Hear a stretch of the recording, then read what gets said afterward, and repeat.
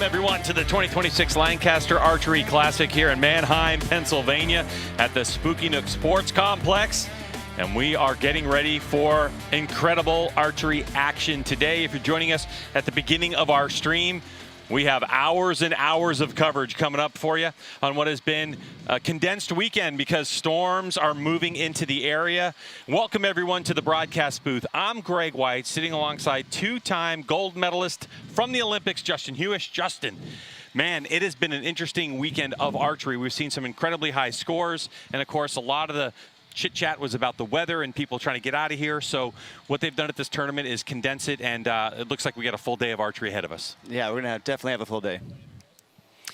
So let's talk about our schedule and what we have on deck today. So we have this compressed schedule. Normally we do shoot-ups on Saturday and Sunday, and here at the Lancaster Archery Classic, they've done an amazing job of splitting things up. So you're watching archery from the Olympic Hall. So first up is going to be women's Olympic recurve, followed by Olympic recurve. Then we're going to go into a new class for this year in the shoot-up format, the Longbow category, and then to the amateur open compound divisions.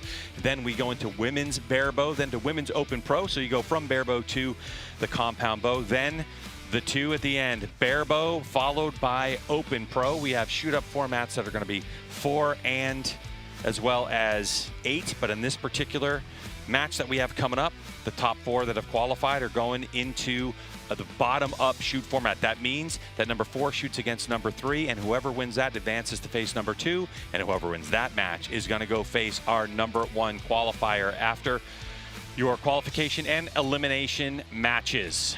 So that's the way things are going, and no better time than the present to get our archers onto the field of play. So with that, here is Rob Koffold.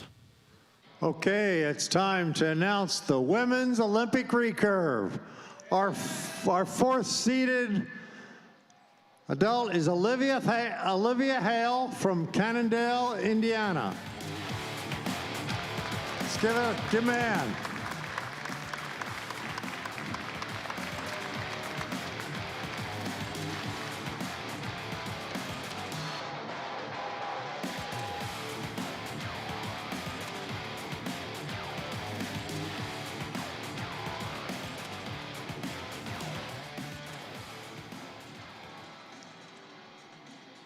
Our 3rd place seed is Jennifer Messino, Olympic team member from Charlotte, North Carolina, 2-time Olympian.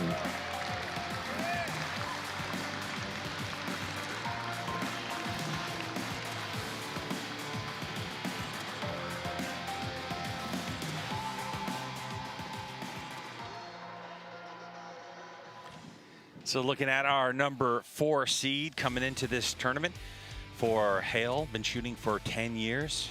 Vegas win, the highlight out of Indiana, and the big team sponsor there is Win and Win. So we're looking for some great things for this number 4 seed. And then, of course, you have Jennifer Musino, who now is out of Charlotte, North Carolina. She's been shooting 14 years and, of course, appeared in a couple of Olympics for the United States. So for Musino, comes in here after. So Justin, tell us our qualification rounds, elimination rounds. Yeah, each archer did a qualification round on either Thursday or Friday. They shot 60 arrows for a total of 660 points, and each archer was ranked accordingly to that. They did some sort of cut depending on how big their division was, and we had some elimination rounds this morning to get down to the top 4 in this category, and we're about to see how they're going to shoot. All right, so you're looking at that target, lower right-hand part of your screen. One thing about this particular tournament, the very inside, which a lot of people know as the 10 ring, counts as 11, and that little dot down at the bottom is a 12 ring. Ooh. So first start off for Jennifer and just absolutely shredded it in for 11 points. 9. That one drops a little low into the 9 ring. Now the distance we're shooting at 20 yards, 60 feet away.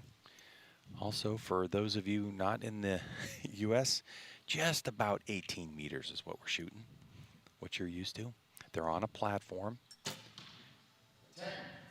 So Jennifer with a 10. Now, the thing to note, if you watched our coverage last year, as we look at our dead center scoring, if you look at what we did last year. The archers had an opportunity each end to call that 12 ring, that little dot sitting down there in the red, one time per end. Justin, that rule has changed, and now these archers are able to call the 12 at any time for a total of 4 over the 4 ends that they're going to shoot.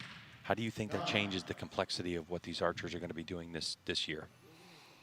In this division, it would be hard to say, but definitely in the Open Pro, you may have some guys coming out gunning for all 3 of them in the first end just to try to put themselves ahead of their competitor. Nice shot by Hale. So it looks like unofficially we're sitting at 30 to 29. This is cumulative scoring, something different for Recurve. Here's Rob Koffelt. Is this your first time at the Classic? I shot the Classic last year, but this is my first time on the stage. Well, congratulations for getting here. It was quite a battle to get here and through the eliminations this morning. Congratulations. Thank you. Welcome to the big stage. Thank you. Jennifer, you're here again. Congratulations. Thank you, thank you. Well, Jennifer, you've been a 2-time Olympian. Congratulations on that. You're one of Casey's teammates, and you really enjoy shooting together. Yeah, I love shooting with Casey. We have traveled the world for 4 years now, and I wouldn't change anything. How's this pressure compared to other events you've been in? I mean, it's definitely different, mainly the lighting, but it's good. Great to have you back. Thank you. All right, so for Messino, she has Chris Webster in her coach's box, and that's something that, let's talk about this, Justin. One of the things we have here at this tournament is when the archers meet, get to this final stage part, they're allowed to have a coach in the coach's box. Why? There's a lot of reasons. More importantly, just have that moral support there. Someone that you can just talk to in between ends, and they may see something that you're doing, especially in the case of Jennifer and Coach Webster's. They've worked together for so long. There's just a lot of different things. When to shoot a 12 or not, you might rely on them, on your strategy to help you tell when to do it. Because when you're up there shooting, sometimes you might lose what you're trying to do. All right, so here we go, and end number 2, and Messino with a 1-point advantage. Now, she didn't call the 12 on that one. How we know is you can see right behind Hale, there is that little platform with the red button on top. That's how they call their 12 if they wanted to go for it. What a great shot. And you can see she's also running some, I don't know, it looks like maybe 23 diameter arrows, aluminums. The R7, perhaps? Yeah, the RX-7s. The RX-7s, yeah. All right, so we have a little swing here. So with an 8 or higher, Hale's going to take over the lead in cumulative scoring. A lot of Recurve archers interested to see how this works. With your normal World Archery / USA Archery, how do they normally score in Olympic Recurve? In Olympic Recurve, they just score the Big Ten. The X's we keep track of just maybe for tiebreakers in certain situations. The compound uses the small X. So again, this is Olympic Recurve category, but shot a little differently here at the Lancaster Archery Classic with the cumulative scoring. So that ends our second end of 4. The highest points advance. If we have a tie, we'll talk about that. But here's Rob Koffelt again. True ball say, what's the rest of your gear like? I have Conquest stabilizers, Win-A-Win tab, and Easton arrows. Very good. It seems to be working great for you. Keep it going. Jenny, I see you're shooting Hoyt bow, Excel sight. Yeah, that's correct. Ramrod stabilizer, gas bowstring, miter plunger. It's the basic setup. Very good. It's working for you. Keep it going. All right, Justin, as we get the targets cleared, as we have these newer targets that are out there. So they're a little difficult for some folks to pull out of the target if they didn't get some arrow lube on there. Let's talk a little bit about, you're a 2-time Olympian gold medalist, both a team and individual, 1996. How have you seen the game change as we look at the different equipment that's out there? How have you seen this game change since the time when you were winning your medals in the Olympics? The equipment has obviously evolved slightly, but not that much in reality, because Olympic recurve, there's a lot of limitations, so the innovation doesn't really happen as much. You have to use your fingers and no scope, no peep. There's a lot of different things, so it tends to stay very static in what it is. But the bows definitely shoot better. I couldn't shoot a bow from 96 now, as well as the bows today. Well, you know, we know that you've transitioned to the dark side of archery known as compound, and we're happy to have you over on the compound side for sure. And you had a very good tournament yourself, and there's a lot of pressure here. There's money on the line, and of course, there is your face on the banners that are hanging right over the targets that these archers are shooting at. And when people during the course of the weekend get to come visit where we shoot our final shoot-offs, it's pretty incredible. People really enjoy being here. Now the weather is coming. We're supposed to go to Sunday, as Jennifer with an 11 now. So Hale right now is starting to pull a little bit of a lead, and a good solid 11 here. It's going to put a lot of pressure on Jennifer. So another good line cut there for the 10. So final arrow of this third end. Great shot. Congratulations, ladies. Here's Rob. Let's give him a hand. Great shooting, Olivia. Got it going on. Thank you. Started to relax up there? Yeah. You got this, right? Yeah. All right. Very good. Coach Webster, how are you? Very well. Yourself? Fine. Fantastic. Enjoy it. This is like absolutely one of the best events I've been to for indoor. So also my first time, and I'll be back. Okay. Thank you, Chris. Absolutely. Our Olympic coach, Chris Webster. Jennifer, good shooting. Both of you. Keep it going. All right, look at the highlights of what we saw last time as we're back to live pictures. Archers, the lead archer gets to choose whether they shoot first or second. So Hale in a unique position, her second time here, obviously on the center stage. And Justin, it's early days and we're just getting this thing going. I mean, I'm going to be on air probably for the next 8 to 9 hours as we rip through these matches. So we hope you stick with us and join us. Of course, our venue here sponsored by Darton, Black Eagle, and True Ball Excel. The live scoring sponsor is Dead Center. You can see the upper left-hand part of your screen. So here we go. This is an important arrow right here for Jennifer. She can get that 11 here, tied. Ooh, what a great shot. Inside out. Oh, that's what she needs. It's timing there. All right, so with 2 arrows to go, we're all tied up. 8. All right. Feeling the pressure. Good to catch that line. So if you do catch a line, your arrow lands on that line. At this part of the competition, the value goes up. So if you're 8-9 line, you would get the 9. If you're 10-11 line, you're going to get the 11. 10. So just like that, in a series of 3 arrows, we have a shift of 2 points. I would probably have called a 12 on this as a Hail Mary. 10. Good solid shot for Hale. So now, if Jennifer can shoot an 11 here, a 10, I mean, she's got a 2-point advantage. Anything in the gold. 9. Okay. So Jennifer, unofficially, going to take this match, but we're going to wait for the official score to come down. But here's Rob Kaufhold. Yeah. How was it? It was nerve-wracking, but it was fun. Good job. Good job. Let's see how things ended up. Looks like Jennifer Messino leads 118 to 117 and takes that match. Fourth place for Olivia for $500. Congratulations, Olivia. Thank you. Hope you come back next year. Plan on it. I plan on it. Great. Thank you all for coming. Congratulations, Jennifer.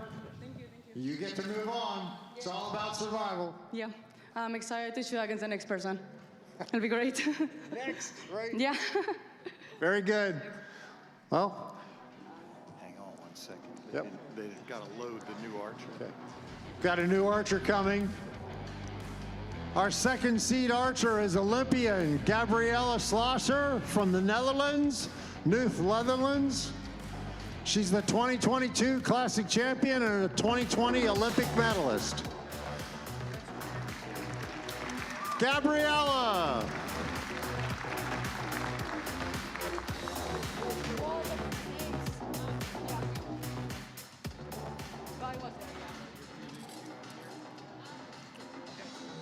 She's choosing right or left, and she's choosing right.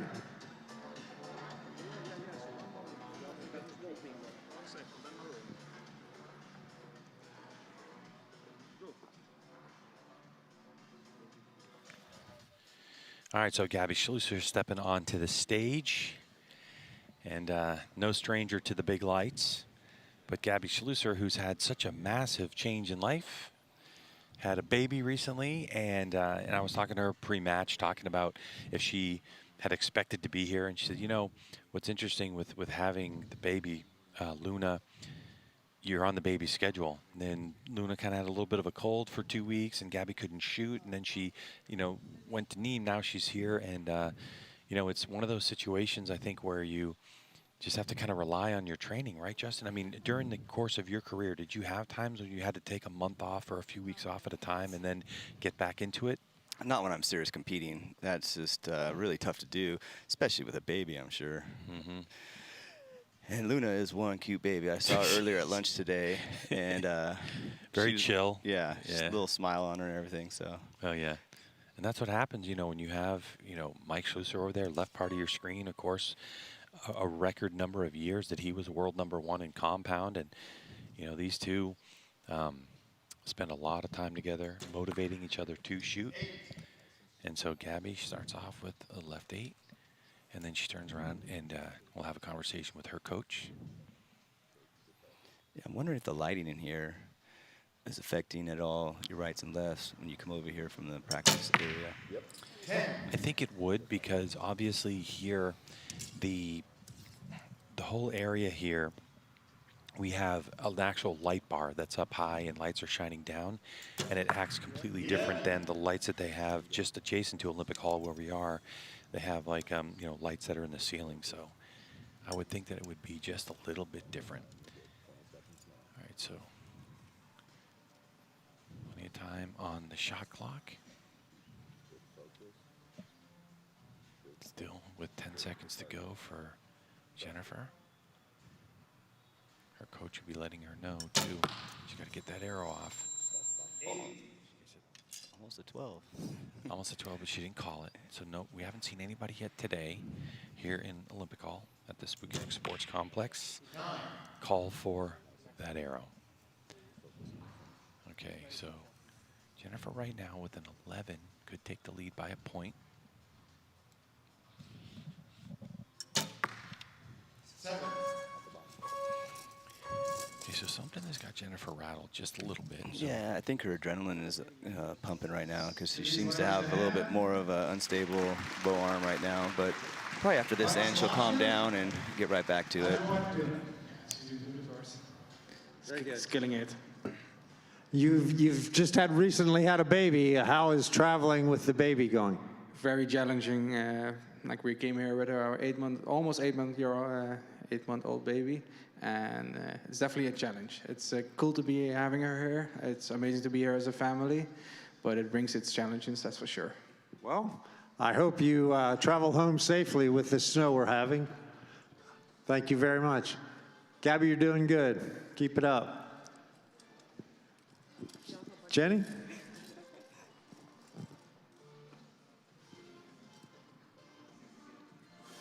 Three-point lead for Gabby Schlusser. All All right, so we're back for the Women's Olympic Recurve Shoot-Up here at the 2026 Lancaster Archery Classic with our venue supporters Darton, Black Eagle, True Ball, and Excel, and of course your live scoring brought to you by Dead Center on our second end of competition. And Gabby Schlusser able to work at least with the lighting conditions, get the confidence building back up with a solid top score of an 11. If you're just joining us, this is our second match of our shoot-up. The prize here from Women's Olympic Recurve, $4,000 for the winner, $2,000 for second, and $1,000 for third. So one of these archers in this round is going to walk away with $1,000. The other one's going to advance and try to displace the #1 seed. And if you're wondering who that #1 seed is, we're not telling you. Okay, I can tell you it's a fan favorite. I can tell you it's an American, and I can tell you you're going to want to stick around and watch our final match. But right now we are in the middle of it. 10-9 so far for Musino. And Gabby Schlusser just dropping a single point in that end is starting to pull away. Another 2-point advantage in that arrow for Schlusser. So now sitting at 53-60, the advantage goes to Gabby. Here's Rob Koffold. Change the mindset of the archer. Of course it does. So does that 12. Only if you need it, right? But if you do, right? I mean, this is what's so unique about this format is that, yeah, you can shift that playing field pretty quick. So unique, different, and I think everybody loves it. Big risk, big reward with the 12. Absolutely. Thanks for coming. Your first classic. First. Awesome. Thank you for coming. Anytime. All right, so just a reminder, if you've watched this tournament before in 2025, it was a little different when we're calling the 12s that Coach Webster was talking about. It used to be that you were able to call a 12 once per end. Now, if you want to save your 4 12s, because we do 4 ends, Justin, right? This is cumulative scoring. This is not set point scoring. So you have 4 that you can call at any time during this match. So far, we're a match and a half into today. No one has called a 12. Yeah, and then with the deficit that Jennifer's in, you would think maybe after this, after 2 arrows with the 4 left, that she'd just go for 12 on all of them. That's what I would think you would do, yeah. You got nothing It's to the only lose way at you're this going to be able to catch up those kinds of points unless Gabby just starts ripping 11, 11, 11, right? All right, so Schlusser, and again, this is Recurve. There's such a variation. I mean, you're talking about... There it goes. Yeah. So we talked about. So 12 called for Jennifer Musino. You have it. You might as well call it. Just north. Yep. And that's the thing, you know, if you have a tendency, if you know that you're a shooter who tends to go a little high or tends to go a little low, I think it changes the risk reward of your calling the 12. And that 12 is extremely difficult with the recurve. Oh, yeah. 11. Great shot by Jennifer. Now she's able to get back some points on that arrow, so, but still a 7-point deficit after our third end of 4. Here's Rob. Gave it a shot, Jennifer. Yeah, I mean, Thanks for going for it. I had to try it. It's my first time here, so might as well. Very good. Very good. Well, you went for it. It was close. Yeah, it was. Very close. How you feeling up there? A little bit nervous, but okay. You've been here before. Only a couple times. Yeah. It's great to have you back, Gabby. Super happy to be back. Gabby Schlusser started shooting 20 years ago from school trials when she was in Mexico. Now, of course, residing in the Netherlands. I had a chance, Justin, to hang out with these two, with the Schlussers last year in the winter of 2024. Got an Airbnb in their town and got to shoot with them for 3.5 weeks. And it is, when you go to the practice range with them, it's fun, but it's serious. It's like time to go to work. And you can see that both of them communicate so well. And Mike is has learned, I think, so much about recurve archery since he's been with Gabby that he's actually a really good person to bounce stuff off of when has questions and she's struggling a little bit. And I think that's unique because I've known people on the racing side of things, husband and wife that race together, they won't give each other advice. They don't want to hear it. You know, you got to get a coach from somewhere else. So a good 11 by Gabby to continue to pull away as Jennifer calls for the 12. Ooh. And unfortunately, that one just dropped low, and that's the risk reward. So for Gabby Schlusser right now, it's just fundamental. Just put him in the target anywhere, and you're looking good to go face our #1 seed. But she's still feeling it. You can see. She's, even with that kind of lead, she could do the same thing and miss by accident. So you got to just stick with the shot, trust the process, and like you said, just go for those 11s.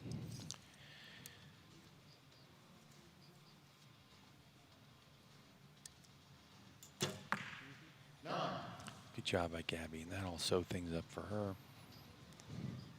Going 11, possibly 11. Oh, and Jennifer on the way out the door with a nice solid center shot. Here's Rob. All right. In Olympic recurve, Jennifer Messino takes 3rd place. She earns $1,000 from the LAS Classic and a $500 contingency from Hoyt. Congratulations, Jennifer.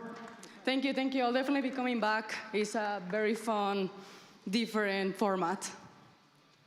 Well, thank you very much. Thank you. Gabby, you move on. Congratulations. Gracias. Thank you. Mike, got any advice for your wife? Just keep going. She was like struggling a little bit in the first arrow, and from that moment on, she got it. She got used to the venue, and from then on, she was killing it. Very good. Let's give Gabby a hand.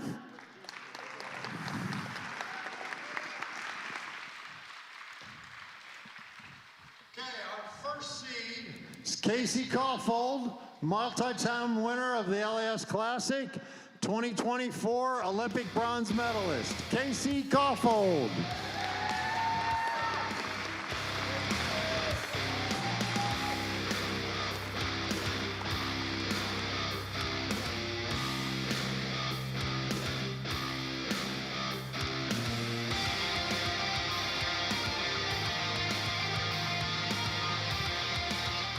All right, so the 21-year-old comes in here as the #1 seed, and this is a tournament, we don't talk often about it, but obviously right here from Lancaster, Pennsylvania, Olympic bronze medalist. If you didn't see that, that was incredible. Go look that up on YouTube and how that whole thing unfolded in the mixed team competition with Brady Ellison. And so Casey Caulfield, one of our youngest and brightest stars in archery, and crushing it on social media right now is Casey Caulfield. But one thing about this tournament that's also unique, Justin Hewish, who's sitting with me, 2-time Olympic gold medalist, is the fact that every point matters in this tournament. When your qualification round, they're counting those points that you score, and then when you get into your elimination matches, you have to get there, and then they add all your points together, and that's how we get ranked. Yeah, I think that's a very unique thing, because typically, you know, you just keep going until you have a semifinal and then a final, and this way they stop at the semis and they go by the aggregate points. So that's kind of a really interesting twist to this format. Here at the Spooky Nook Sports Complex in Olympic Hall with Darton, Black Eagle, and True Ball and Excel as venue sponsors, and our live scoring brought to you by Dead Center. And of course the live feed, if you're watching, by True Ball and Excel. So Gabby Schlusser versus Casey Caulfield now for the title of 2026 Lancaster Archery Classic champion in this women's Olympic recurve category. For the winner from Lancaster, $4,000 the prize. For second place, good job. $2,000. So Casey Caulfield coming right out of the gate strong. Okay, so good arrow from Gabby. Somehow you feel like this might be tight, where 12s might matter, but let's get to Rob Caulfield. 31 for Casey and 30 for Gabby Schlosser. Casey, how you feeling up there? I'm good. How are you? I'm doing great. See you home later. Coach Elias, is this your first time at the Classic? Yeah, the first time. Yeah, I think it's one of the best events I've ever been. It looks like I'm really professional, and yeah, I'm really fun. Okay. Thank you very much for coming. Let's give these ladies a hand. Good shooting.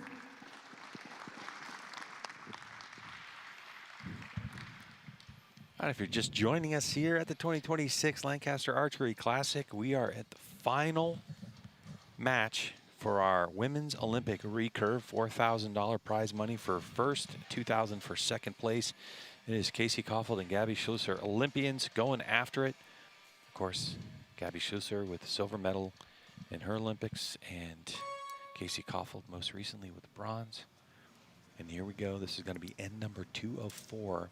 If you are a person who enjoys recurve archery, we are doing cumulative scoring just like Compound has done, not set point scoring system like you've seen with other recurve, Olympic recurve disciplines. And that middle circle, people call it what, Justin? They call it the X, they call it the Super 10, they call it a bunch of different stuff, but here we call it 11 points.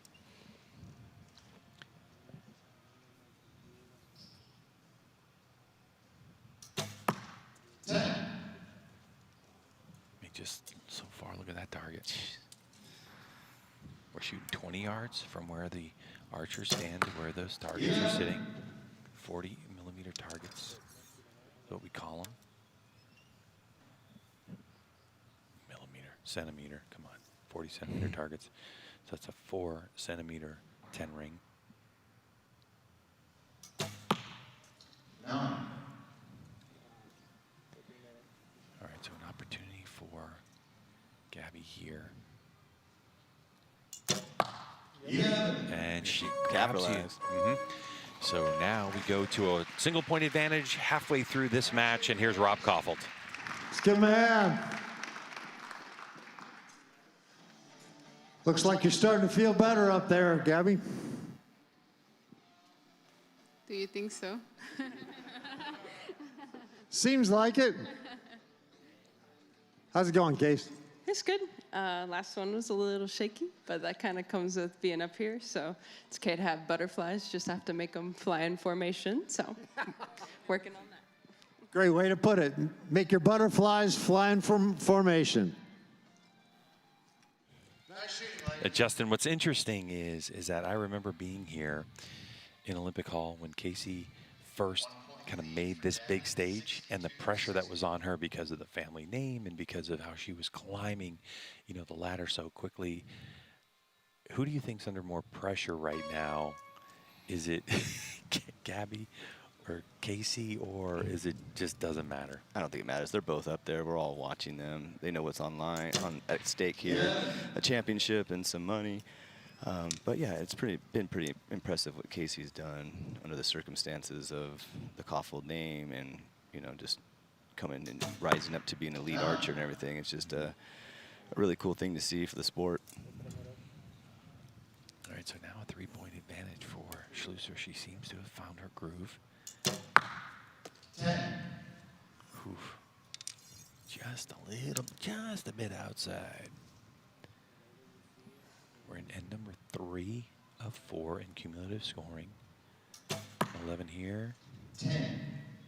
Okay, so it's called a 10. That's definitely going to be a judge call. 10.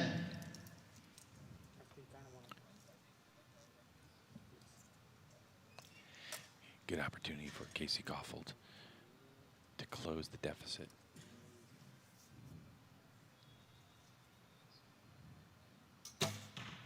Hold and left 9. Okay, so really interesting what's going on here, Justin. We got a 4-point advantage unofficially for Schlusser right now with 93 to 89. So we know 12s are in play. If this is you on stage right now, what are you doing? Casey's going for a 12. I don't think we've ever seen her shoot a 12. She's usually shooting really well, and she just ends up beating everyone. So I don't know if we've seen her in this position, so it'll be interesting to see what happens here and what their game strategy is.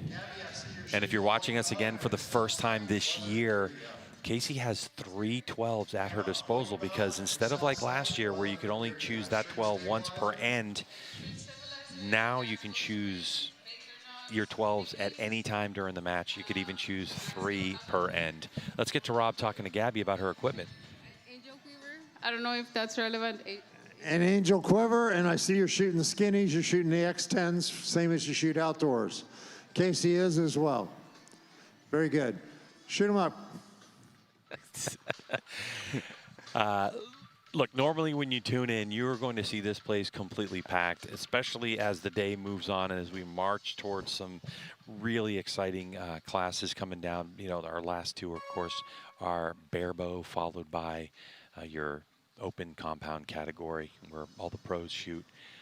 But of course, weather's on the way. It is on the way. You know, you and I think both feel that the folks at Lancaster Archery Classic did a great job of canceling Sunday to allow people to get home to their families, especially with ice and the amount of snow coming. I know they're predicting here in Lancaster some 12 to 15 inches of snow. Down south, like say 6 hours south of here in North Carolina, they're expecting 2 inches of ice. So things are going to get dicey for a lot of people. And there are people from 20 different countries here and all over the United States. And so that was a concern of theirs. And so everything's been condensed, and we have 2 feeds going on simultaneously. So this last end is really starting to get interesting. So she might have tied it up right there. That's right. 9-9 for Schlusser. Now an 11 right here is huge. 11. Wow, that was a little movement back and forth. So you can't do a 12 here because you don't know that one. It could be out. Can't take the risk.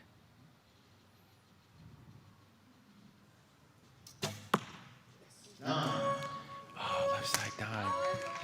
So it looks like even with that middle arrow call, it's going to be Hoyt's Gabby Schlusser, who now takes victory at the Lancaster Archery Classic. Amazing. What a big victory for Gabby. And here's Rob Koffold. Takes home $2,000, and from Hoyt, $1,000 for contingency. Congratulations, Casey. Thank you. Always happy to be back on the classic stage, and Gabby shot great as always. We love competing against each other, so congratulations. Gabby, you crushed it. Congratulations. First place. Thank you. I'm really happy to be here. Life is a little bit different right now. I'm just really happy to still be able to shoot at this level even without life changes. Very good. Let's give Gabby and Casey a hand. Thank you very much. Gabby Schlusser, 2026 Classic Champion. So congratulations to Gabby Schlusser. What a win. The newly minted mom with her baby Luna here takes victory, and she's still going to watch her husband Mike Schlusser compete later on. But a big win from Gabby Schlusser, your 2026 Lancaster Archery Classic champion.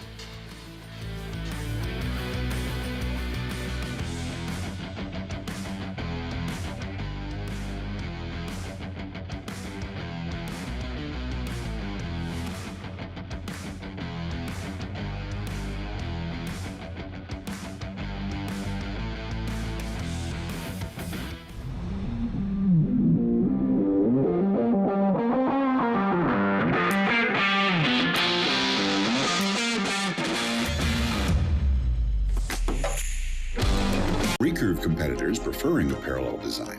The Parallel Pro 3.2 delivers enhanced ballistic efficiency with greater energy and momentum retention downrange and less wind drift, making it the premier long-range outdoor arrow for all-around use. Engineered for champions. Built for the podium.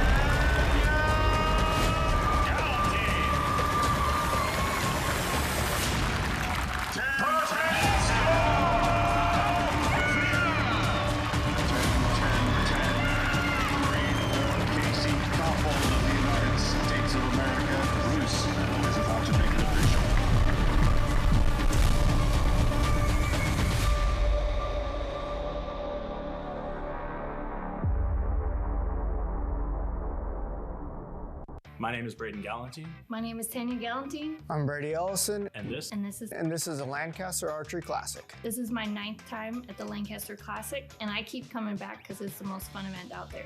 There's something about the town here, the archery shop. We love it, and this is one that we will always make it to. Every arrow counts from the ranking round all the way up through eliminations and then the shoot up, plus adding that 12 that you get a stomp on the button in the finals. It's the best format we have, and it's the game I love to play.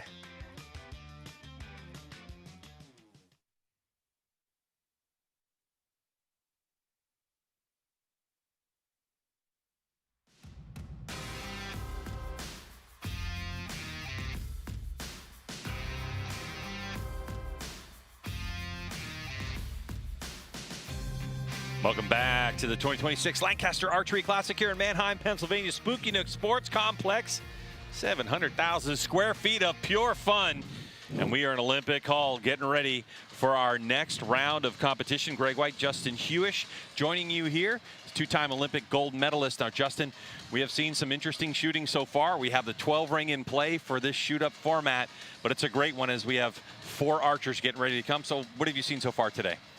I've seen a little bit of nerves, and that's what to be expected. And I really can't wait till this next division coming up, the Olympic Recurve. We got some really good shooters coming up, some up-and-coming shooters, and then also our seasoned old veterans. So we're pretty fortunate to have this. Yeah, let's show you a little more about what's going on with this shoot-up rule. So your top 4 qualifiers, rank ties are broken, and you heard that all points matter. So it's a bottom-up format. So we're going to see number 4, number 3 come on out, center stage. They're going to be shooting off. Whoever wins that is going to go against the number 2 qualifier, and whoever wins that will go against number 1. So even if you're 4th, there's a possibility. That 1.5 centimeter white dot is the 12 ring. And of course, the max possible points, because you can call it 4 times during the match, is 136. And that is the big rule change, the one at the bottom. So it was 1 time you could call per end of 4 ends, the 12 ring. Now they just give you 4, and you can call them any time that you want. You just have to call it. So very exciting. And now, as Justin mentioned, or he is an Olympic medalist, it's time for Olympic Recurve. So here is PJ Riley to introduce our athletes, or Rob Koffold. Okay, ladies and gentlemen, in men's Olympic recurve, we have 4th seed Joshua Beck. Joshua Beck, come on up. Let's give it up for Joshua Beck. Making it to the shoot-up finals is tough, as everyone knows, getting through all the eliminations. Welcome, Joshua.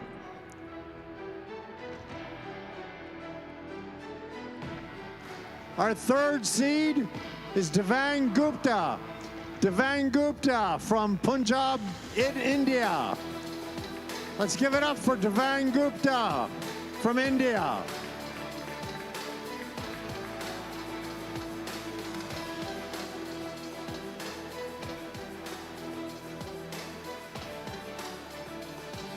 So here we go. This is an archer you're familiar with, old back 8 years shooting. And of course, out of New Jersey, and a hot hand here at 19 years old, Columbia University. And we're going to be hearing a lot more about Beck as his career starts to advance. And of course, the other shooter sitting on the stage is going to be Gupta. And for Gupta, been here before, 8 years shooting, shoots for that team Hoyt. And of course, he started shooting in high school as a hobby. So our number 4 and our number 3 seeds trying to shoot their way up to face the number 1 qualifier, but things have to get done here. Now, Justin Hewish, normally in Olympic Recurve, we see set scoring system, but tell us, how do we score this one? Today is aggregate score. The middle is 11. There's a 10 ring, 9, 8, 7, 6, and then their little white dot is a 12. That obviously they can count. They can choose to use that 4 times during this match. All right, so a little bit more complicated than your standard Vegas face that a lot of people see. It's very similar, but the way we look at it and the way we score it is slightly different. Right out of the box, we go 10-11, so both these archers getting after it early. Now they are standing on a stage. The distance between where they're standing and the target, 20 yards, and around 18 meters.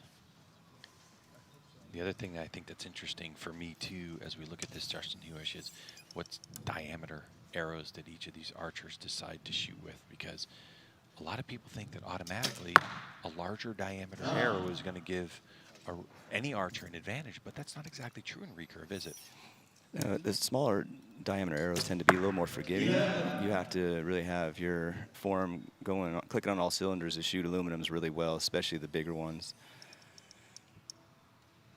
23 diameter arrows or 27s. I heard someone talking about trying to shoot a 27 through a recurve bow. That's not a lot of people get that working, I can tell you that much. Yeah, I think Brady did it a couple years ago. He's the only one that's ever tried it. So a couple different ways to get the 31 points each after the first end, 11-9-11 and 10-10-11. And here is PJ Riley. Have you been up here before?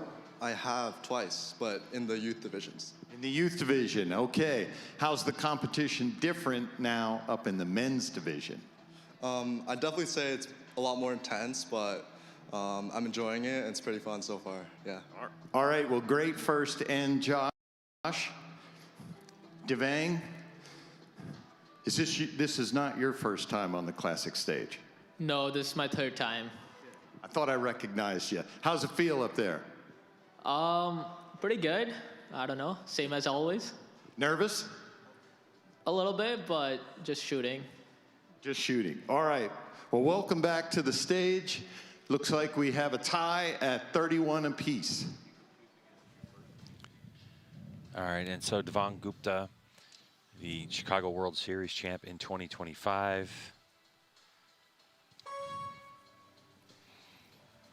And Devang has an extremely fast shot, and that works well into his advantage sometimes because you can push the arrow back to the other competitor really quick. And you feel like you just don't get a break in between.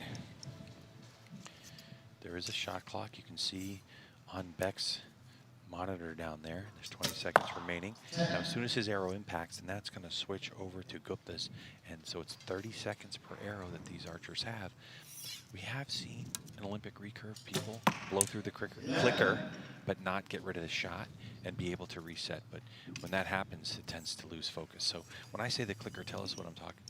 A clicker is on the bow. You can see at the front of the tip of the arrow, there's a little stainless thing there on Joshua's bow, and it'll drop right there, and he shoots. Use the clicker for timing. Also, recurve, as you pull it, it gains weight as you pull, so it is a draw stop and make sure that your bow is shooting the same exact inertia every single time. So the clicker then is used in a similar way that a draw stop would be used on a compound bow? Yes. That's mainly for rhythm and timing in recurve. Oh, as opposed to, say, draw length. Well, it is, but yeah. Once you get to this level, it's for rhythm and timing.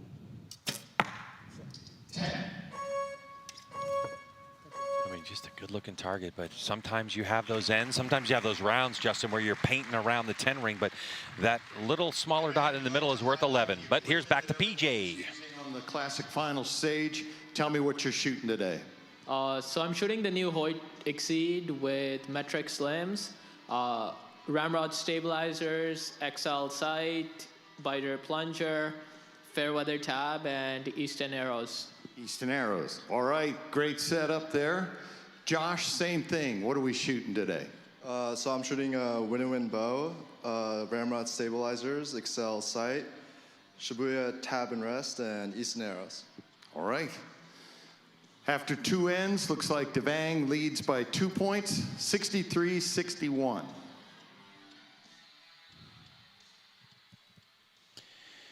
And you know, one of the highlights that Joshua Beck has talked about is beating Korea to win team at Youth World Championship. So for Beck, left side of your screen, the blue shirt, the blue win-and-win shirt, no stranger to winning, but now trails by 2 over Gupta. He's gonna need some big arrows here, as Gupta has really put up an impressive target right out of the gate. 11. Ooh, good way to start it. Yeah, Joshua is one of my favorite up-and-coming archers that we have here in the States. He's going to be a force to be reckoned with in the years to come. Now, from an Olympic recurve standpoint, you shot on the field with him, correct? Yes, I have. Olympic trials, which was 2 or 3 years ago. I mean, he's 19 now, so he's probably 16 or 17. He just about made our top 16 cut. It was impressive. It's really impressive what Coach Shin and SW Archery has done over there in New Jersey. He's been growing some good archers over there.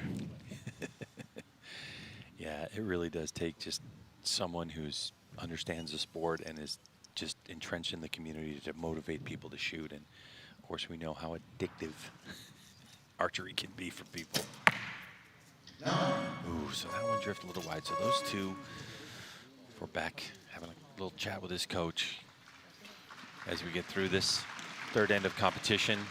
And it looks like it's going to be 3-point advantage for Gupta after the judge take a look at the targets, and then they'll pull those arrows, and we'll get to our final. Again, this is shoot-up format, so whoever wins this is going to go shoot against the number 2 qualifier.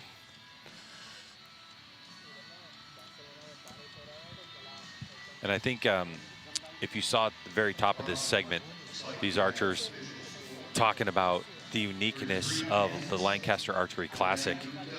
You know, it's interesting because a lot of times if you're shooting, say, a USA Archery competition, qualifying is done, you get ranked in qualifying, and that's just done. Like, it's over with. And then you're going to go to elimination matches, and then every time elimination matches, it resets. But what makes this so unique is the fact that every point counts. Why? Like, how is that? Well, it just, you know, a lot of the top archers complain that it's just sometimes you take away too many arrows and you're creating parity that doesn't need to be there necessarily. And so I do an aggregate. In this format, you have the aggregate, but you still have the shoot down rounds. So if you, or the matches, if you lose, you're out. But if you stay all the way through, you potentially get that first place no matter what. You don't have to do it through matches. So, and then once you do that on the shoot-up format, you're just waiting for the second place guy to come. So when you at the top, you're either first or second. You're coming away with some sort of money. So it's just nice to put in that work all week and then know that you're guaranteed at least a first or second, or at least a podium. All right, so Beck is called to 12. He's hit the button. You can see behind him the 12 is illuminated. So he is going to go for it here and try to make up some of this 3-point deficit. The 19-year-old drains it. Wow, crowd goes berserk. Why wouldn't you? Oh, yeah. Coach was shaking like a leaf there, too. He certainly was. What, isn't that just the way Recurve shoots? No? Oh, no, it's all the adrenaline. 11, so the answer, inside out, 11 for Gupta. 12 called. He's going to hit it. If he hits it, we're all tied up. We got to go to our first shoot-off of the day.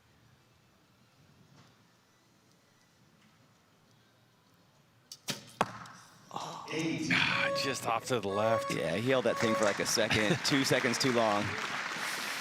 Still, what a performance. Hitting the first 12 of the day of the 2026 season. Here's PJ.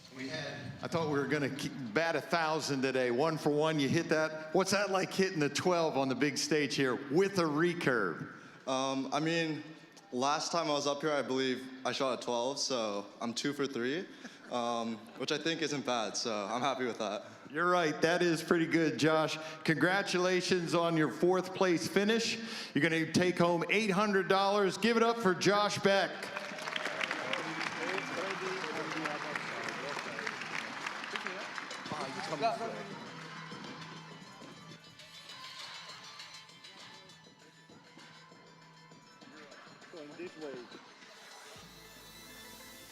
Okay. In the men's Olympic recurve division, our second seed is Brady Ellison from Billings, Montana. He's a multi-time classic champion, multi-time Olympian. Currently ranked number 1 in the world, Brady Ellison.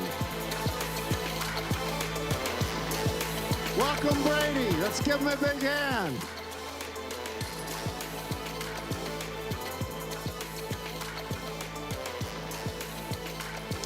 All right, so for Brady Ellison, now in Billings, Montana, been shooting archery for 25 years at the ripe old age of 37 years old.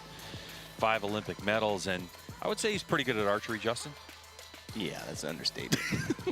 A 900 in Vegas, it's ridiculous. Yeah, I think a lot of people are actually surprised that he wasn't the #1 qualifier here. He actually was kind of buried in the field. I think he was number 6 heading into the elimination matches, but this is what you were talking about, the accumulation of all your points. Every arrow matters in this tournament till you get to this point, and Brady was able to shoot his way through the elimination matches, win them obviously, but also earn enough points to get him to the #2 seed. And he comes out of the gate with an 11. And of course here in our venue, it's sponsored by Darton, Black Eagle, and True Ball and Excel. It's starting to fill up, and you know, as much as we can with people that have basically exited the area because of the weather coming in. But 11, inside out. So inside out for Brady Ellison. And of course that dead center providing our live scoring. And the live feed if you're watching it, brought to you by True Ball and Excel. So Gupta moved off his spot. So where Brady is standing right now is where Gupta was. And so Brady does the thing that he likes to do, which is move him off the spot, give him a different lighting position. And now for Gupta, he's like, great. I'm going to go up against Brady Ellison, the 24-year-old versus the 37-year-old, both with tons of experience. But after the first end, potentially 32-28. We'll wait for the official score to come in and see if that third arrow Brady gets called up. Here's PJ. Classic final stage. How's it feel? Oh, it feels good. It's a little different coming in here on this match. It's hopefully going to make a little run and be up here a little bit longer, shoot some more 12s maybe. We definitely want to see you shoot some 12s. What you tell me, what's it like hitting a 12 with a recurve up on this stage? Terrifying to aim at, fun when you get it right. All right, that's what we like to hear. All right, after one end, we have a 4-point lead for Brady, 32-28. I think what Brady was alluding to is I don't know if he's ever been in this position in the second place. I think he's always coming as the #1 qualifier. Yeah, that's what I was alluding to earlier. It's like, you know, normally they're shooting, they're warm, you know, and then he comes in basically, he's practicing, of course, just outside of Olympic Hall. But still, when you're sitting on this stage and you know your competitors, some of the people coming in fourth have shot up to go compete against him, right? So he's in a unique position for himself. Yeah, and after that 10, we saw him off camera from where we were watching. Just grab a click of his sight. 11, inside out. Mm-hmm. So here comes Devong. Just grabs 1 point back. 10, 11, can't see the 11. That kind of looks like the 11 to me. In venue, 10. PJ's looking through a spotting scope from behind the archers. So sometimes when they're that close, we get different vantage points from our broadcast. 11. That whole end was a little struggle for Brady. I mean, he scored well, but you can see him. He's feeling the pressure. He is, yeah. He's fighting some nerves. 11. Good shoot. 32 apiece. Really impressive. Here's PJ. Brady, you want to get a rundown on your equipment? Run through it for us. Yeah, shooting the Exceed 2 Metrics wood limbs, True Ball Excel, pretty much gas bowstrings, the Recurve Plus. Big change this year, going to ramrods for stabilizers. And your arrows? I'm shooting Butch's old Cobalt 23s. All right, Butch Johnson, yes. He was a staple here at the Lancaster Archery Classic. After two ends, 4-point lead for Brady, 64-60. All right, so for Brady Ellison, still a 4-point lead. This is recurve. Anything can happen, even at 20 yards from where they're standing to the target. Anything can happen. So, and we've seen a 4-point shift even today. So, what are you thinking now if you're Brady? You know the 12 ring is there. It's available for somebody if they need it. Well, Brady's just gunning for the 11 until Devon does something that, you know, gets him closer to Brady. I think you'll see Gupta shooting a 12 here. 10. All right, so this is, by the way, that match. Brady's your #2 qualifier. So whoever wins this is going to go shoot against your #1. 9.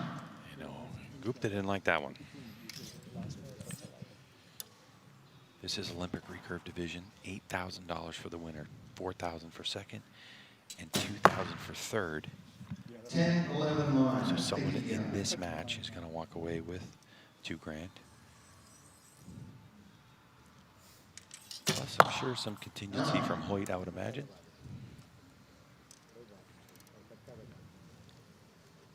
Interesting this late on in the match that we see slight adjustments on the sights from both archers. Gupta has called a 12 already.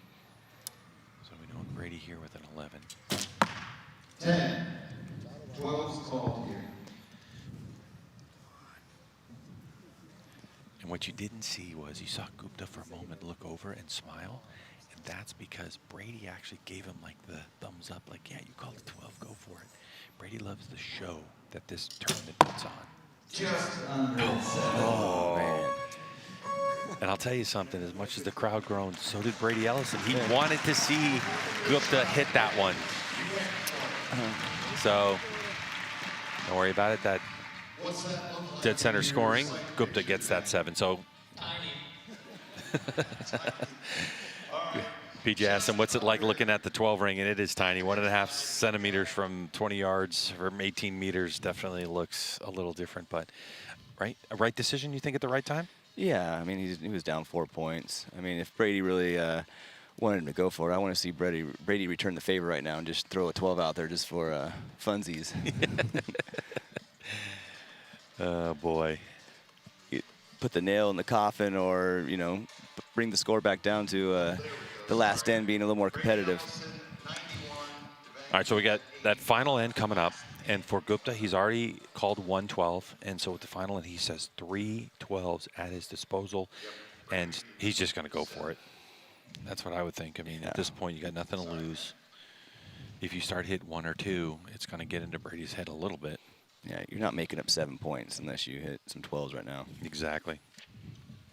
Throw caution to the wind and get after it. There we go. 2026 Lancaster Archery Classic. Shooting up to number 1 in Olympic recurve. Devon Gupta versus Brady Ellison. 24-year-old getting after it with a 37-year-old. And it has been a good match so far. Brady put the pressure on Gupta. Gupta had to make the move by calling the 12. Dropped it low into the 7 ring, and that's the 10-point deficit you see right now. So Gupta just on the button, just going to leave it on the whole match to get after the 12s. Brady just needs yellow. Yeah. 10. 12's called here. But Justin Hewish, how important for Brady to continue to stay focused, knowing that he's got another match he's got to shoot after this. Well, super important. That's why he's trying to get that 11, get dead center, because the next guy coming up obviously had a better performance this weekend, and Brady needs to step it up.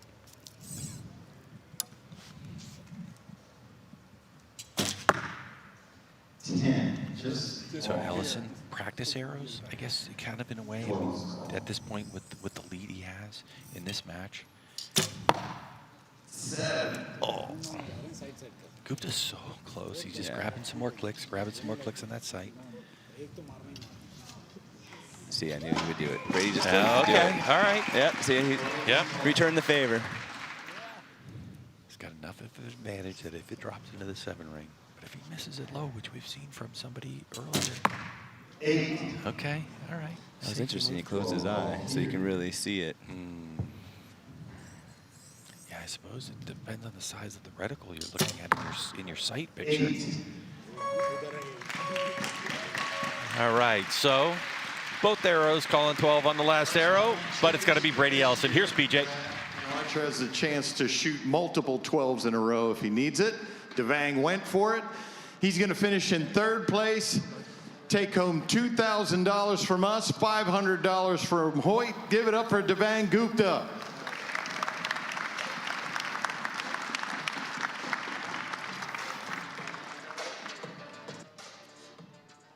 And our first seed archer is Nicholas DeMore from Pennington, New Jersey.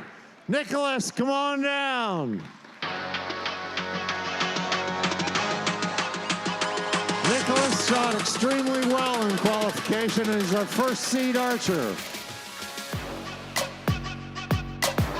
Welcome to the final stage, Nicholas.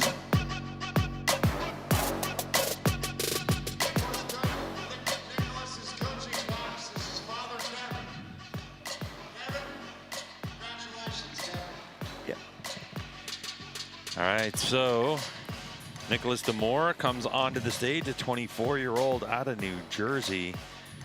And he qualified at a 6-12 score and just had a really good go at it for Demore. And when he came in here, he was the number 8 seed before elimination matches. So he shredded the elimination rounds to get himself to the number 1 seed. Wow. Well, he's more than capable. The last time me and you did the broadcast together, these guys shot in the finals, and Nicholas dropped a 90 on Brady. Yeah, exactly. So this is going to be very interesting to see how this one unfolds.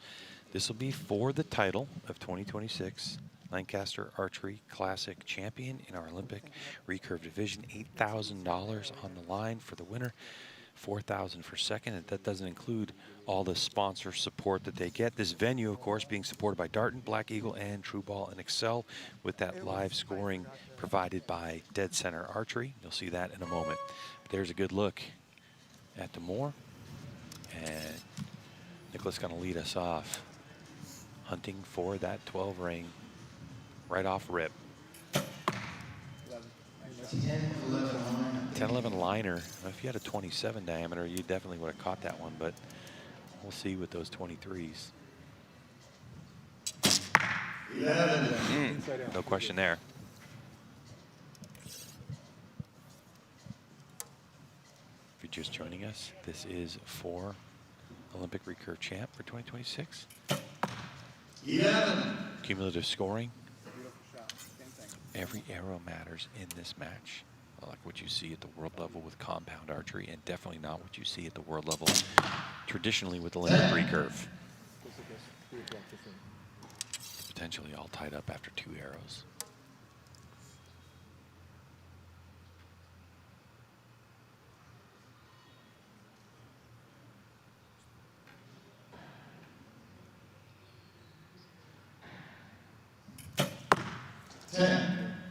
Very long hold. There's a 30-second shot clock per arrow. Once the arrow impacts of your competitor, your clock starts. And for Demore, I thought that was quite a long hold. Brady trying to get through the clicker. I don't think he minded it that much, considering how that shot broke down at the end of that one. Yeah, well, they're both feeling the pressure there. You know, Yeah. Nicholas, I held it too long, and he almost held it too long where he couldn't let it down. So that's why I think he just kept it up there and shot it. This is my second time on the Lancaster Archery Finals stage. How does it feel to be up here? How's the pressure? What are you feeling like? I mean, it feels like every other finals venue, but there's a lot more lights and a lot more fanfare here, so it's pretty interesting. All right, first in. Looks like we got a judge checking out an arrow there.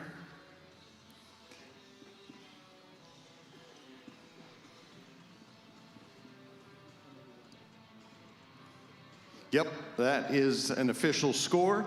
Nick Demore, 31, Brady Ellison, 30. And you can see when they pulled that first arrow of Nicholas's target that there was a little bit of yellow paper between that line on the 11 ring, so that'll get him to his 30 score. After our first end of 4 to decide the champ. Now let's see how each one of these archers is dealing with it, this pressure in the middle.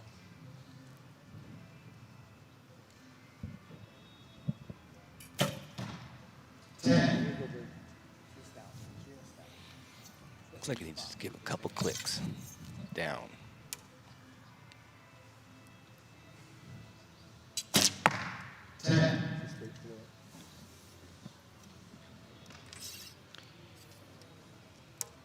Justin, when you were shooting and you had nerves like this with Olympic recurve, was there a tendency of which direction the arrow would go, high, low, left, right? Or was it something that would affect your shot 360? Yeah, it depends on every archer, but averagely a right-handed shooter will shoot low left and a left-handed shooter low right when you shoot a soft shot or something under pressure.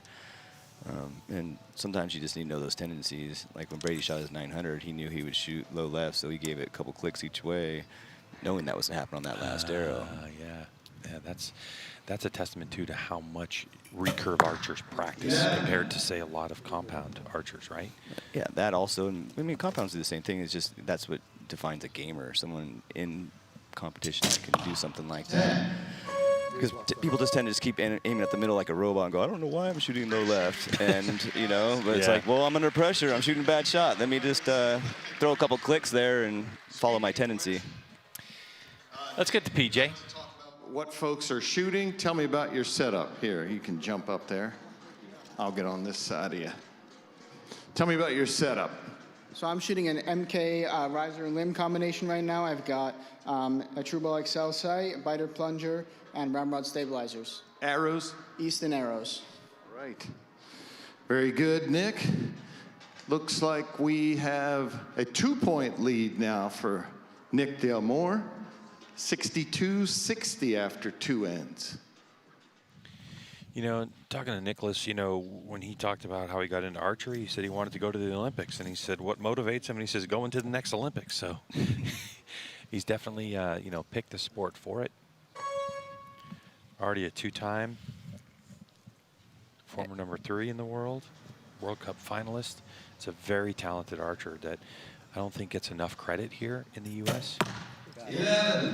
But he's showing it out right now. We just recently started shooting for the U.S. again. He was shooting for Virgin Islands for many years, so we're glad to have him over here and help reinforce our U.S. contingency a little bit going into the 28.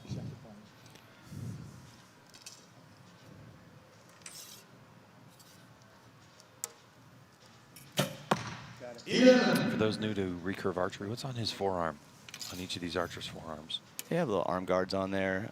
With the recurve, you tend to have a little string slap because your arm's so close to the string when you're extended out there.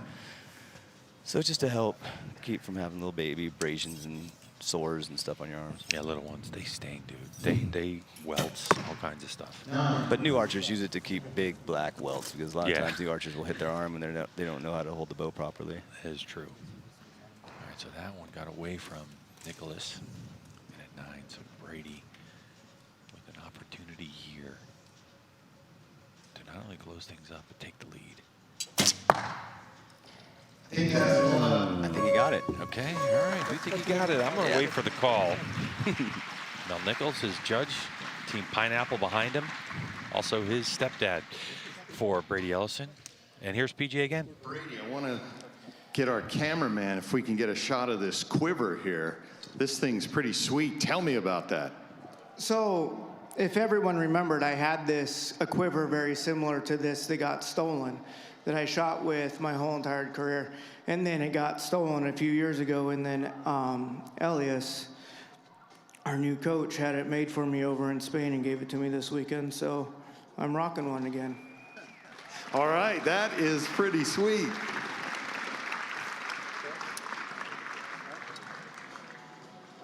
Looks like we took the asterisk off of Brady's 10. That's interesting. Actually, I thought that asterisk was definitely going to go up, but so yeah, you know, talking about what happened a few years ago, Brady had all of his equipment stolen, and the reality is that it did take him a while to bounce back from that. Not because his stuff got stolen, but because the bow he loved the most, the bow that gave him the good feel, was gone, and it took him a little while to find the riser and limb combination again.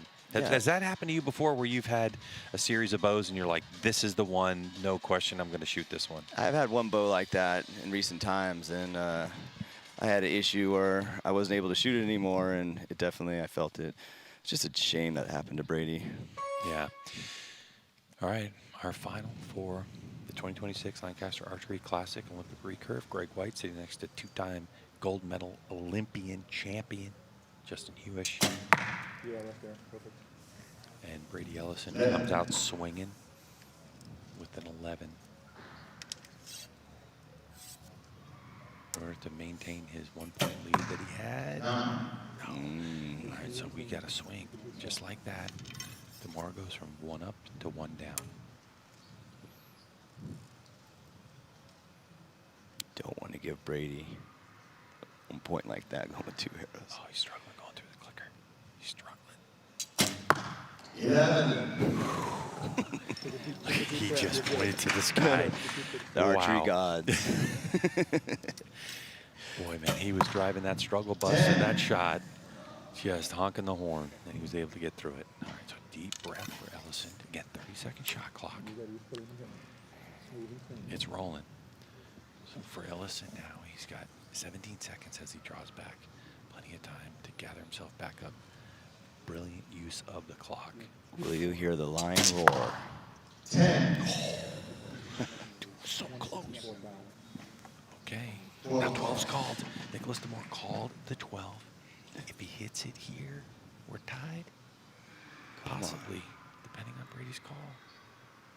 We all want to see this 12. Got it. Yeah!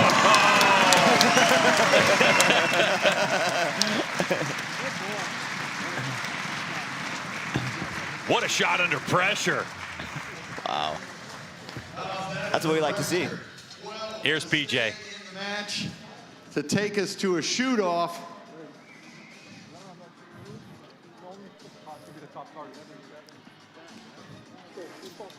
Nick, you've been to the Olympics. How does this compare to that? Not nearly as much pressure. I'm not going to believe that, Nick. All right, shoot off. Frank Heverin, do you want to explain to everyone so they can hear? All right, gentlemen, congratulations. We're tied. We're going to go into a 1-hour shoot off. Each archer will shoot 1 arrow. It will be for score. If we are still tied, we will shoot 1 more arrow for score. If we are still tied, we will shoot a 3rd arrow that will be measured closest to the center. You had the choice last of 1st or 2nd. You remain that choice. You'll shoot 1st. Brady, you'll be shooting 2nd. Does it matter what target we shoot? It does not. You shoot a target. Okay, so I don't know if you heard that right at the end. Brady was asking, is there a difference on what target we shoot? When we're shooting this 1st arrow for score, it doesn't matter. If we were to get to that 3rd arrow, where it's closest to the center, the archers have to shoot the top target. But right now they have any target in terms of the 3-face here that they can shoot. All right, so 11 wins it. 11 wraps it up. Let's see how he's getting through that clicker. Oh, he blew through it. 9. Ooh, all right, so here's the thing. This is first one's for score, so they're going to have to go look at DeMoor's arrow. So what they're going to do is we're stopped after this arrow. They're going to go down there, and they're going to take a look. So this is all on the judge's shoulders right now is to determine what's going on. She's already gone by Brady's arrow. Of course, we see that. But now at the target, our judge is having a good look because, listen, even if the paper was broken on that line, it is where the arrow comes to rest. That is the most important, really, decision that has to be made. And Nicholas DeMoor takes the win. That arrow gets upgraded to a 10. And boy, that's what 1 millimeter will do for you. 2026 Lancaster Archery Classic Olympic recurve champion is going to go to the 24-year-old DeMoor and that $8,000.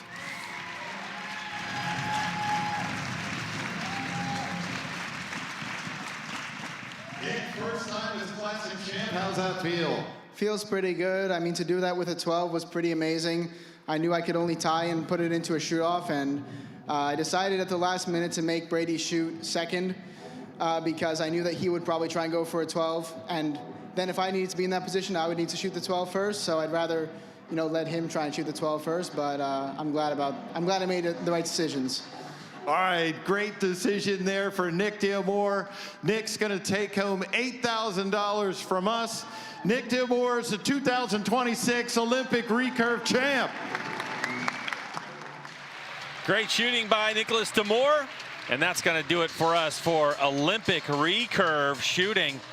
And Justin Hewish, thanks so much for joining me for our first 2 matches of this 2026 Lancaster Archery Classic. Incredible. Your thoughts on the way out? Oh, what a match to finish with, you know. What else can you, want for? A 12 to tie it up and then have a shoot-off, and the person that shot the 12 won. That's just dramatic and what we're all looking to see. And we don't always want Brady to win anyways. Well, thanks, Justin Hewish. Appreciate it. Can't wait to see you again next year. That'll do it for Olympic recurve. Stick around because coming up after the break, we're going to bring to you Longbow. Interesting and exciting. Stay with us.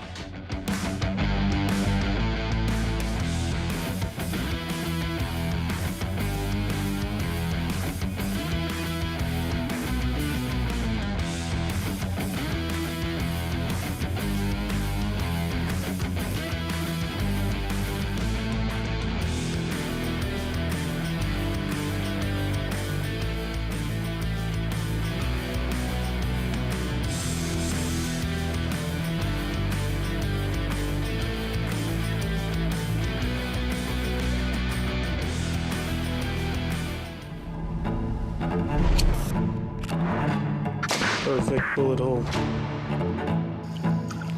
The Pharaohs has done it again. Thing's freaking smooth. It starts with focus, a breath, and the pull of the string. From ancient skill to modern sport, archery connects us across the entire world. At Lancaster Archery, we celebrate the precision, the passion, and the power of the bow. Just a little bit of movement, she puts it into the 10. Gear and expertise for every archer. In the past 20 years, LCA has been a game changer. We shoot a lot different style bows now than we did 10 years ago, even 5 years ago. Because they're archery people, they make products that we actually need, and it's not just a bunch of fluff and trash that sounds cool, but you don't really need. The innovation of Last Chance Archery products has been incredible. Everything that a pro shop owner or a serious competitor or serious bow hunter would want, Last Chance Archery has been there for them.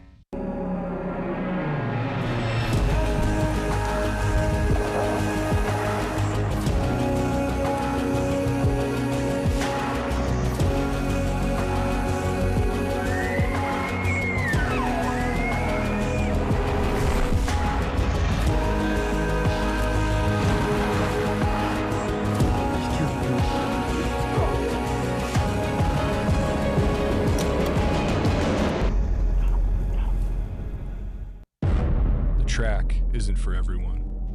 It's for those who obsess over the details.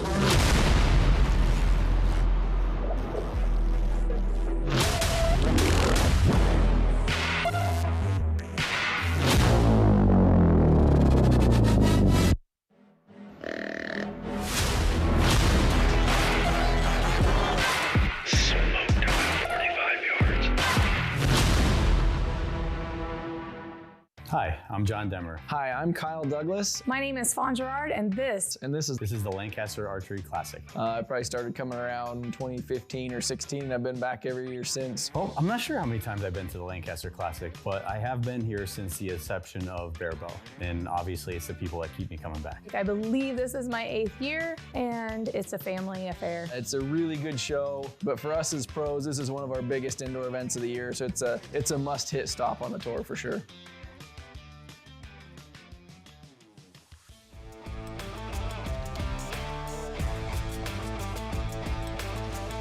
At the Spooky Nook Sports Complex in Manheim, Pennsylvania for the 2026 Lancaster Archery Classic, the 22nd version of this.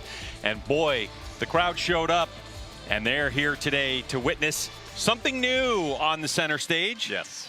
It is definitely going to be exciting.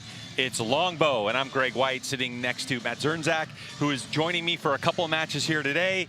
And look, we know that you love Barebow, yes. You know? The pusharchery.com is where he's famous for, but let's talk about Longbow. Longbow. What is it? Like, what are we doing here? What are we doing here? Longbow, wood arrows. Your finger has to be touching the nock. No elevated rest, no plungers. It's going to be wild. Can't wait. Very interesting what we have coming up, and this tournament is extremely interesting. So give us a little bit about what you're reading here on Barebow. So the bow can't be less than 150 centimeters long, so there is a length requirement. Must be a long bow, must shoot off the shelf with or a glove. Wooden arrows are required. There's no string walking allowed, so we have a lot to talk about the equipment, on how they can get their tip close to that gold to aim with. And we'll get you more information about what string walking is if you're scratching your head wondering what Matt's talking about. But here's the shoot-up rules. The top 4 qualify, and basically what happens with that shoot-up rules is that the number 4 qualifier is going to shoot against number 3. Whoever wins that's going to shoot against number 2 and against number 1. There's so much more to talk about, including the distance and the scoring. But Longbow action coming at you. So let's go ahead and get to our field of play and get to Rob Koffold. Ladies and gentlemen, it's time for Longbow! Let's give it up for Brian Seed, the fourth, Brian King, the 4th seed. Brian King, come on up. Congratulations for making it through the eliminations. The eliminations were tough. They always are. Congratulations. Our third seed is Mads Hafsom from Hillerød, Denmark. Let's give it up for Mads Hafsom. Hillerød, Denmark.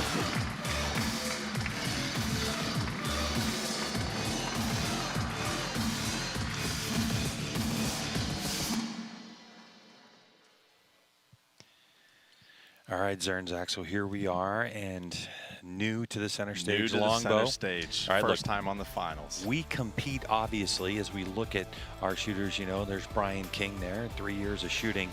You know, we compete, obviously, to win, but we also compete for a little bit of prize money. And there's a couple of companies, a couple people here that really have helped Longbow get to where it is right now. 100%. This is 100% a grassroots effort of this Longbow class. We have a bunch of sponsors that pitched in: Java Man Archery, Timber Point Archery, Sauk Trail Archery, On Point Archery, Elite Archery, and Wapiti Archery, all threw in $250 each to increase the prize purse here for this wonderful division. And right out of the gate, we have a 12 being called Here and a we smile. go. This is with a longbow. This is with a longbow. So let's break this down a little bit. A longbow is different than a recurve in the way, if you look at the top of the limbs, the string does not touch the belly of the bow, which is the shooter side of the limb here. And in this class, you can see there's no string walking. So these guys have a requirement to have their index finger touching the nock of the arrow. So you can be shooting split finger or 3 under, and they usually run a higher anchor point because they're trying to shotgun and basically look down that arrow. And this equipment over the next couple ends, we'll be talking a lot about this. Brian King here, he's just a great trad bow hunter. He's been bow hunting compound all his life, and he's been shooting trad for 3 years. And he's only been shooting competitively. He went to 4 local shoots last year and 2 this past winter, and this is his first large tournament. Here he is on the final stage. And Mads, I tell you what, he is a shooter from Denmark. You can recognize that face in the background in his coaching box. Oliver Ockenholt, last year's Barebow men's winner. And what a person to have in your coach's box, right? Pretty incredible, yeah. I mean, amazing. And for Brian King, he came in as the 12th seed. He shot 480 points and just had a great elimination matches. Oh, look at that, look at that. dude! Are you serious? Longbow wood arrows. Here's PJ. Division this year has an extra $1,500 kicked into the payout thanks to Java Man Archery, Timber Point Archery, Sauk Trail Archery, On Point Archery, Elite Archery, and Wapiti Archery. We thank them for kicking in for that extra money. Okay, I want to highlight the equipment being used. Who made your bow, sir? Yako, it's a Timber Point Hydra. Thank you, Yako from Timber Point, also a sponsor. And who made your arrows? Me. There we go, handcrafted his own wooden arrows. These guys do an amazing job. I'll be back to HUDs soon. Thank you. Great shooting, guys. Zernzak, how many times you made your own arrows? I've made wood arrows before. Okay. I've dabbled in longbow. How do you go about making? So you buy your raw shafts from a manufacturer that makes wood arrows. They spine match them. And again, it's organic material, so it's very difficult to spine match. And let's talk about weight matching. All right. So these things are plus or minus 5 grains in weight matching, set to set. And the spine range is different. And then the crazy thing about it is, as you shoot these arrows, you're going to have to constantly straighten them and take care of them. There's some TLC that goes into longbow, and you're trying to always make sure your arrows are as true as possible. There is some finickiness. Man, it's just such a delicate sport. And these guys, you know, you look at this and, oh, these are simple weapons, simple arrows. Yeah. These guys are super technical, like Mads. Watch his form here. See, he's got that anchor point. That knock of that arrow's by his nose, staring down the arrow.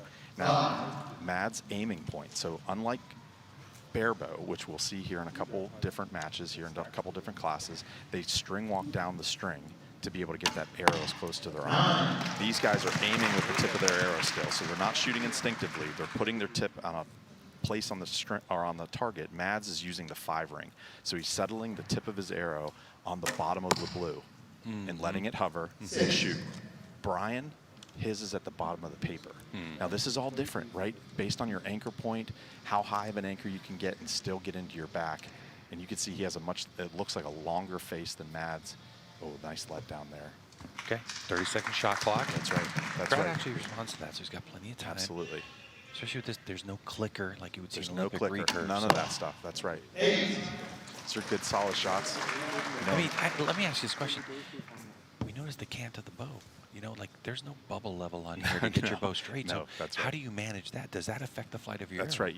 You will see like Mads is shooting a more vertical bow, and when you do induce a cant, there's some variability in your shot. Let's go to Rob Koffold. Impressive, nothing but a stick and a string. And to you, who made your bow? That will be Timber Point. Timber Point again, another Timber Point bow. Again, thank you to Timber Point. And your arrow? It's made by my friend Claes Andersen.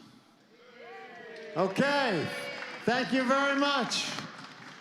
Thank you once again to everybody who handcrafts this equipment. It's not factory made, it's handcrafted.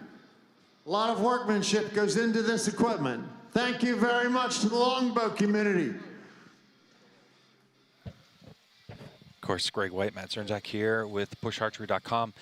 Let's talk about the vanes or the fletches they used. In this type of longbow shooting, do we often see feathers being used? Yes, absolutely. Yeah, so it's basically that arrow's having to cross across that shelf since we're not using elevated rests, no plungers, so you have to have something forgiving. So feathers are the obvious choice there. And these arrows are, let's stick on the arrow because the arrow is really important in longbow. So if you look at the very tip of their arrow, there's these top hat adapters that they're using. So with a wood arrow, you have to taper the ends of the arrow and glue on your points, glue on your nock.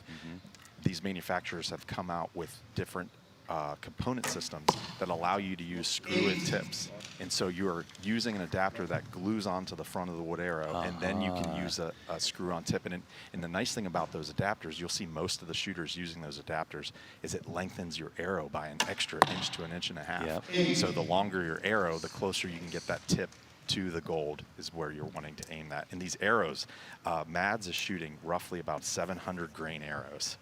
And Brian's arrows are Doug fir arrows that he made himself out of Doug fir wood, and they're 640 grains with a 240 grain like component system up front. Wow. Yeah, so your long, heavy arrows is the key here in longbow. So many different ways to accomplish the same goal, and this is why you're also going to see these scores. I mean, look at how King has rebounded from his first end to this end.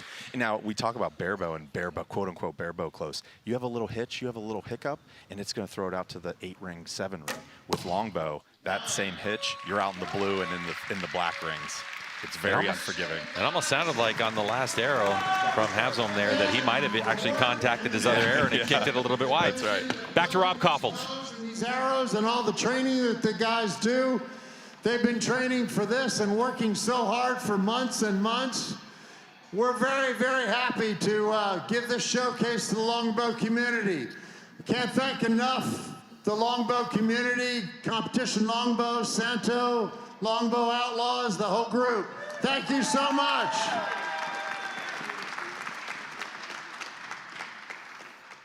Okay, so let's talk about the Longbow Outlaws here. So why are there longbows up on the big stage? This was a grassroots effort started about 7 years ago at the Lancaster Classic, and these group of rogue longbow archers were begging for a class. So they decided to just start showing up and competing in barebow with their longbows and wood arrows. And Rob and the rest of the Lancaster crew basically told the Longbow Outlaws, if you guys keep showing up and you show us that you're willing to show up, we'll give you your class. And here we are. And in 2024 or 2025's Lancaster Classic, they had a trophy division for the first time. There were 75 longbowers that showed up for the trophy division. And Rob made an announcement during one of the qualification lines last year that we made it to the final stage, and we had 100 longbow archers show up this year. Incredible. Isn't that incredible? Yeah. And Mads, of course, from Denmark, so it's not just U.S. focus. I mean, we had longbow people come here from Australia and from Denmark and other parts of the world. It's really impressive. Now, as we watch King shoot here, isn't it true that there seems to be these big pockets of longbow kind of, I don't know if I want to say competitors, but definitely shooters all throughout the country. 100%, yes. There's a lot of longbow shooters here stateside, but also in Europe, there are a lot of longbow archers out there that are specialists in this class. And again, it is super intricate, the way they aim, achieving a higher anchor while still being able to maintain their alignment. It's a very, very difficult class, very unforgiving. So many things have to go right in order for you to shoot in the middle in the gold. Yes, these guys are just so impressive. Watch Mads coming back here to full draw. And the fact that we have a score right now of 89 to 88 potentially is insane. Oh, look at that, come dude. on, man. That's incredible. Yeah, and he's just like, yeah, another day in the park. Let's see what Brian can do here. There we go. Hitting the 12, just in case. Yeah, so that's his third. He has 4 total that he's allowed to call. He's still on the shot clock. Oh, yep. Let's watch 10 seconds on the shot clock, 9, 8, plenty of time. He's going to get this arrow off. 8. Oh. 8 up high, okay. Man, what a close match.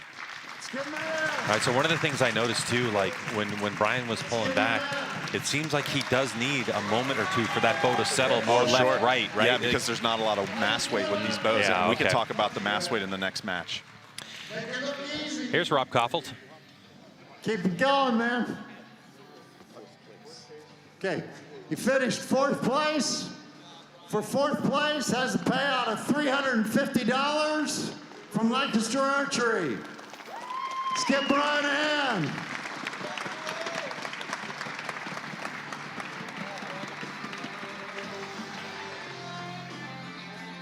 Hats, you survive. You go on. How you feeling up there? It's exciting. Very funny. You've come a long way. Thank you so much. Thank you. It's away from Sweden. Let's give him a hand. Denmark. Denmark. Denmark. Yeah, Denmark. Our 2nd seed archer is Michael Davenport from Dahlgren, Illinois. Michael Davenport. Wearing his 3 undershirt. Welcome, Michael.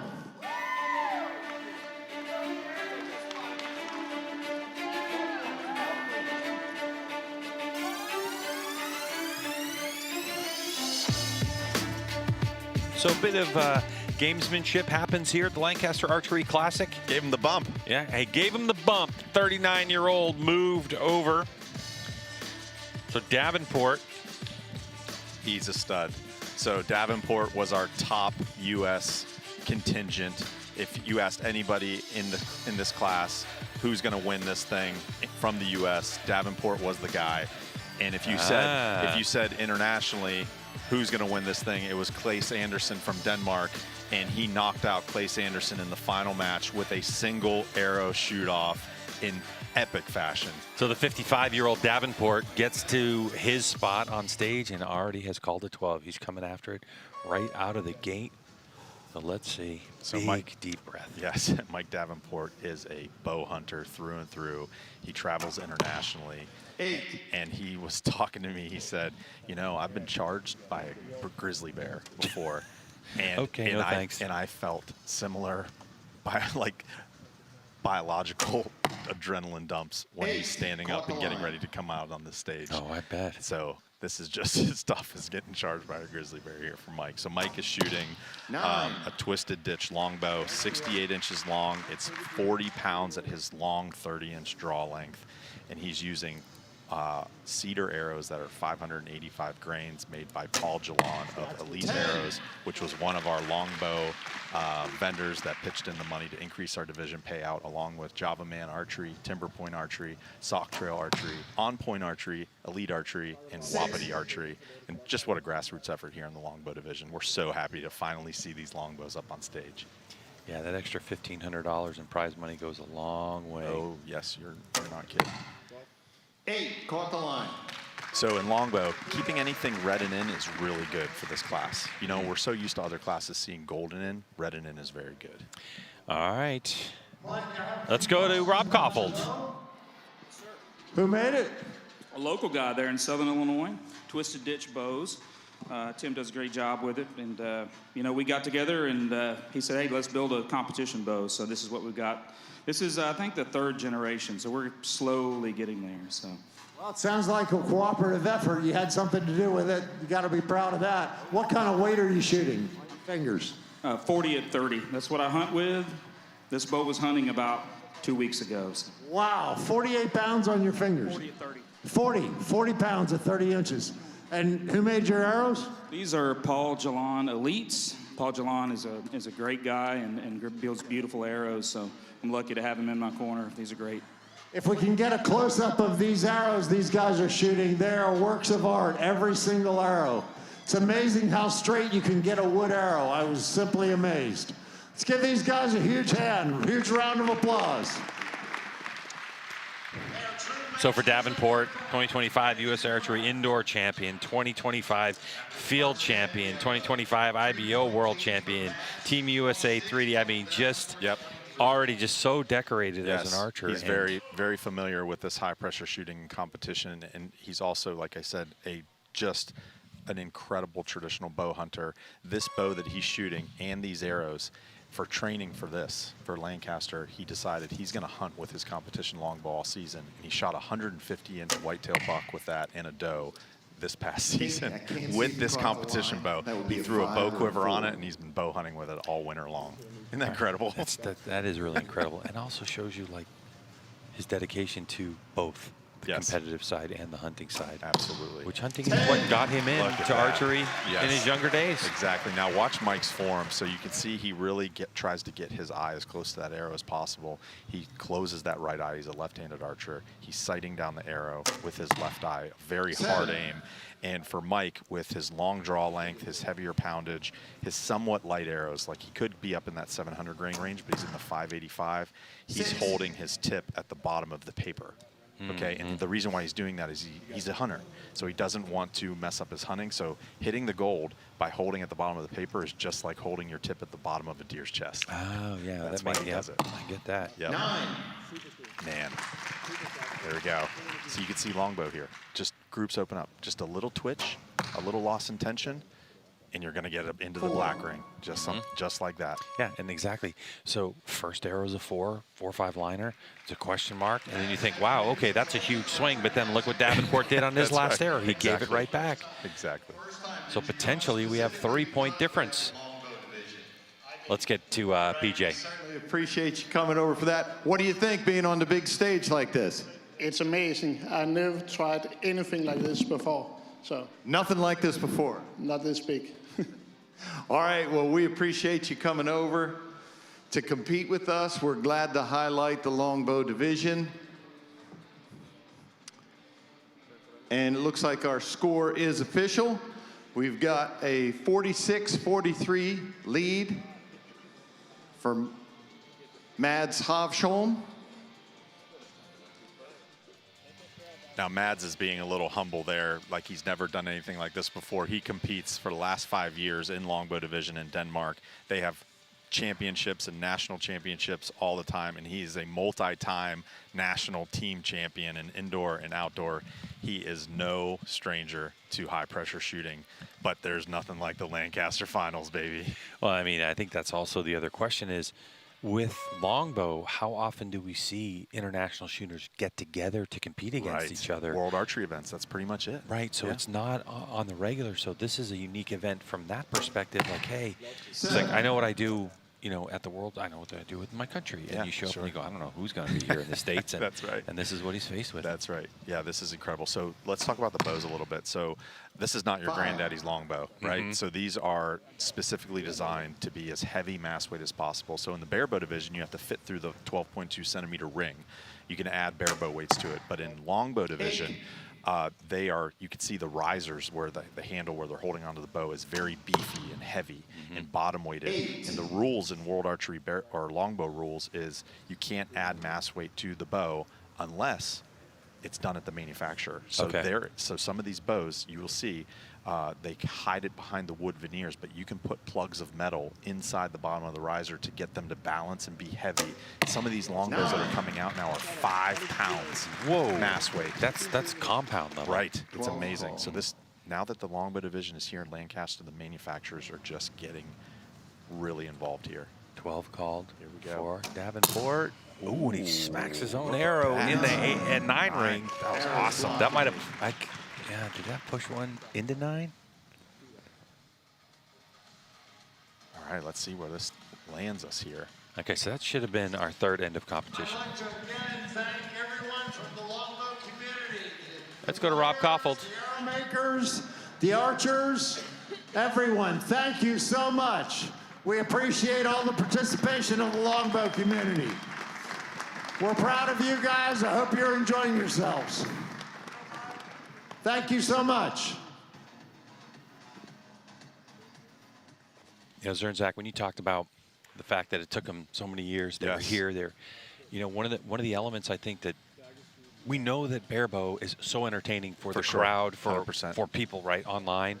And so this just adds an entirely different element, but with kind of this, some very familiar elements to it as well. How the major lead changes and swings can happen. It's even more pronounced here in the longbow division. Like we saw, it just takes a little hitch and a little flinch, and you're out to the blue and in black rings. It's super exciting. What an exciting class. Also makes you think too how they travel with them. You know, when you have like a Barebow, you have the system where you might be able to pull your limbs off and pack it away nicely, but these longbows are big tubes. Yeah, that's right. Get it on the airplane must be entertaining. So in the longbow division, you are allowed to have a 2-piece bow. So they bolt together in the riser and come apart right in the halfway point here. So this is the final end. This is really big for these guys.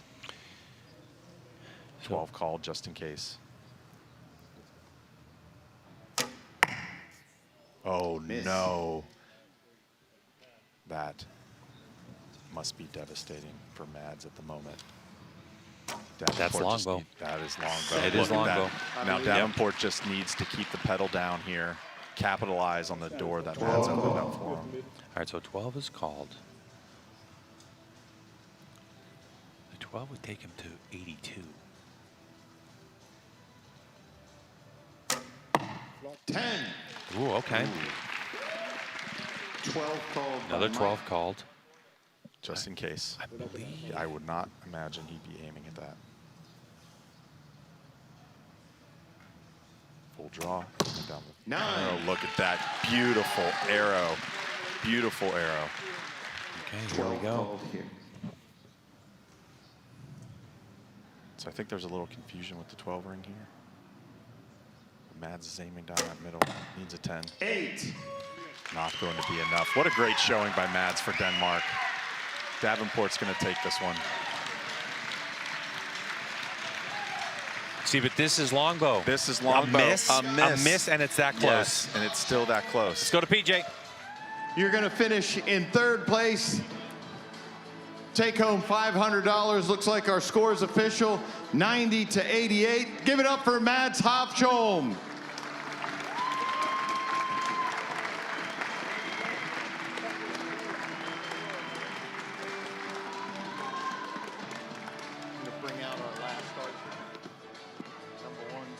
Okay. Our first seed archer in the longbow division is Todd Hathaway from Erie Villa, New York. Todd, come on out. Congratulations for making it through the eliminations. We had some top archers that were eliminated this morning during eliminations.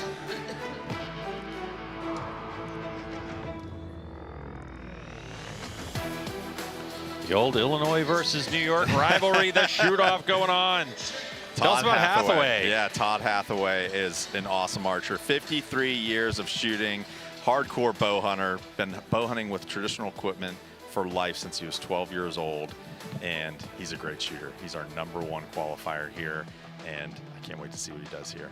53 years of shooting at 56 years of age, and you think about it, if you're a kid shooting at summer camp, chances are you're basically shooting a longbow, barebow type situation. This is where so many people started their first time. And these are just, advanced age men that like to play kids sports. That's right. So Todd Hathaway here, his equipment is very interesting here. So he's using a big Jim's Buffalo, 30 pounds at 28 inches, so a very lightweight longbow here. It's 68 inches long, 32-inch Douglas fir arrows, and they're 700 grains. So very heavy, very lightweight draw weight, and so that enables him to get his tip on the yellow. So his aim point compared to Davenport's tip of his arrow is hovering at the bottom of the paper. Todd's is on the gold. Gotcha. So this is a nice advantage to be able to really bear down on that gold. But in longbow, and he hitches. 12 is called. 12 is called. For you compound shooters, if you were shooting, say, an Easton Aluminum 27 with a 250 grain point, and you have a 29-inch draw length, whatever, you're probably in around 600 grains with, you know, plastic veins and all that. So a 700 grain arrow out of a longbow, pretty impressive. Yeah, pretty cool. Can we have a tie, really, a 1919 tie in our first end? Let's go. For the first longbow champion. Here's Rob Koffelt. Who built your bow? It's a Big Jim Buffalo bow. Big Jim Buffalo? Excellent. And how much weight are you shooting on your fingers? It's 30 pounds. 30 pounds. Nice. Beautiful. It's doing a great job for you. It's a beautiful bow. Again, I can't thank the longbow community enough. The manufacturers, the bowyers, the arrow makers, the true craftsmen of our sport, and the archers especially. They've trained extremely hard for this event. This is not normal to shoot one distance at a tiny little target like that for someone shooting a longbow. I hunt with a longbow, and I can't imagine being up here on stage with one. Thank you so much. Thank you to everyone. I can't imagine shooting without a sight, without a scope lens, without stabilizers, without a release aid, right? That's right. You know, Todd Hathaway here, looking at him, you know, when he was asked the question, what motivates you to stay in the sport, he gave one of the best archery answers ever. He's a glutton for punishment. I love that. Yeah. Yeah, he said he started shooting competitively at what's called the muzzy shoot. It's like a traditional archery shoot where they shoot at small white foam blocks. And he got addicted to why competitions and pressure change your shot. And so that's where he went down this path. And he's a pretty technical dude. He actually built a shooting machine for his bow to group tune his wood arrows. And he would discard the arrows that weren't grouping. 12 was called, and he called the 12 and got it. Oh! Did you see his face? Did you see, he's like, as shocked as everybody else. Come on. Yeah, baby. Oh, I love it. And there's the swing right there. Davenport with the 12. Now, there's a rule change for this year. You can use 4 12 calls at any time in the finals. So if you need to stack them up at the end, they go for it. And again, unbelievable that we're here in this longbow stage. Grassroots effort. These manufacturers, Java Man Archery, Timber Point Archery, Sock Trail Archery, are all bow manufacturers that chipped in $250. And On Point Archery, Elite Archery, and Wapiti Archery are arrow manufacturers. Just amazing grassroots effort here for the longbow division, giving us the show. Look at that what group. A group. Look at that group. What a group. Look at that group. Unbelievable. But I'll tell you what. Here's a look at the 12, but here's the problem with shooting a single spot. If you crowd the 12 like he did, I love it. He's like, hey, 12, yeah, we're married 12, now. That's right. We're married now. How do you like them apples? Dude, that was funny. But that is the hard part about shooting a single spot. Yes. Is that he crowded that 12. That's so even though he has 4 total he can call during the whole match, it's like, exactly dude, good luck. I mean, you would have to have precision accuracy in order to hit that 12 a second time. Oh, my gosh. So good. But 12, 10, 9 for Hathaway. Look at that. A 50 points score. What a swing. What a swing. So it's worked 42 to 50 coming into our third end. Just amazing. I'm so glad we're here. Man, it's been such a road for these longbow outlaws. They've just been showing up for 7 years in numbers of like 15 the first year, then 25 to 40 the next year, and it just slowly grew until we finally got the class, and we have 100 longbow archers here at the Lancaster Classic 2026. Amazing. When this is over, I'm going to have to go back and look at some of the scores and see how many 31s in an end were shot in longbow, because that's what, you know, there can't be too many of those. So, you know, a really good score in longbow is roughly about 500 on a 600 round, right? Yep. And you know, you don't think that you can get much higher than that. You think there's a ceiling there, but Claes Anderson from Denmark, our #1 qualifier, who Mike Davenport knocked out in a fantastic one-arrow shoot-off, shot a 540. 540, Greg. It's incredible. Unbelievable. So you can see targets that are just grouped up around that 8, 9, 10 ring. Like, it's just beautiful shooting from these guys. They're really pushing this class and Another pushing the 12 limits. called. If he hits this one, this crowd's going to go bonkers. They really are. There was a good shot here. If you guys want to zoom in towards the end of one of those arrows, you can actually see the adapter there. You can see, okay, Mike's not using the top hat adapters. He's using a standard glue-on point. 9. But Todd's, the tip of his arrow, you'll see that. There you go. You can see that silver component system with a screw-in tip on the Yeah, end. yeah. You Okay? can see how it's 2 different Yeah, components that's right. in there. That's right. That's a great 9. Look at that. Third end here. Last arrow. Gotta be a big Mike Davenport taking aim. Bottom of the paper. Boom. 6. Out to the 6. Todd Hathaway already a full draw. He's not wasting any time. 9. Man, he is just hammering. He's grooving. And Todd Hathaway won the trophy class last year at the 2025 Classic, so he is the reigning champion technically here in Longbow. All right, first time on center stage here in Olympic Hall. And here's BJ chatting How many times? 5 times. 5 times. Okay, you competed in Barebow, I believe. Did you shoot your longbow in that division? I shot a wood recurve mainly, and then last year, longbow. And then What's it mean to you to have a division, special division, final stage? What's that mean to you as a longbowman? It's an unbelievable platform. Mr. Rob has just done us a great favor by giving us this platform, and it's up to us to continue to keep coming, keep showing up. And if there's somebody out there sitting on a couch right now, a bow hunter that wants to get in here, come on, let's go. There you have it from Michael Davenport. You got it. We set the stage, but you all showed up. And the way this archery tournament works is pretty simple. They actually start shooting qualification rounds Thursday at noon, and you shoot your 60 arrow qualification rounds with the very center being worth 11. It's a 660 round. And then what they're going to do, depending on the size of your class, is they're going to say, hey, you've made the cut or you didn't make the cut. That's so right. you make the cut, you go into elimination matches, and then you get the opportunity if you're in the top 4 or top 8, depending on the category. Incredible tournament. And by the way, every point matters. Every point you score matters. in qualification and elimination matches, if you win, ends up going towards your ranking. And that's where these archers came from. Another 12 gold. 6 there. These guys got to just center this up a little bit. Todd has a nice lead going into this final end.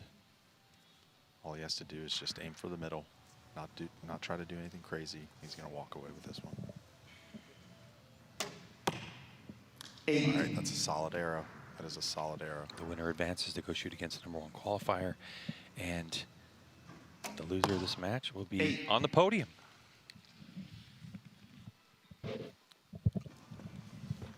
Hathaway for the championship. 7. And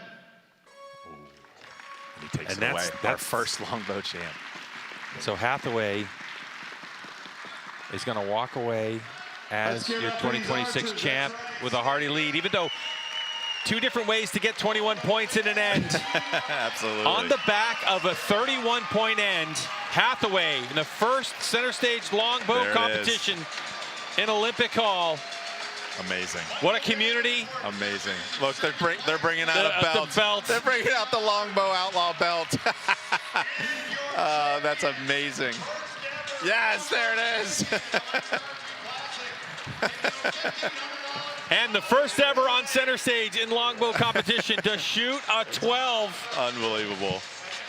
And you win by 12 points. I have no idea.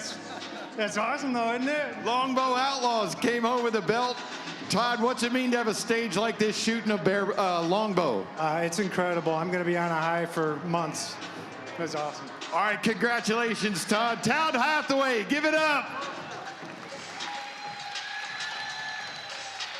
Wow. So Barebow, brought to you by Delta McKenzie and Big Shot, coming up later on with Zernzak as we wrap up Longbow, Java Man Archery, Timber Point Archery, Sauk Trail Archery, On Point Archery, Elite Archery, And Wapiti Archery. Old Wapiti. pitching in for that extra $1,500. What a show these archers put on. If you're an enthusiast in your backyard shooting one of these bows, guess what? You can come right here to the Lancaster Archery Classic and compete right here in Olympic Hall on center stage. Well, your final thoughts on this class? I mean, just a bunch of traditional bow hunters coming together, grassroots effort. We finally did it. We got the longbow class, and they put on a great show. What a great class. Well, thanks for joining us. Matt Zernzak, we'll see you in a little bit. Coming up next, we're going to go compound in open competition. Stay with us.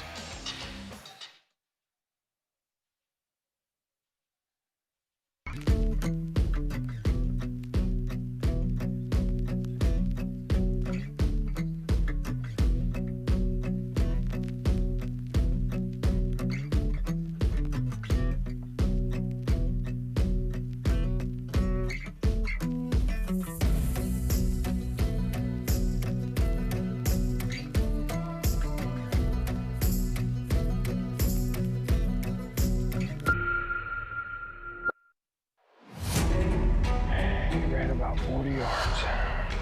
One of the biggest bucks of my life. Bro, that happened so fast.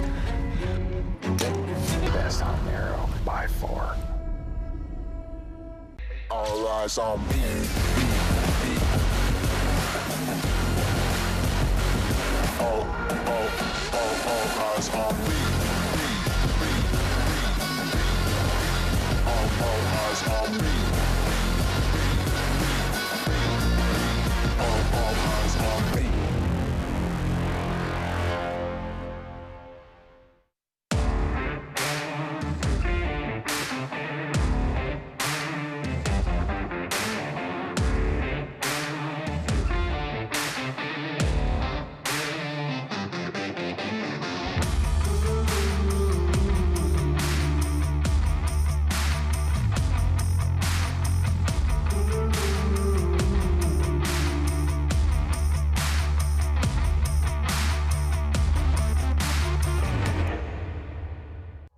At the Lancaster Archery Foundation, it's our mission to get as many people as possible involved in the sport of archery. Whether that's helping the local 4-H club, archery range, or scout troop acquire equipment for their introductory archery programs, or providing money to help elite American athletes represent our nation at global tournaments. You can help us in our mission by donating today at LancasterArcheryFoundation.org. Hi, my name is Matthias Fullerton. Hi, my name is Olivia Dean. Hi, my name is Samantha Ensign. And this is the Lancaster Archery Classic. When I think about the Lancaster Archery Classic, the 12 ring comes to mind. When I think about the Lancaster Archery Classic, I think it just kind of has like a homey feeling for me. The first thing that I think of when I think of the Lancaster Archery Classic is jaw dropping. Every part of this composition is made to be absolutely perfect and so much fun.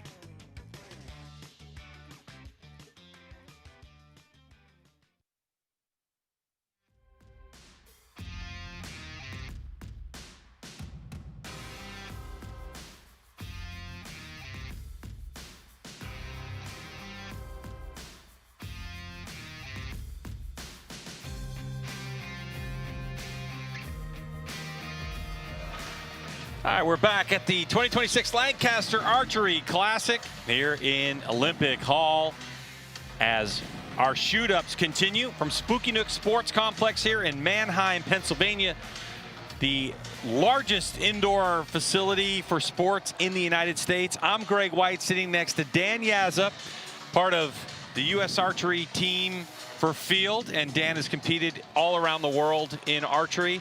And Dan, so far, we've seen some pretty incredible archery. I know that you've been watching Olympic recurve longbow. Now we get into the bows with a lot of mechanical things moving around.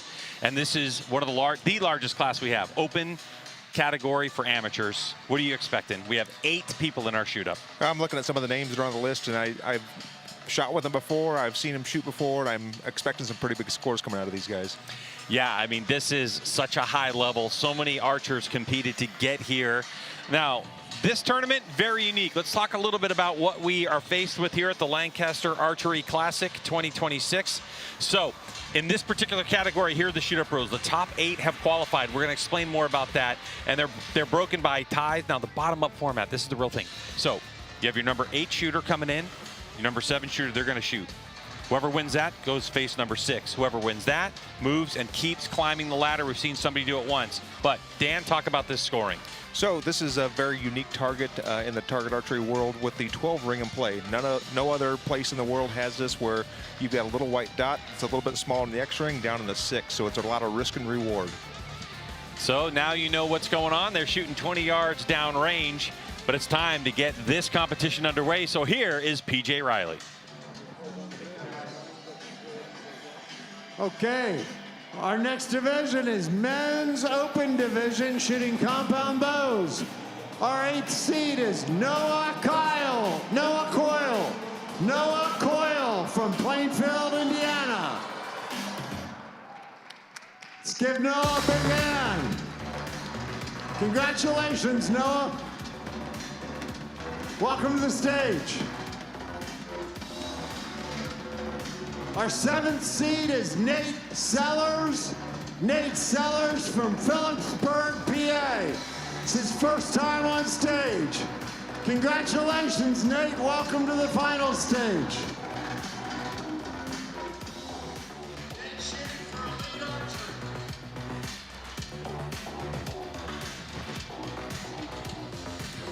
All right, so these archers now taking the center stage for our first shoot up. And a good look at, these young archers here out of Indiana. And for Noah, 11 years already shooting. And his highlight is coming to this stage. And why wouldn't it be? I mean, this is just such a massive, massive place to be. And I'll tell you what, the nerves right here for Nate Sellers, who comes in.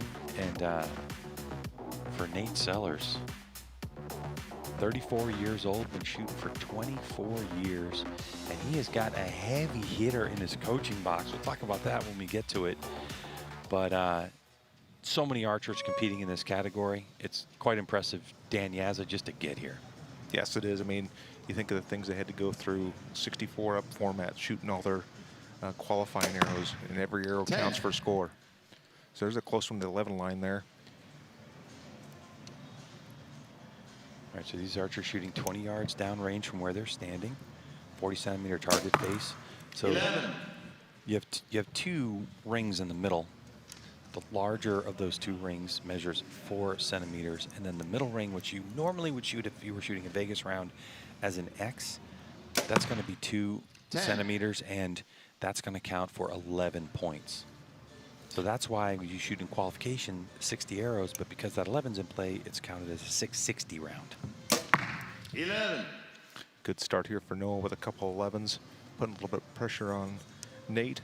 Put one in the middle here. Let's see how he does. 376 shooters tried to get to this point with only 8 remaining at the beginning of the weekend. 376 in the East Coast's largest archery tournament. Didn't really like that shot there at the end there. You could see kind of gave it a little bojitsu and didn't quite give it enough. Little Bo Kwando, and just like that, it's a 1-point lead for Coyle. Now here's PJ. First time on the stage. First time at the stage, 4th time at the tournament. All right, how's it feel to get here? Is this something you've been working for? Yeah, it's pretty crazy. Like, ever since I was a kid, I dreamed of being up here, and I'm finally here, so I just hope to enjoy it. Ever since you were a kid, was that like last year or something? No, like 8 years ago, probably. Gotcha. Well, Noah, we appreciate you coming out. I only say that because I'm old, you're not. We have a 1-point lead.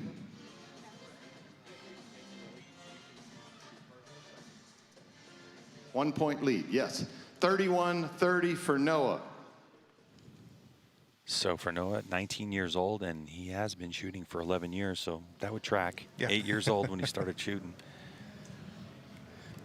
All right, so Sellers at PA.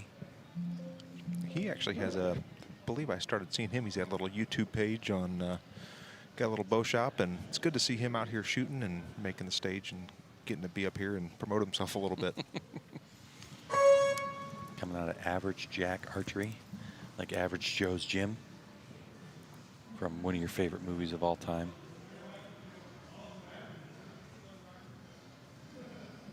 Good look at full draw. 30-second shot clocks. Yep. 30-second shot clocks, though. So basically, whenever your competitor's arrow impacts the target, your clock will start. Yeah, 30 seconds is actually quite a long time to get one of these shots off. You do have time to let down if you need to, but you better make that decision quick. So compared to the category that we just saw, longbow, or basically anything on a single spot is possible. If you look, one of the characteristics, I'm not going to say it's an advantage or disadvantage, but one of the characteristics of choosing a 3-spot is that the furthest ring out, if you miss it, it's a miss. So you don't have that 1, 2, 3, 4, 5 ring in play. Yeah, if you look at some of these scores, these guys, I mean, they're never leaving the yellow for the most part. I mean, you may have an errant arrow every now and again, but I think the benefits far outweigh the negatives when you're going on a 3-spot shooting these big arrows in here. Nate seems to be getting dialed in here a little bit better. 11, 11, 10. You can see the bottom right-hand part of your screen. If you're somebody that's in your vehicle right now watching this live on your phone and you can't quite make out what that is an impact graphic that we have, and you can see that coil is in the purple. So you can see where those arrows are impacting as we use a single spot to denote that. Here's PJ. Very nerve-wracking. A little bit of nerves going there? Just a little bit, yeah. We're going 8-ring to 8-ring right now with the pins, so it's feeling great. Nate Sellers has an excellent YouTube channel, Average Jack Archery. If you want to get some great tips, Nate shares on products, different techniques, things to improve your archery. Be sure to check out Average Jack Archery on YouTube. Nate Sellers gives a lot of great information there. So after 2 ends, we have Nate with a 1-point lead, 62-61. Exactly the way this match is expected to be going, nice and close with compound. And even though this technically is an amateur class, when you get to the final 8, you know where the middle is. Yeah, I mean, you're looking at some of these scores like Nate shot a 647, which would almost qualify him for the pro class, and they're top 64. So I mean, these guys are throwing down some good scores. So Nate Sellers to full draw. You can see his technique of wrapping his thumb around his button. 10-11 line. I think it's 10. Here's the 19-year-old. What style of release is he shooting? So that's a hinge release. 11. So you heard it click there. You can shoot those with or without clicks, but it fires off of rotation. You can achieve that in a multitude of different ways, but that one fires off rotation. You can see Nate is shooting a thumb button, where it's kind of like a trigger on a gun, where you have to depress the piece that's on his thumb until it fires. Yeah, I've shot a hinge before, and basically I just rotate my hand when it's time to release the shot. It's just not a very good way to do it. He's pulling through the shot, trying to rotate that release around. So the big thing with that hinge, I guess, is I hear people talk about surprise shot. Yeah, trying to maintain your focus on just continuing to expand and add pressure instead of like trying to just push the button and make it go off and anticipate the shot. So you'll see some guys when they kind of jump when the shot goes off. It was more of an anticipated shot than one that broke without them really knowing when it was gonna go off. You kind of know, but you don't really know. And if you're just joining us, our dead center scoring up there, you see the 10 asterisks that Sellers has. That's a question that we have, and a judge will go down there and take a look at it and confirm what that score will actually be. So for the moment, it looks like we have 32-30 on that end and a 93-92 score, but we'll wait for the official confirmation. PJ. Concept 37, Excel sight, Excel scope, Pro Blade rest, specialty peep, Easton bars, Easton arrows, and fulcrum AC release. All right, good looking setup there. Nate, we got time. Let's run through your setup as well. And I should have mentioned, Nate, I mentioned your YouTube channel. You also have a shop by the same name, Average Jack Archery. I do. If you're ever up in Phillipsburg, come on into the store. I'm running Elite, Exalt, LD, Bee Stinger, CBE bars, CBE sight and scope, Hamsky rest. Scott release and Ultra 27 arrows whenever I get some here from Darren. Appreciate it. Darren Christenberry said he took care of them for you. All right. After 2 ends, we have a 1-point lead for Noah Coyle, 93-92. You can see Darren Christenberry having a conversation with his shooter. Darren, one of the nicest people in archery, and of course, a staple with Elite Archery. Manages the pro staff, and just an all-around great guy, and very friendly face. Good guy to have in your coaching box. Very experienced. Can't find a better guy than Darren out there. I think they were actually probably discussing when they were going to hit that 12 button. Oh, let's go. Let's start warming up some 12s here. 10. Been a couple shots that have dropped a little low. You almost kind of wonder if you're in his coach's box, like grab a click or two, Noah. 9 line. It's a 9-10 liner for Sellers in that. Yeah, I think he's going to have to start hitting some 12s. Again, a new rule change for 2026 allows these archers to go after the 12 anytime they want, and they have 4 total that they can use. Yeah, so with Noah dropping that arrow there, I mean, Nate's kind of in the driver's seat. I'll probably go for an 11 there and here, and then see what Noah does on the last shot to determine whether I'm going to hit that 12 button or not. 11. So, we're all tied up.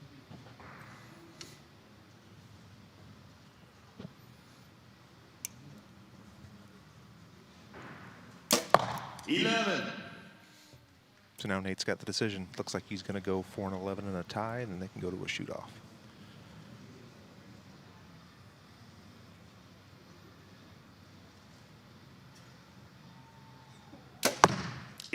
There we go. They put an asterisk by that one. We'll see if they... I'm not sure. Yeah, they're going to have to check. We'll see. Now it's up to the judges to make the call. We're going to go 1, 2, 3, 1, 2, 3. Again, this shoot-up format, if you're just joining us, this is the amateur open category, the highest attended category here at the Lancaster Archery Classic. And we're in the shoot-up. This is 8 against 7. Whoever wins this is going to go shoot against the number 6 archer. Whoever wins that goes up against the number 5 as we march our way to becoming the Lancaster Archery champion for 2026 in this category. We're in the middle of the open category. We still have women's Barebow coming up, women's Open Pro, Barebow, and Open Pro. There it is. They upgraded it to an 11. Oh, and they gave Noah an 11 on that first one. Wow. Wow, that changed things a lot there. Yeah, and that's called by our judge. So Coyle's going to win it. Even though Sellers gets his upgraded, it's going to be the 19-year-old Noah Coyle who advances. So Sellers going to finish in 8th place. Here's PJ.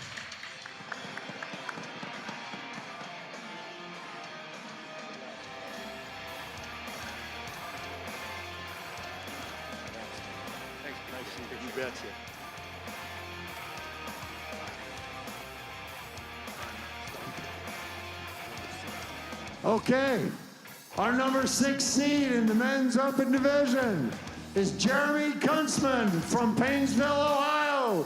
Let's give it up for Jeremy. Jeremy Kuntzman. Surviving the matches this morning is very tough. Congratulations, Jeremy. Welcome to the stage.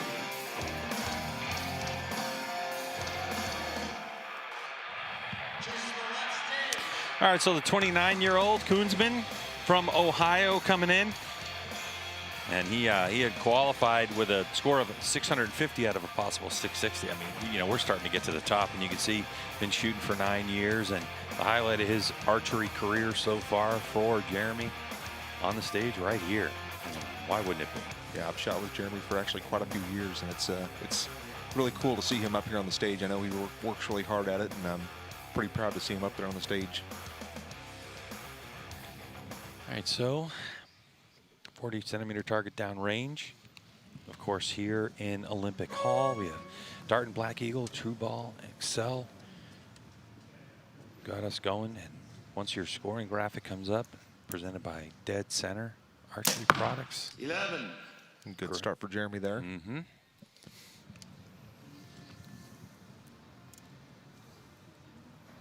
So it also looks like Jeremy made Noah bump over to the other side here, give him a little bit different look with the lights. Didn't look like it affected them, though. First arrow, it didn't work exactly, but I think that's the gamesmanship you got to think about before you head out here. 11. You know, the other thing, too, that a lot of these archers have that we haven't had a ton of in the past is now as we get to 12 and you get more experience, does moving someone off their spot work? Is it not working? What about lighting conditions? When 11. they have a professional lighting person come in here and actually light this center stage, and so they work really hard to duplicate exactly what happened last year. And so they try to make it consistent year to year so people can get their good information. But for Koonsman, out of the box with a 33. See if we can match it here and start to, as we get closer to the top of this pile. Oh, that's a close one. 11, 10, 9. It looks like it caught. But yeah, 27. You can tell Noah's getting a little bit more comfortable up there. You can see his hand shaking a little bit less than it was the first match. So here's PJ. 4. This is my first time. First time to the tournament, first time to the stage. First time to the stage. All right. Coming from Ohio, let's run through your equipment. Tell us what you're shooting today. I'm shooting a Matthews Halon X-Comp. I've got Rogue bowstrings, Excel sights with the Shrewd scope, Shrewd bars, and stand release. Arrows, you're shooting? Gold tip. Gold tip. You're making Tim Gillingham happy this weekend. Jeremy, how's it feel to be up there on the stage? It's different. This isn't like shooting a league night back home, is it? All right. So our judge says that was at 11. So we have a tie match, 33-33. Perfect arrows for these archers. Give it up for them. Well, Dan Yazza, you know, oftentimes the thought is, how do I at home try to simulate pressure of being at a place like this, or just being in a gold medal match, or, you know, you've been in medal matches plenty of times in your career. Is it even possible to try to simulate something like that? Yes and no. I mean, the biggest thing is going out and shooting in so many different places, or as many different places as you can. Dead center. And I know Ohio Premier, where he shoots, they actually put in a brand new 50-meter range, and I know they do a lot of target archery stuff, so they have a lot of shoots there and everything. So getting yourself under pressure as many times as you can before you get into a stage like this is key. Yeah, I think it's really important, as that's an uncharacteristic bobble in the 9 ring, is to get out to your local tournaments, and that's the best way to create 11. pressure. Whew. He's got such a good shot, does Koonsman. Yeah. And Ohio has a lot of really, really good archers. So there's, I mean, even like I know I think he shoots over at McCormick, and there's a lot of great shooters that shoot over there too on Wednesday nights. Like you're putting yourself under pressure every week, again and again and again. You figure out how your body responds, and that's the key. Put yourself under pressure and see how your body responds to it. Go find some local shops that have indoor ranges this time of year and that do run league nights, and it's a lot of good camaraderie too. And it is important. If you shoot alone all the time, it's a different feeling when you're standing on qualification rounds and you have someone in front of you and someone directly behind you. 9. Ooh, Bo Kwon Do didn't work. And that also sometimes can be the pressure getting to. Oftentimes with adrenaline, we see archers in compound drop that a little bit low. But here's PJ again. Nerves have settled down a lot. Settled down a lot. All right. Yeah, it feels good now. So some folks say there's an advantage to coming in as a lower seed. You get used to this versus, you know, just coming up as the 1 seed. That's your only match. I mean, I guess we'll see, right? Test the theory. Test the theory. Test the theory, he says. That's right. Men's Open. We've had one archer. Everyone remembers Tim, the CEO Hanley, came as the number 8 seed, ended up winning the whole thing, so it can be done. After 2 ends, Jeremy Koonsman holds a 2-point lead, 64-62. Remember, we got the 12 buttons, guys. 4 arrows per match, you can call it. It can be done, for sure. But to be CEO, the sequel, it's a lot of arrows to shoot, especially in this format. It'd be different, I think, you know, if you're coming from the number 4 seed. But the fact that you're going to have to shoot, you know, those 7 matches to get to number 1 and then sit someone down who's sitting on the confidence of being the number 1 qualifier, who's been just outside the Olympic Hall practicing, has been sitting down resting, and you're on center stage here. What Tim Hanley did all those years ago, pretty incredible, and to duplicate it would be something special. Yeah, that was pretty amazing to watch. I mean, I couldn't believe it when he came all the way up and won that match. 10.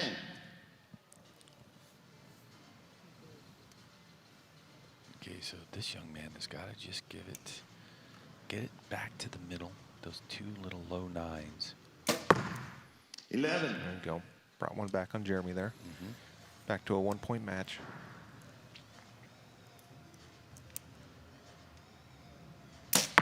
11.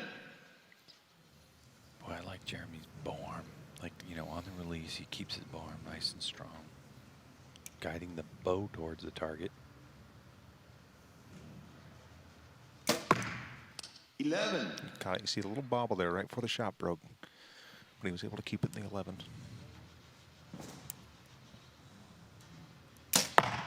10.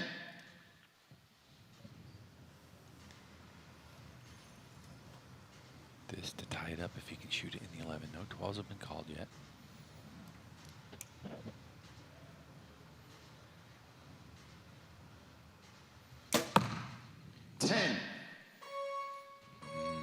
You did see right towards the end of that shot, you saw the movement. The bow arm was moving up and down. Almost looked like he was trying to find the middle and just couldn't quite get there. So an opportunity there lost. And here's PJ. Move into this match. They're actually getting worse. Well, all right. What do you do to control that at the shot? I just trust my shot process and hope for the best. That's all you can do. I say that like I know. I don't have any idea. I'd probably keel over dead if I was up there. Heart attack.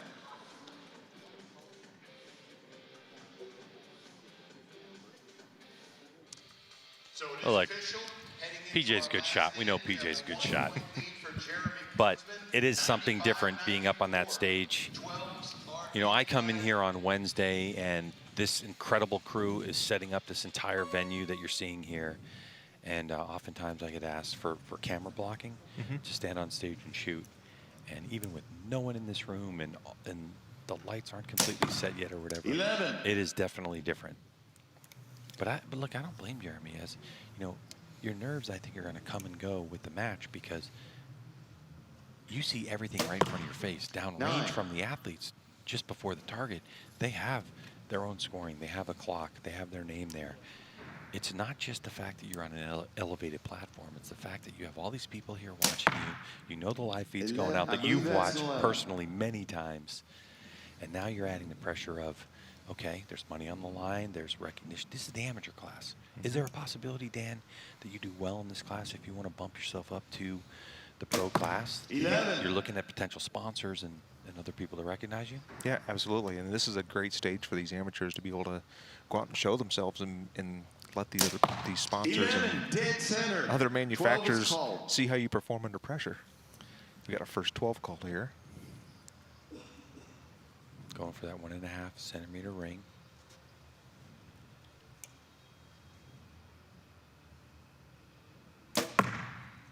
Seven. Oh, just right. Yeah, he was down 13 there. So, I mean, it was last arrow. He had the chance to just go for it and see if he could get the match a little closer. But congratulations to Jeremy on that match win. So 4 ends in the book and unofficially 127 to 121. And PJ's given us the information.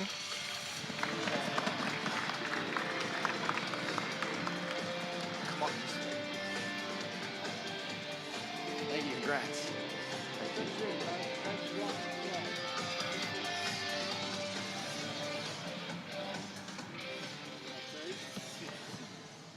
Okay, our 5th seed is Matthew Burns. Matthew Burns from Easton, Pennsylvania.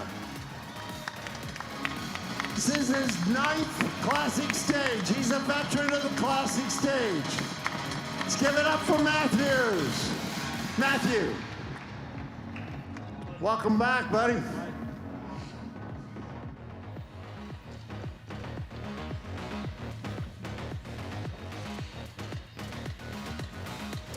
All right, so for Burns, the 25-year-old, been shooting since he was 8 years old, and out of Easton, Pennsylvania. And this is our 8-shooter shoot-up format. We have a couple classes that do that, depending on the size of the class, and this is one of them. And so now we've had our number 8 qualifier and our number 7 qualifier sit down. So we're down to the top 6 as we continue to march our way towards our number 1 qualifier. And Dan, what's so unique about this tournament too is not the fact that, you know, oftentimes you'll see a tournament where you shoot qualification rounds that ranks you, and then that score that you shot kind of disappears. It's just your ranking. But this tournament is done in a very different way. Yeah, so I mean, this is nice because every arrow you shoot from the moment you start in your qualifications all the way through your elimination matches, all those arrows add up, and then you get ranked from there. So if you look at Matthew, he was ranked 14th in qualification, but then he shot a high enough score that it bumped him up into 6th on the rankings here. So he has to shoot less arrows if he's going to end up winning the whole thing. Yeah, every point matters when you come to the Lancaster Archery Classic. And of course, you're looking at the score there. Dead Center Archery Products presenting the score up top, and you see the 10 asterisks for Koonsman, and that is basically like a judge is going to have to make that call. 10. And of course, right here in the Olympic Hall, this is brought to you by Darton, Black Eagle, True Ball, and Excel. 11.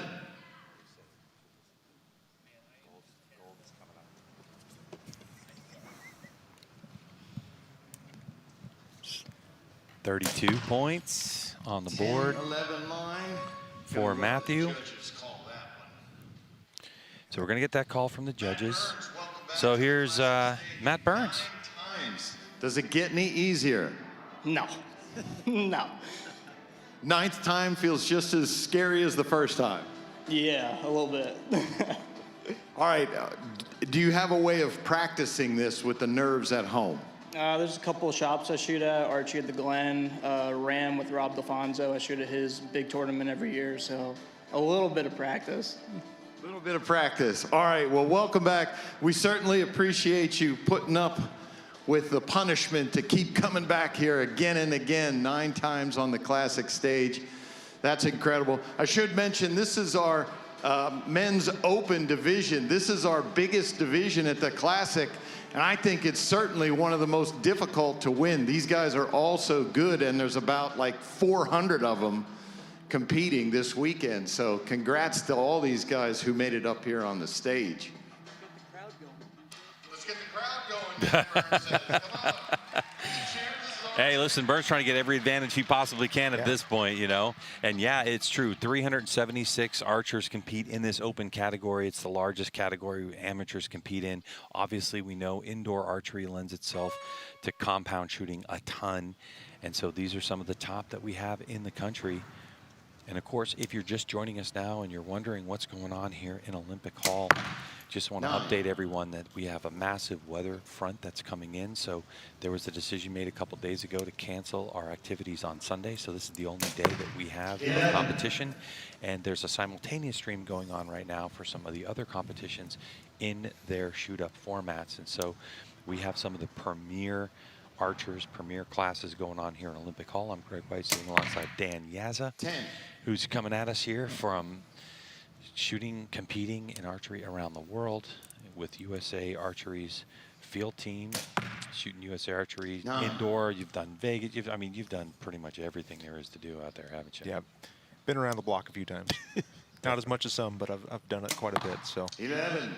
And it is nice having this great big huge hall with this weather front coming in. I remember like 10 years ago I had some Facebook memories popping up of that big storm we had where we had to cancel a whole bunch of the shoots. Yeah. Now with this great big facility, it's like they were able to cram everything in and make sure everyone was able to shoot all their arrows. Yeah. All right, here's PJ. A lot of the manufacturers are sponsors here at the Classic, so run through your gear for us. Got a PSE Super X. I got all AAE stuff, rest, bars, all the vanes, Shibuya sight, shrewd lens, and my gold tips are over there. Gold barrows and a fulcrum flex release. Fulcrum flex release. All right. Once again, also making Tim Gillingham happy this weekend. We like to keep Tim happy. If you've ever seen him unhappy, you know why we like to keep him happy. Okay, PJ. Yeah, Tim Gillingham, another staple in the archery world, and you can't miss him. Coming in about 6'5", and he knows what he's talking about with gold tip, no doubt about it. That is true.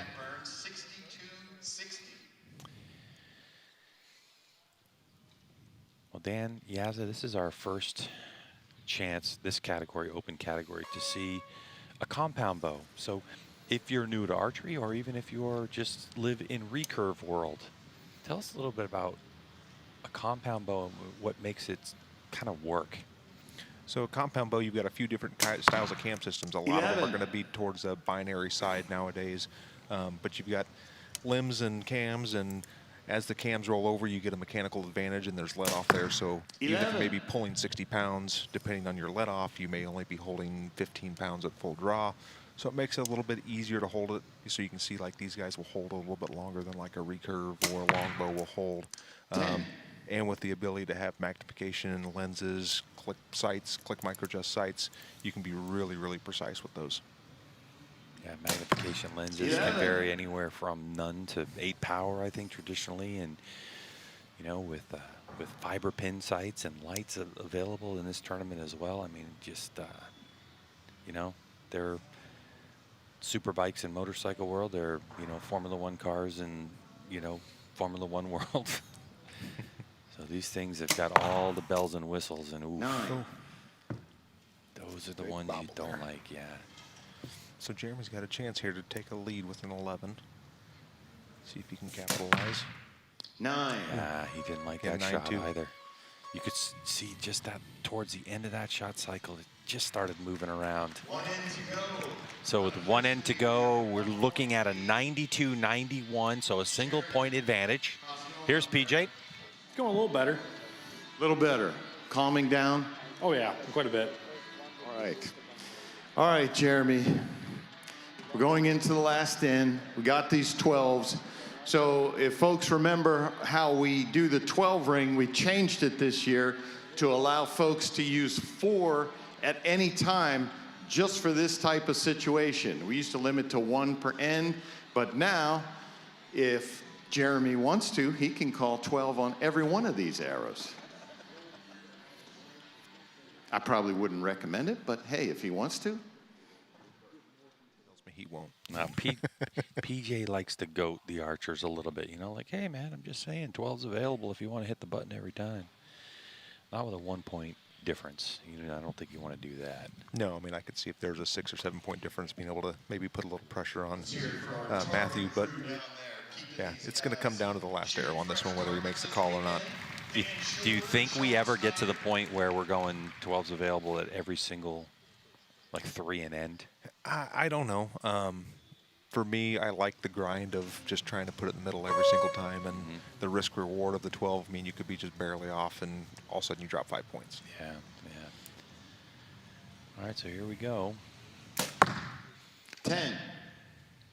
This is your number 6 qualifying archer shooting off against number 5.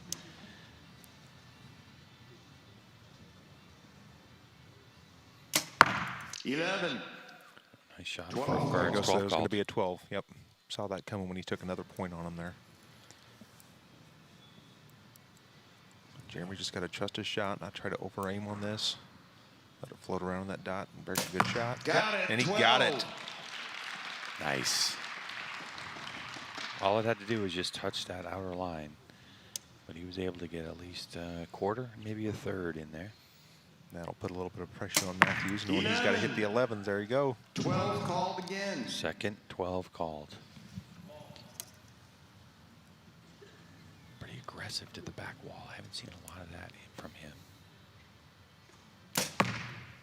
I can't see it. That's so close. I'm not really sure if he got it. It looks just off. I Again, all he needs to do is contact the line, but it's where the arrow settles. So right now called a 7, but we're going to have to see how that one goes. 10. Ooh. 10-9 liner. PJ was looking through a scope, so this can go any which way. Let's see what happens with the judges here. We have a judge's perspective. So you can see the judge down at the target, the right middle part of your screen. When the determination is made on the last end, the judge is going to give an indication, right or left, who actually won the match. Or if both arms go out, that means it's a tie, and we're going to go to a tiebreaker. So confidence calls and hush in the crowd. Oh, they got it. Jeremy got it.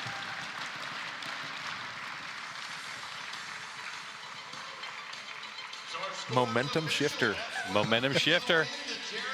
So Jeremy Kunzman's gonna win this one by a single point. And boy, that rule change really helped him out. The first time we've really seen that rule change be an advantage for an archer behind, and he ends up winning by a point to advance. Yeah, that was a great ending, and showed what Jeremy can do under a little bit of pressure.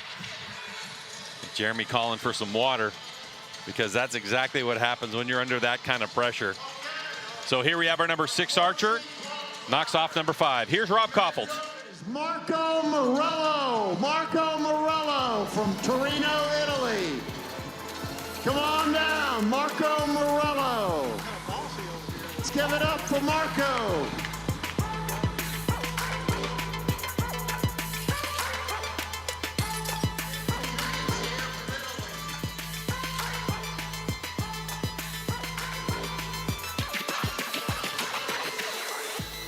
Was Torino where did you go to Torino to compete? No, it was Cortina d'Ampezzo. Yeah, and that's the World Archery. Yep. 33 years old, from Torino, been shooting for 22 years, 3rd at the World Games on a recurve. Now gone to what we call the dark side, coming on over to the compound. You know, I think there's a difference, when you're away from competition, there's definitely a different approach from recurve to compound. And some of that, I think, has to do with the amount of time you actually have to spend training. Yeah, I mean, shooting a recurve, I've talked to some guys that are very high level, and the amount of time you have to put in to stay consistent is unreal. Yeah, it really is, and it's quite a lot of things on a compound bow in this open category that you have to help you hit the middle. Everything from the things that you brought up, the stabilizers, to the release aids, to the magnification on the scopes, the micro adjustments, and of course, the amount of time and accuracy you can get out of fine-tuning the actual launching system. Right? Great start there for Marco. Yeah, it's going to be a big confidence builder that whatever you brought from the practice range over to the Olympic Hall is very important. Yeah, anytime you make a switch going from one room to another or one stage to the other, the first arrow, it's like you're trying to make as good of a shot as you can, just hoping it's going to land where you think it's going to. First end of 4, you can see the Dead Center Archery products scoring on the top of your screen. If there's any discrepancy, as these archers are putting them right there in the middle, you'll see an asterisk go by next to the score. We'll tell you about that.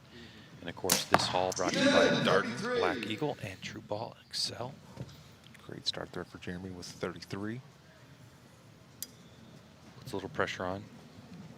Even for Morello, there's no way to avoid knowing the score of your competitor in this shoot-up category.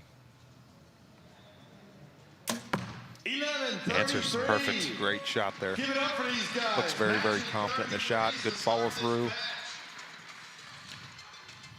Marco, out of the top 8, came in at the number 7 qualifier to 650. Here's PJ. Final stage. Is this your first time here? Yes, this is my first time on the stage. How many times have you been to the tournament? It's the second one. Second one. What do you think? But my first one was with Recurve. Oh, okay. What do you think of this format, this setup? You're competing here this weekend. How do you like it? It was beautiful with Recurve, and it's beautiful now. All right. Came here with a recurve. Now he's here with the compound. And after one end, these guys are perfect. 33-33. Now, Dan Yazza, I'm not an authority on what's easier to do going from a recurve to a compound or a compound to a recurve. All I know is results that we've seen from the past, and it seems to be more advantageous for someone to go from a recurve to a compound. Your thoughts? I would tend to agree.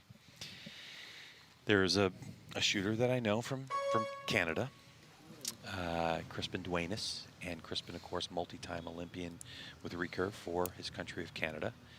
And we were having a conversation, and he said, you know, I want to go, try a compound bow. So I lent him a compound bow, and one of the first matches in competition, he shot a 700 out of 720 points. And I was like, 11. Okay. You're like, give me the bow back.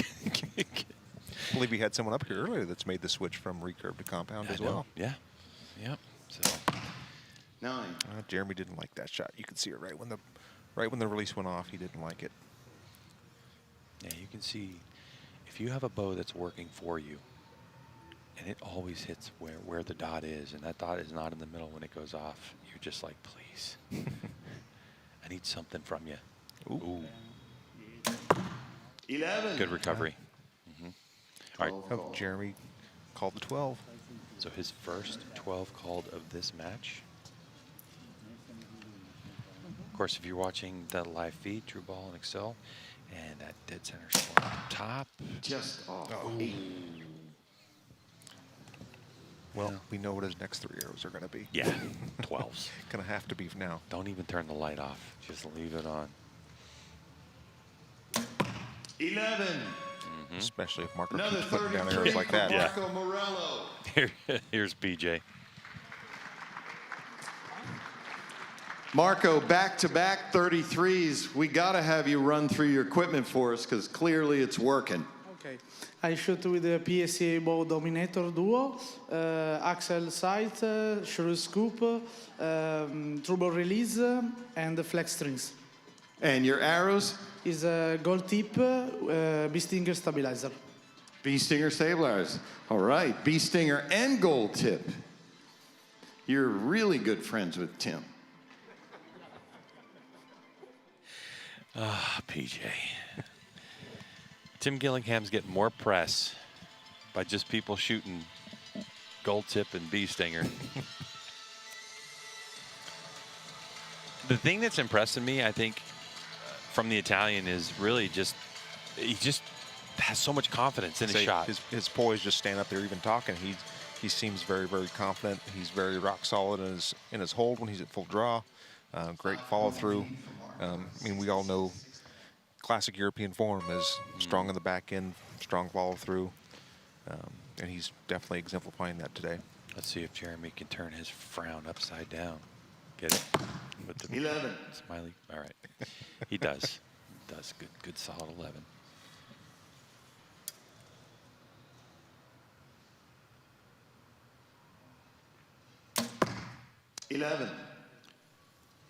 Marco is on a roll. Yeah, we haven't seen a miscue from him yet. And this is how we expect things to go moving forward in this open category. 11. Jeremy getting it back on track. So he's got 3 12s left, correct? Mm-hmm. So we'll see where he sits after the end of this end, and see if he's even in touching distance of getting him if he hits 3 12s. 11:33. There we go. Strong answer for Jeremy there. They all looked in the same spot too. 11:33. Wow. Just smoke. So, yeah. If he hits 3 12s, yeah, and Marco hits 3 11s, he still can't catch him. Yeah, good point. There's only 3 extra points on the board. And so he's going to have to hit all 3 12s and hope Marco has a miscue. And so far, it doesn't look like Marco's even had a sniff of a miscue yet. He's not bothered at all. There is something that does happen to people if they get into lead. Like, you can get lead nerves without question. It's not like if you're in a lead that big. Sometimes I've seen people have a big problem if, they're thinking too much, right? Like, oh, got to do my normal thing or whatever. They and try to be too careful. They try to aim too precise, and instead of just flowing through their shot, they think about it too much. Yeah, for sure. But this is impressive what we're seeing. I mean, this is a high-level performance from Marco Morello, who came into his qualifying matches or his elimination matches, and you know he shot like a 125, and then he went 129 and 132. 132, perfect on his last match. So.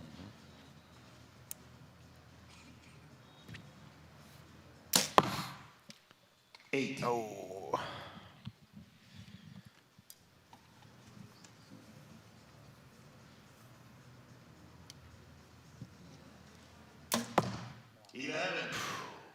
Wow. Almost the same hole. And they replaced that target face for Marco too, because he's been crushing it. Yep, Jeremy turned off the 12 button. Just going to shoot for the middle now.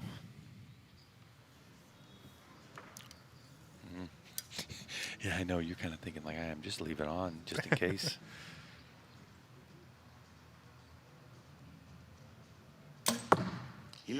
Same hole.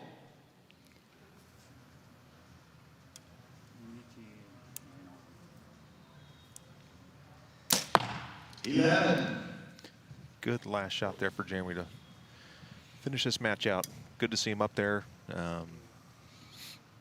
Went through a little bit of adversity in that last match, and going to be, looks like going home thanks to Marco here. 10. Oh, trying to go for the perfect round. Gets it so close. Just lost that 132 by a single point, but what shooting from the Italian, and will advance. So for Jeremy, he finishes in 5th place in the open category. Of course, this is that amateur category. So, hey, for 5th place in this class, Jeremy won himself $1,000. More money to spend on archery, more archery equipment.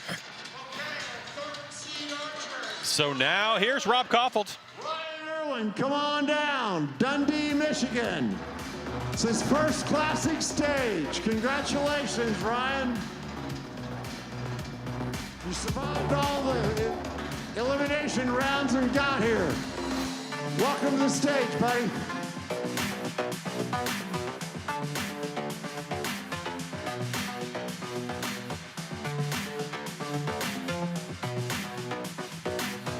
All right, so for Irwin, 34 years old. You can see he's been shooting for only 5 years at 34 years old, so a late bloomer. Coming in at a 649 qualifying round. And has been here at the Lancaster Archery Classic, what, 4 times? 4 times, yep. It looks like he shoots out of Adams Archery. I know they've got a great target program there. I think they do some Lancaster Classic warm-ups. They've got stages, they've got lights, so he's definitely, they definitely try to simulate the kind of pressure they're going to have in these areas, so that should help him here in this match.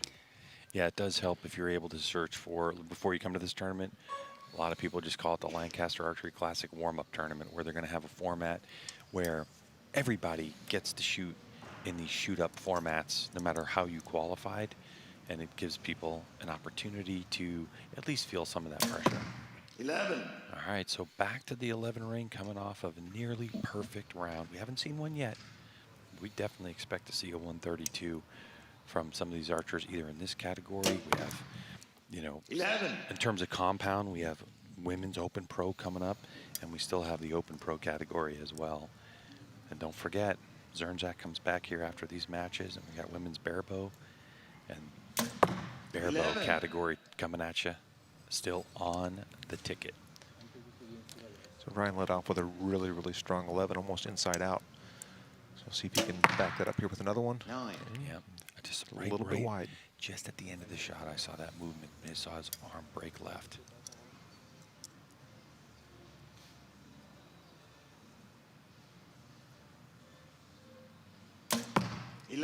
Inside out.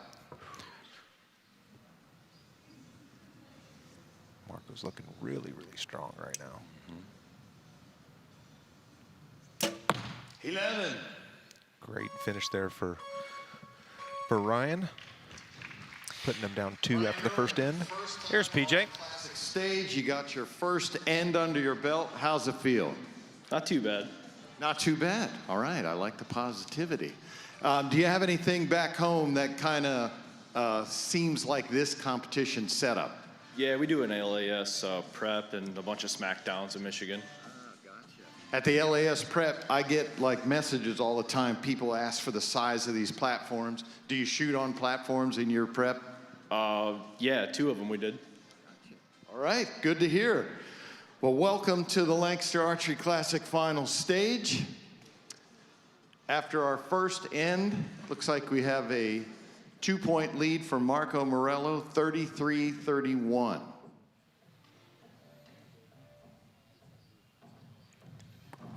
All right, so you can see there in our dead center archery product scoring on 31 to 33. And of course, the 33-year-old Marco Morello from Torino, Italy, just on an absolute roll. He shot 5 ends so far on the stage, only dropping to 1 single point so far. And again, he's been here before. He was 3rd at the World Games with a recurve, so adding some cables to the mix, some magnification as well. So we got Ryan going here. He's down 2. He does have a coach in his box who was on this stage last year, I believe. So Ryan's going to be able to talk him through some stuff and kind of maybe get his nerves settled down a little bit and see if we can't get him back on track. See if this guy can continue his role.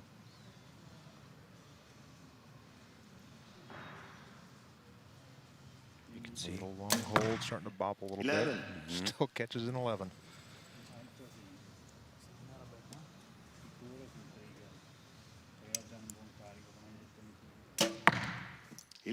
Inside out. That shot went really, really fast after the click there. It did.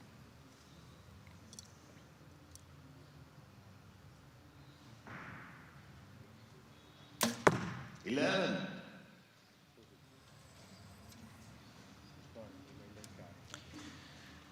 It's interesting looking at Marco, the way he shoots. You can see the orange band around the wrist 11. of Ryan Irwin, 33. right? It's got to be something where, you know, a lot of archers like to use it on their release, and if you watch his release hand, he doesn't have anything. He doesn't use a wrist wrap. He doesn't use finger. He just controls it. He just controls it with his hands, you know? Yeah, shooting on flat ground, I mean, bows today don't jump forward as much as they used to jump forward. They still do a little bit. I usually use a wrist sling on my bow, but I don't use it when I'm shooting flat. I only use it when I shoot downhill. So. Oh, interesting. Boy, as we're sitting here right now, PJ talking to Ryan Irwin about what he's got going on. All right, good setup there for Ryan.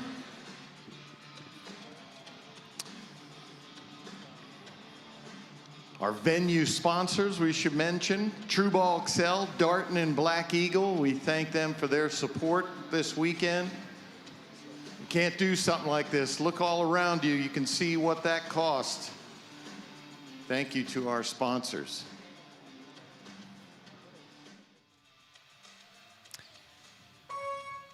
All right, so Morello continuing to put the pressure on his competition by not giving anybody anything.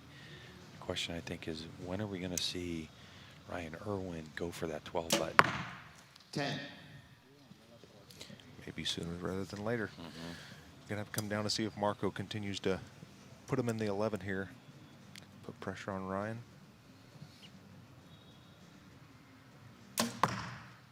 11. So at 11 now, he's down 3, and with you can have 4 extra points with the 12s. 11. Okay, caught that one. There's your advantage of your 27s. Diameter arrows. Marco with that thumb button. A good look at his release hand. It looks 11. strong, but it looks relaxed at the same time.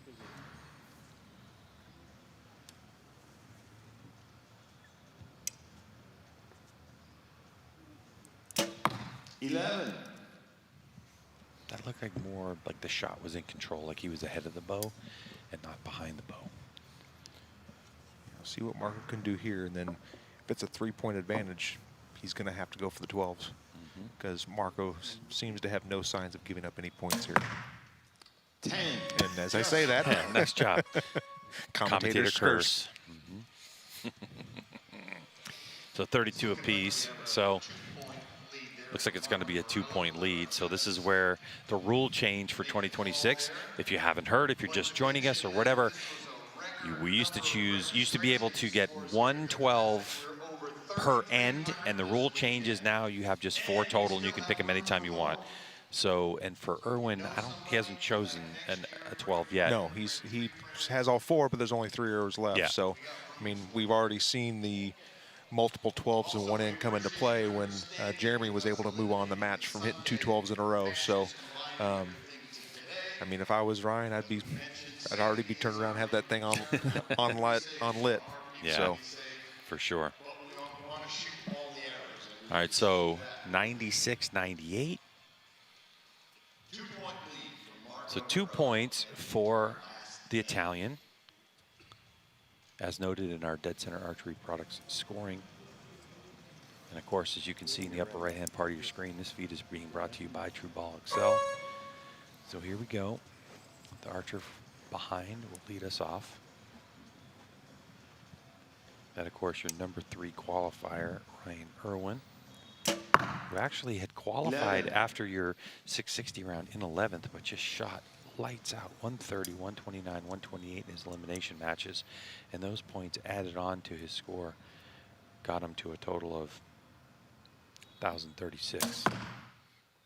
11, believing It's probably an 11 there, so. No. I'm telling you, it breaks the line on a 27. There's you know the argument you have at the range with people that have done the math, have done the 10-9 line. That's the problem, right?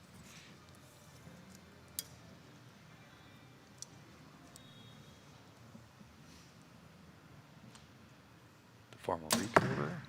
10. Okay. You gonna argue with me on that one? Oh, hit it. There you go. Little help there from Ryan. A couple different ways to go about this. I think if you have a fiber pin from the archers I've talked to, if you have a small fiber pin, you just aim right at it. People that are shooting dot, got it. Yep. All right, so a 10 seals the deal. Depending on that arrow call, an 11 will do it as well. 11. Okay. No question on that one. Yep.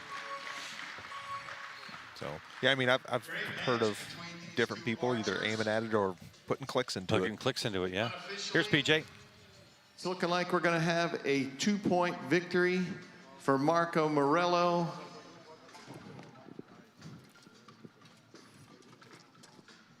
Judges are taking a close look. We've got an asterisk.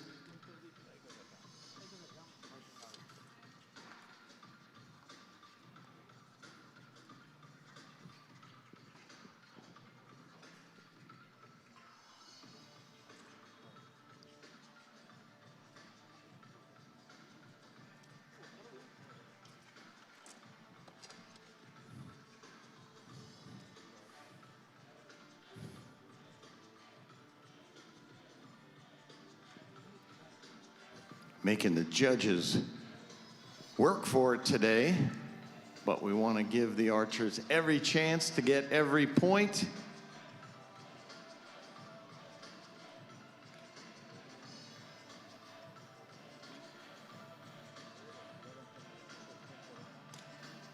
And so that is it official. We've got a 1-point win for Marco Morello. Ryan Irwin's going to finish in 4th place. Take home $1,250. Give it up for Ryan Irwin.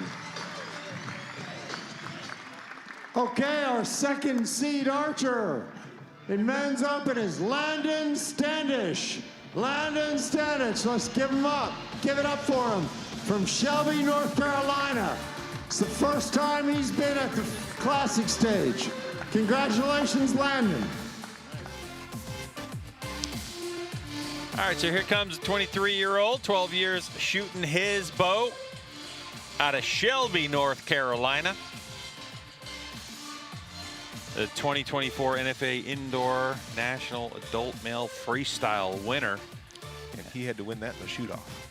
That was I was actually sitting there watching that match when he won in 2024, and that was a pretty epic shoot-off. Hey, listen, yeah, you know, shoot-off's a lot of pressure, so this is a little different feel, obviously, up here, but so the one thing that Landon Standish has going for him, he understands how to deal with the pressure after a big victory like that. Yeah, so he shoots for University of the Cumberlands, I believe, and I don't know if you've been to any of those collegiate events or seen any of the collegiate events. They're wild. They are wild, so, I mean, he's definitely used to handling pressure and noise and distractions, so he should be pretty good on this one. Score is upper left-hand part of your screen, presented by Dead Center Archery Products. 20 yards downrange to a 40-centimeter target face, and right out of the gate, Standish leads us off with an 11.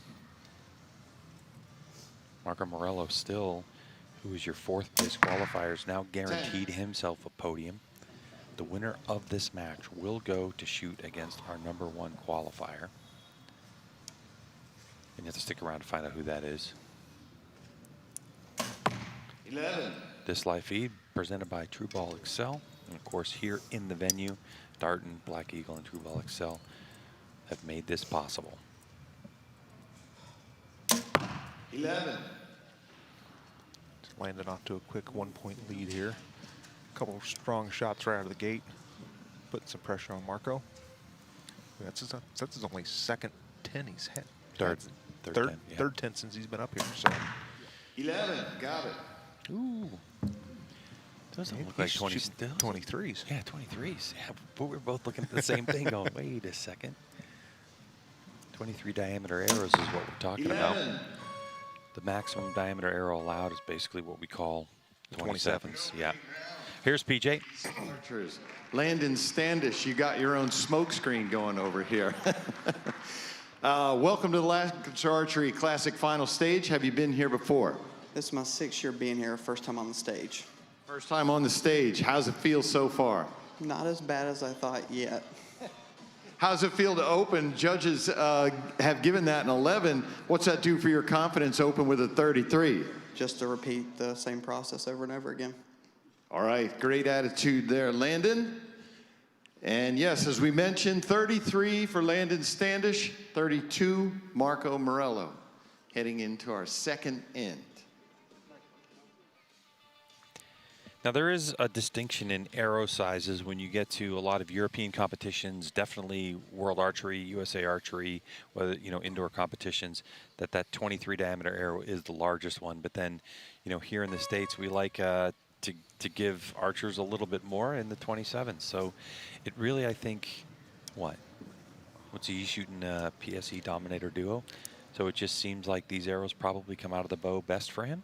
Yeah, and I know he does a lot of USA Archery stuff as well, so he may have found a recipe on that arrow that really, really works for him. So he may just decide, hey, this is working, I'm not going to change anything. To the 33-year-old Marco Morello, who's back into the 11 ring. Interesting breathing process by Standish, I've noticed. He takes a deep breath when he gets the full draw. 11, got it. Just touching that line, that's all you need.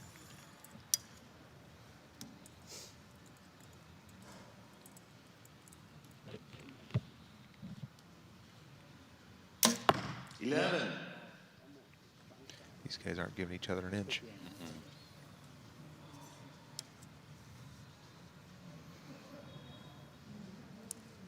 Settling into his shot. Looks like he's got a 11 kisser button he's using for like a nose button. It looks like a little brass knock he's got up there, maybe.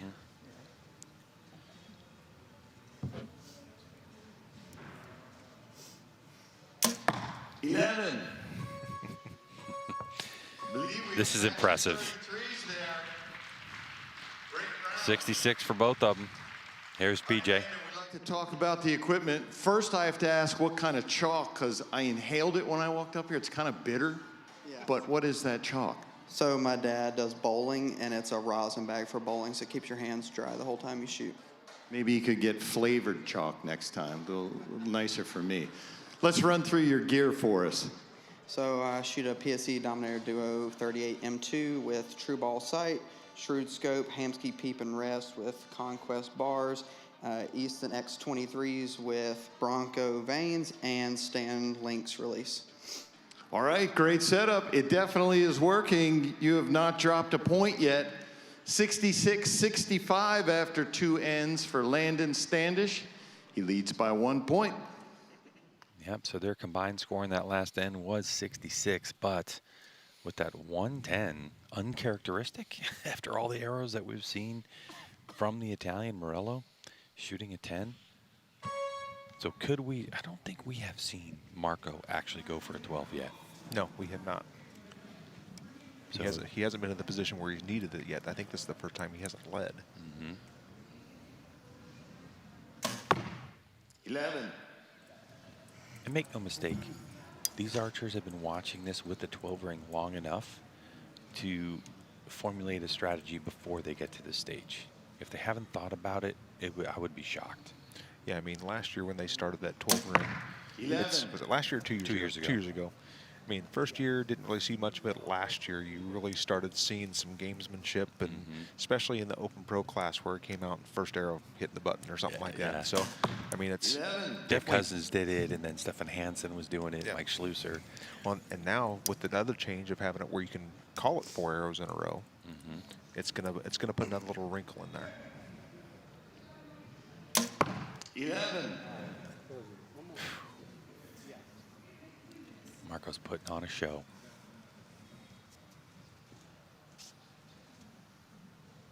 Still down a single point, though. 9. Until then.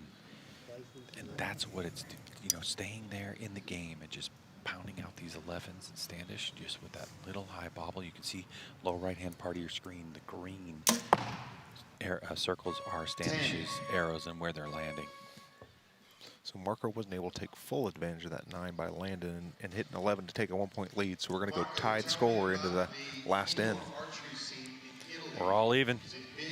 Here's PJ talking about Indoor archery, compound target archery in Italy. Yes, we have many shooters in archery, in compound archery.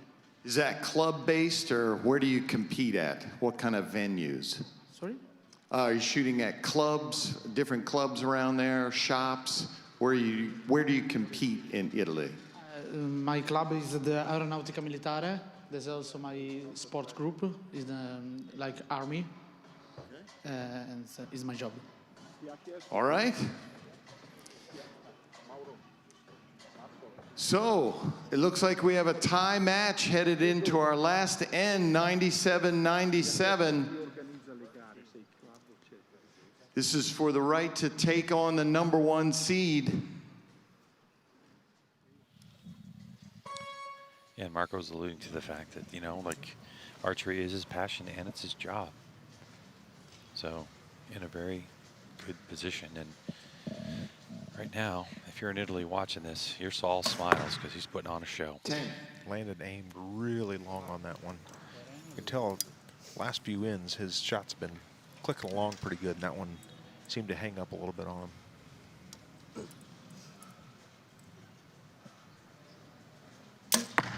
11, inside out. Smoke. So that gives Marco a 1-point lead going into the last 2 arrows each.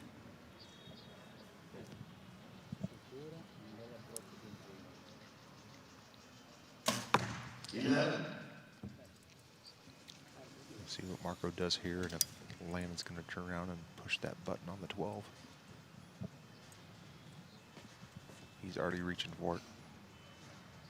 Let's see if Marco, there he goes. He knew it. He's like, he had the plan in his mind. He's like, if he's going to be down, he's going to have to do it. If Marco shot a 10, he probably would have went for the 11.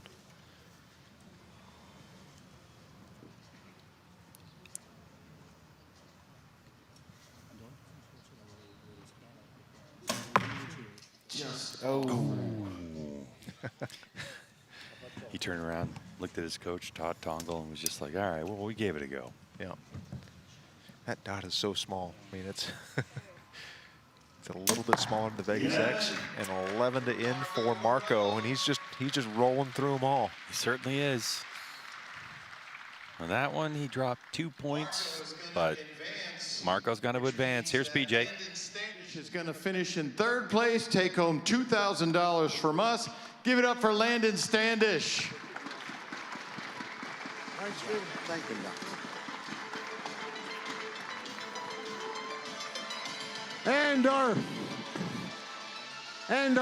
And our first seed in the men's open division is Wayne Hitchcock from Funk, Ohio.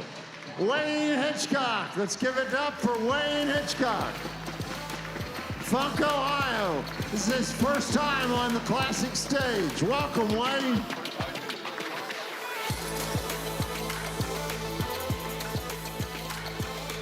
All right, so Wayne Hitchcock coming in here, and he initially had qualified in our number 4 seed, but when he went through his elimination rounds, he shot a 130 out of a possible 132, then a 129 and a 131 to advance. And when you put all those numbers together, he scored a total of 1,043 points for the weekend.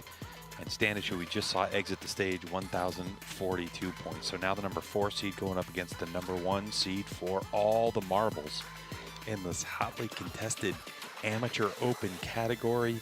$8,000 for the winner, $4,000 for second place. 6 years shooting, NFA Young Adult Indoor Champ. 18 years old. Another Ohio shooter that what's I going see on all over the place. You're at from these Ohio. tournaments. Is this all your fault? Are you like getting all these people to shoot really well? Ohio has a very, very strong target archery scene. Is it also strong indoor? Are there a lot of clubs that have indoor ranges that you can belong to? Yeah, there's a decent amount. I think Wayne shoots a lot at McCormick Archery. Like I said before, another guy that shot at McCormick Archery, they do a lot of tournaments, weekly leagues. Yeah, there's always places to shoot in Ohio. Active shops really help, with raise the level of archery in your local area. I know I started competing in the Chicagoland area, and between Wisconsin, Chicago, Indiana, Michigan, just that whole area, just so much focus on clubs, shops, especially those that had indoor ranges. You pay $100 a year, you get a 24-hour access to a place, and you can shoot to your heart's content. Yeah, and Wayne shoots with the adults when we shoot at league at McCormick. I mean, he's shooting with everybody else. So iron sharpens iron, and he's shooting against guys that have been shooting better than him the last few years, and 11. Obviously it's paying off. Whoa, and he has got a really nice shot. A smooth draw, strong bow arm. Notice he has V-bars too. Interesting the amount of weight he's got on his bow. 11. There goes the Italian. Right back to where he's comfortable in the 11.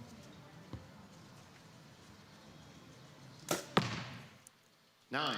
Yeah, see, the first shot, he just drew back, aimed, bang, let it go. That second shot, you could see he started to aim a little bit.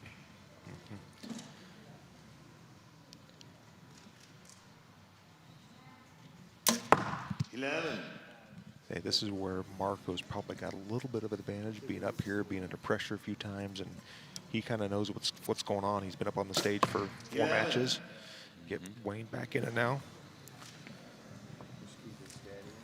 And what's interesting about this tournament and the 12 ring is that, with the way scoring works here, a 9 isn't the end of the road at this level in compound archery, because you have those 4 12s at your disposal.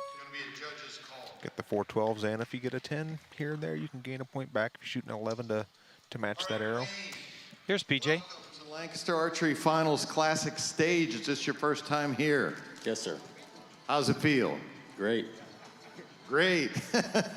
How are the nerves doing? I know your coach back here prepares you for this. Yeah, they're a little wicked, but we're here, so it's time to shoot. All right, best of luck. And Coach, I have to ask you, shouldn't you be getting ready for something? Yeah, I should be, but this is important. All right, George Riles is in our finals for the Masters Open Pro, but of course he's a coach at the Archery Learning Center. He's got to come out here and take care of his students there. We appreciate George a bunch. And Masters Open Pro not on our docket here in the Olympic Hall, but it is on the schedule, which we're going to show you in a little bit, as to we have simultaneous streams going on right now because the weather system is coming in, and it's going to affect a lot of people in the eastern part of the United States. Lancaster Archery Classic folks decided that they were going to cancel Sunday's events, and everything is going on right now in 2 different halls. So George Riles will be competing over there. We'll give you more information about that in a little bit as we get to the end and decide the champion of this amateur open category. 11. Marco, same hole. He's just been on a roll.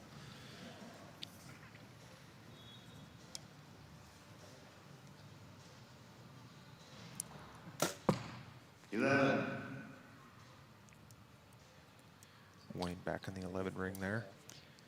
And also important and comfortable, you know, when you know, because you can see, especially if you're shooting like a fiber, you can see where that hole is in the upper left part. So to start a nice hole in the middle of your target's important. 11 inside out. Like this guy. I can't see what Marco's shooting. It looks like Wayne's shooting a lighted fiber. I couldn't tell if Marco was shooting a dot or a pin.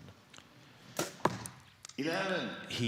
If you look at the top of his scope rail, or around there, it looks like he's got some type of, yeah, we can't really see it from here, it's being blocked. But it looked like he had some kind of light device on there. 11. 33. Wow. Marco was just rolling. Just like that, a 66 to 62. Wayne's going to have to start hitting that 12 button. Yep, shortly. Definitely is. All right, here's BJ. Matthew's title, Gen 1. I got Joey's bowstrings. I'm shooting Excel bars. Got an Excel sight, Excel housing, everything. I'm shooting Fulcrum Flex. Arrows, you're shooting? Gold tip. Another gold tip. All right. The light is just dancing off of that bow up there. It's amazing. It looks like jewelry. Putting on a heck of a show.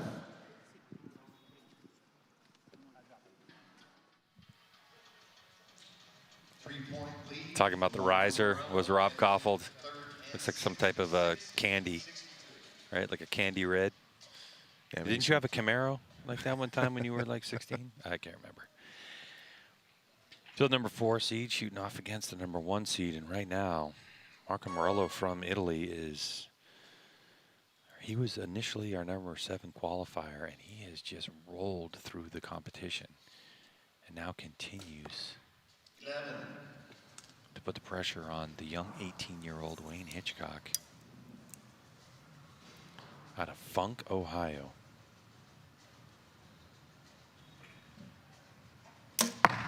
11. Marco continuing to roll here, and my guess is if Wayne shoots an 11 here, the last arrow he's going to shoot in this end is going to be a 12. 10. And with that, he's probably going to have the 12. Our final match of Amateur Open. He's looking at it. He certainly is. Is he going to do it? Oh, I think it's going to come down to the Marco shoots an 11. Yep, he's going to have to. There it goes. All right, so the 12 is called for Hitchcock. Greg White, Dan Yazzie here as we're in their closing stages. You can see the Dead Center Archery Products scoring at the top. You can see the difference of 4. He's trying to close the gap. 12. 12 was called. There he got it. Bad.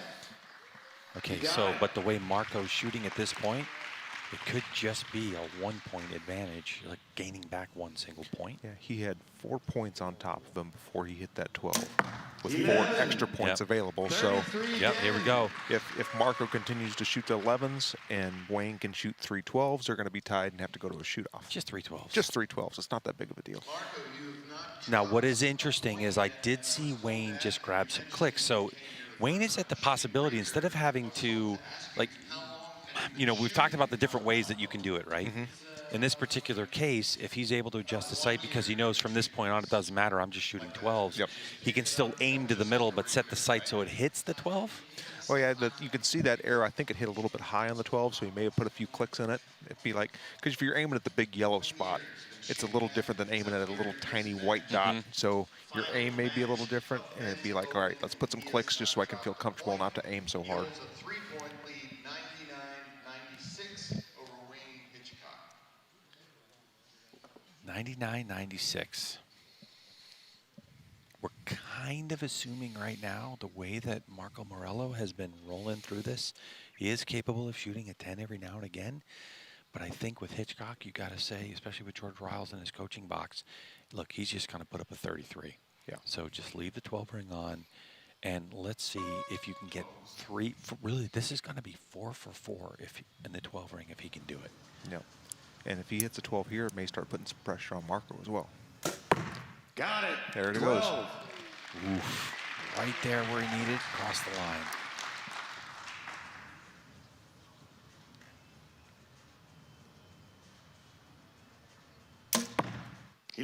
Okay. There it is. 12 called again. There's the answer. Okay.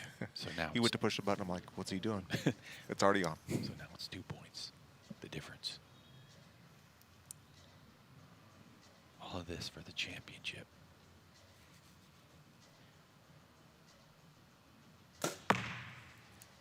Nope. And the possibility of hanging on the 2026 banner slipping through his fingers for our #1 qualifier. What a performance this archer has put on for us. And he does it one more time. 12, of course, is called. This is the Hail Mary. Just do whatever you can and hope for some reason. Just Oh, just top again. so close. Here we go. This is for all the marbles and a perfect score. 10. Didn't matter. He needed a point. A point, yeah, he needed a point. And how about this? From 4th place, after qualifying in 7th and working his way up through 3 elimination matches to 4th overall, Marco Morello is your 2026 Lancaster Archery Classic champion in the open category, and $8,000. What a run. Yeah, How do you like that? That was pretty amazing to watch him go from 4th all the way up to 1st, and he put on a show. Amazing, very good. What was your best finish when you came over here, Recurve? Sorry? What was your best finish? How'd you do in Recurve when you came here? Matteo, cosa ha detto? Can you repeat? My English is not so good. That's okay, no good. Hey, we want to congratulate you for what you did here this weekend. You're our champion. For 1st place, you're going to take home $8,000. Give it up for Marco Morello. Congratulations to Marco Morello. He's going to get his face on the banner next year at the Lancaster Archery Classic. And that is the largest category that we have here, the amateur open category, and he stands atop, coming from 4th place after qualification and elimination matches. $8,000 richer. Not too shabby. Hey, that's plane ticket to come back next year. Your thoughts on this one, Dan? It was a great 8 matches that we saw here. Saw some different playing on the 12 ring and had somebody come back and hit a couple of them in an end to make a win and make a move. Overall, it was a great open matches that we saw here. All right, that'll do it for Compound for right now. Next up, after our quick little break, it's going to be women's Barebow, so don't go anywhere. More competition coming at you.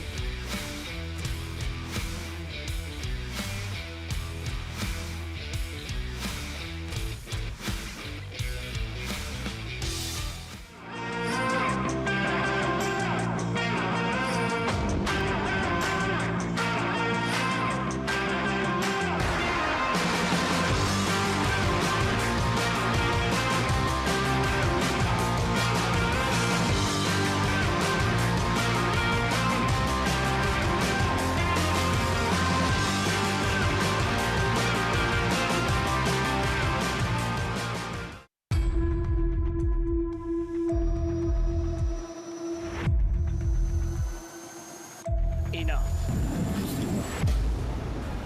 He's hit the X right in.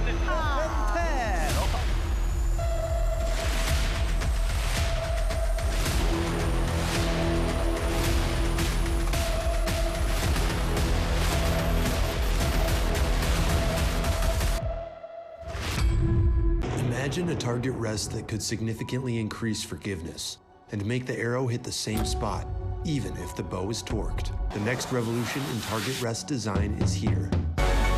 Ultra Rest TRI was designed to provide the target archer an extremely robust rest with maximum forgiveness, precision tuning, repeatable settings, the highest level of quality, and the type of accuracy that puts shooters on the podium. The Ultra Rest TRI from Quality Archery Designs. Since 1983, Lancaster Archery has been family-owned, built by archers, for archers, guided by caring, integrity, and excellence. Count on the world's largest selection of archery gear, the best prices and fast shipping, so the gear you want arrives on time. And each purchase helps grow the sport through our nonprofit Lancaster Archery Foundation and the organizations we champion worldwide. Every order is more than gear. It's family. It's community. It's archers helping archers since 1983.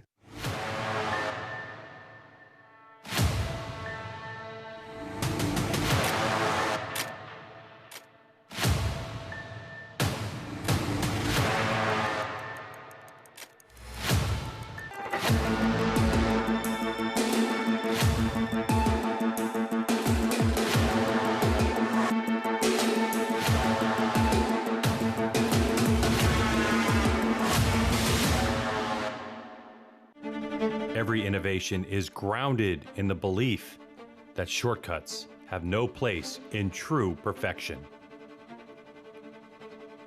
Perfection isn't something you simply find. It's something you relentlessly pursue, always just out of reach. A lifetime of dedication can be defined in a fraction of a second. These moments demand perfection.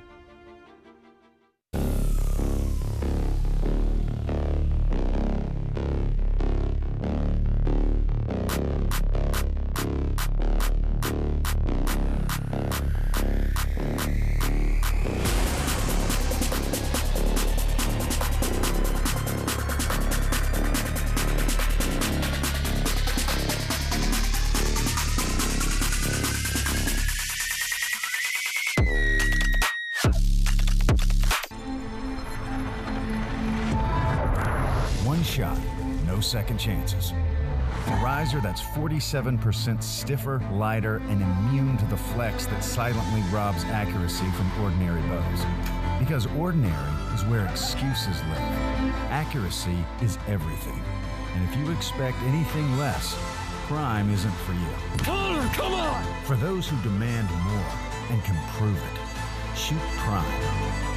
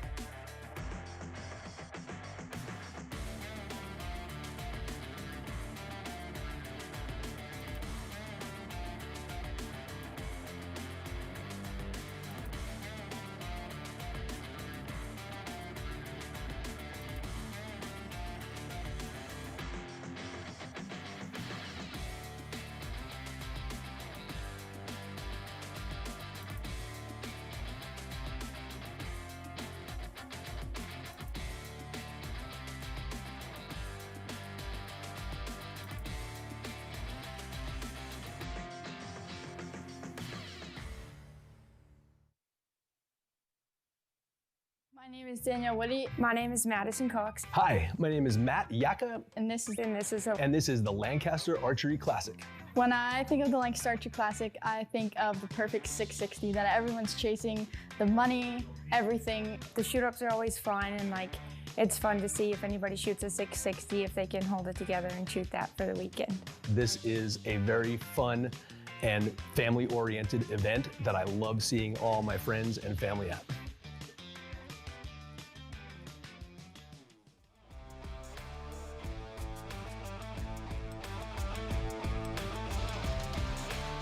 Spooky Nook Sports Complex in Manheim, Pennsylvania, the site of the Lancaster Archery Classic here in 2026, the 22nd annual. And it brought out tons of archers, record number of archers as a matter of fact, signed up for this category or for this tournament. Of course, the weather looming, so we've had a change in the schedule, but we are continuing with our shoot-ups here in 2026. And next up is women's barebow. I'm Craig White, and I'm sitting next to Matt Zernzak, of course, thepusharchery.com. So Zernzak, here we are. Women's barebow, let's go. Man. No sights, no stabilizers, no release aids, anything can happen. And tons of stories about who was the favorite coming in, who knocked off who, or whatever. Yes, but we got a lot of them. This is the Lancaster Archery Classic, and it has a very unique format in terms of how we shoot these shoot-ups. So, Matt, tell us a little bit about what we're looking at here. Bottom-up format here in the women's barebow. Top 4 qualify. Rank ties are broken by 11s. Again, number 3 is going to play number 4. The winner goes on to play number 2, and the winner of that gets to face off with the number 1 seed. And there are quite a few surprises in these top 4, but let's talk about scoring and how it's done. Okay, 12 ring is in play for the first 2 arrows. Archers must call the 12 ring. Yeah, here we go. So max points is 136. 12 ring is 1.5 centimeter white dot nestled right in between that 7 and 8 ring. High risk, high reward. It's so great. 4 total 12 ring counts max. Calls max, so you push that red button and you can use them at any time during your round. And make no mistake, barebow are not scared to do it, and it's been done before. That's right. But now it's time to get things rolling, so let's welcome our archers to the field of play. Okay, ladies and gentlemen, this is what we've all been waiting for other than longbow. It's barebow, women's barebow.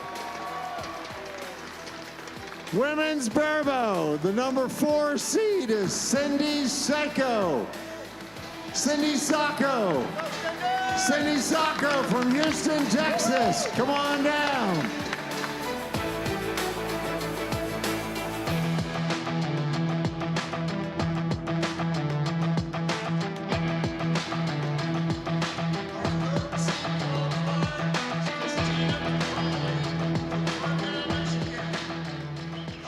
Second and third at the Classic.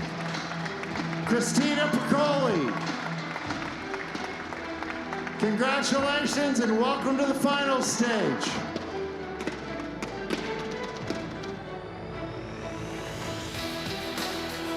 So you saw Cindy Sacco walk out, and of course she registers as Johanna Cindy. She goes by Cindy, 42 years old, and quite an accomplished archer, coming in as the 4th seed after the initial qualification rounds. 15 years of shooting. Experienced archer, has a lot of high pressure shooting under her belt. Started off with Olympic recurve in 2010, then moved to compound, then to barebow. Really impressive. And of course, we all know about this archer. Christina Piccoli, unbelievable archer, been shooting for 5 years. She is the indoor barebow women's world record holder with an incredible score of 557. Gold and silver at the European Indoor Championships, Yes. and it is exciting. Let's go. All right, I'm so excited. talk to us a little bit about the field of play. What's the distance? What do we shoot Here we at? go, 18 meters, just roughly 20 yards. We're shooting at a 40 centimeter target, and that gold looks very small from 20 yards away on this big stage. This is cumulative scoring. So that means we're going to have 4 ends, 3 arrows apiece. The highest score is going to advance to shoot against number 2. If we go to a tie, we're going to have a tiebreaker, and we'll tell you all about it when we get there. Absolutely. Cindy is shooting left-handed. She actually switched from being a right-handed archer with Olympic recurve and compound to barebow. So when she moved to barebow, she went left-handed. And incredible. I know. And she's very good at the outdoor 50-meter game, has a lot of experience there. Looks like we have a shot clock malfunction going on right now. There's a little delay. No big deal. We're going to get that sorted out. The shot clock, of course, is 30 seconds per arrow. So one of the things about this tournament, when you get to that 30-second shot clock, that will allow basically archers across all categories to let down if they're not feeling everything it's in just their enough shot. time. Just enough time to set your shot up, let down, and you still have time to draw that bow back and get that arrow off. But still, 30 seconds is not a lot of time if you don't really manage that clock. Clock management is very important in a big finals stage like this. Good start for Sacco, an 8 ring. Yep, high 8. Christina Procoli. 9. Nice, strong scout arrow. So here in Barebow, let's talk about this a little bit. Barebow, we are able to use elevated rests and plungers, and you see a bunch of heavy weights all over these bows. So we can weight the bows, get them to balance how we want, but there is a 12.2 centimeter ring. It's a metal inspection gauge. You have to fish it up through your bow. Your bow has to fit through that ring. So it's basically removing the long stabilizers that we see in Olympic archery. And that's that's without the string, without it being strung up. That's right. The ring actually has a little slit in it, so you can pass it through the string, so you don't have to unstring your bow during equipment inspections at these tournaments. So Barebow, we are string walking. So we are crawling down the string. You can see Christina is grabbing the string about an inch, inch and a half below that knock. And that is for us to be able to sight down that arrow and use it to aim. Great group. 26-23 unofficially. And here's PJ. All right, Johanna, welcome to the Lancaster Archery Classic Finals stage. Have you been here before? No, sir. Not on the stage or not to the tournament? Neither. First time on stage, second time at Lancaster. Okay, what do you think about that, coming in, seeing this Barebow experience? What you describe it for me? Barebow is great. It's such a great community. Everyone's here for each other. All right, love to hear it. Welcome, Johanna. After our first end, looks like we have a 26-23 lead for Christina Procoli. So you'll notice here Christina's first 3 arrows, beautiful group. She's an extremely talented archer, but they're hitting right. Now, lighting is so important in Barebow. So we're not using a sight. We're sighting down that arrow. We're making a crawl, so we're addressing the string right up against that knock, and we do what's called string walking. So we make a crawl down the string to a certain distance. So that distance equates to being able to stick the tip of our arrow on the gold, and depending on your face structure, how much pounds you're pulling, how long your arrows are, how heavy your arrows, everyone's 20-yard crawl is going to be slightly different. Christina's is roughly about 1.5 inches, it looks like, and Cindy's is kind of right up against the knock. She has achieved a 20-yard point on just by going right up against that knock with those heavy aluminum arrows there, and you can see her sighting down that arrow right there. Okay, so I do have a question. Yeah. So Christina, I did see her as we get ready to watch her at full draw. She is actually had like right there, and then she turned something on her plunger. So perfect. Yes. So the lighting is important. So we're using string blur. So at full draw, we can see the shadow of the string in our peripheral vision. We line it up with some landmark on the bow, whether it is a section of the plunger or the edge of the riser. And that's basically our rear sight. That's our alignment there. And so lighting can play into that, how much you can actually see that string blur.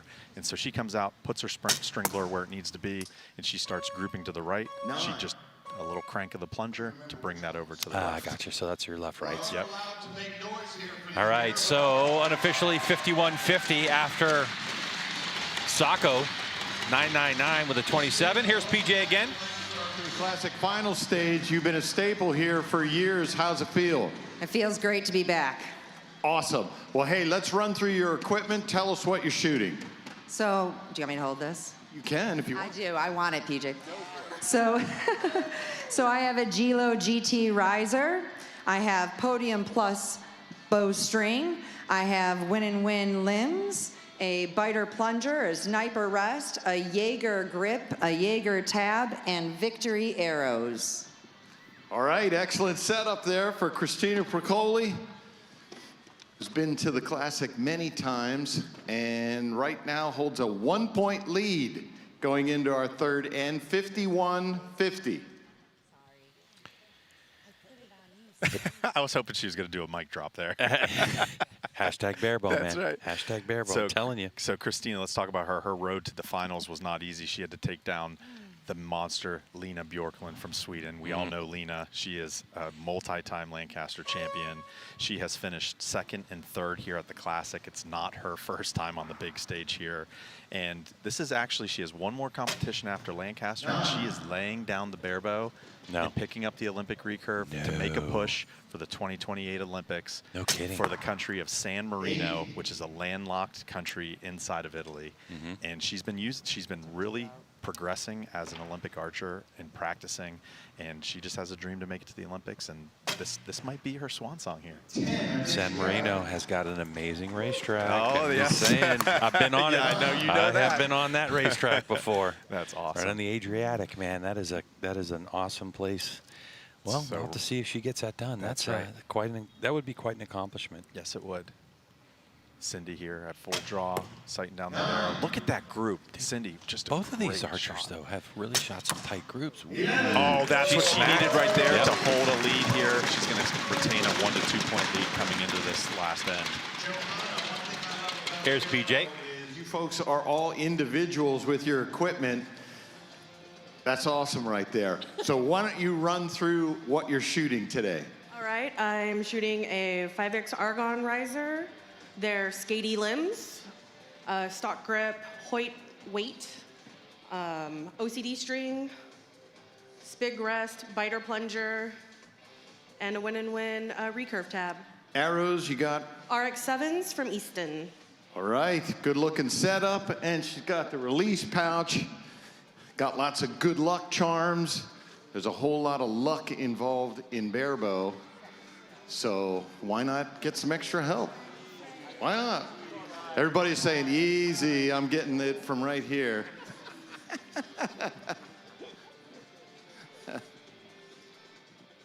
Now, I don't know about you. You don't shoot groups like that with luck. No, I'll you tell don't. That. No. PJ Riley, you should be ashamed of yourself. You don't mess with the Barebow community. That's the one thing I learned. You don't mess There's with no luck here. This is pure skill, baby. Let's You know- watch Joanna Cindy Sacco do her thing here. Full draw, no crawl. She can achieve a 20-yard point on going right up against the knock. Her groups are getting impressive. Yeah, she's figuring it out here. Christina here has to just keep it tight. That's leaving the door open, tied here, coming into the second arrow of the final end. Christina hasn't shot under an 8. Oh, man, she's just hammering. Cindy is doing so well. Slightly right side group. Christina needs a really good arrow right in the middle here. Oh, that is getting a little loose there. Cindy takes a 1 point lead coming into the final arrow. The pressure's got to be high here. Full draw, squints that right eye, gets the tip where it needs to go. Oh, that's a great way to end here. Christina needs a 10 or 11 here. Oh, no. She didn't like that one.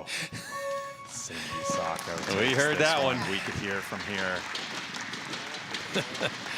Oi, at the end of your last shot's never good. Here's PJ. The mixed team event for the first time ever. You and John Demmer took the Barebow. Tell us about that. Did you like it? Should we keep doing it? Tell us all about it. The mixed team event was great. You should definitely return with it, and I think more than 16 teams. More than 16 teams? You heard it right there, Rob. Barebow's asking for it. That was an event that was held Thursday morning. We had 16 teams in Barebow, Olympic recurve, and compound. Yeah, so at the end of the day, Percoli is going to actually step off the stages. They're already starting to change targets. Is that right? Oh, no, they just get... No, man, we really screwed that up, huh? Yeah, I mean, you can count the holes in the target at this Yeah. point. Wait, hold on.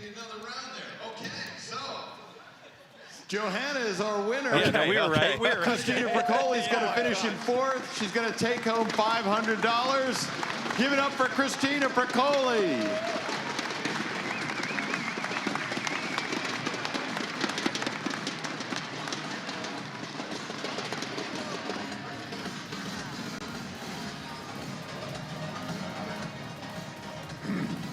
Okay, that was exciting. Our second seed in the women's Barebow is Fawn Gerard. Fawn Gerard, no stranger to this crowd, Martinsville, Ohio. Here comes Fawn. First Lady of Barebow.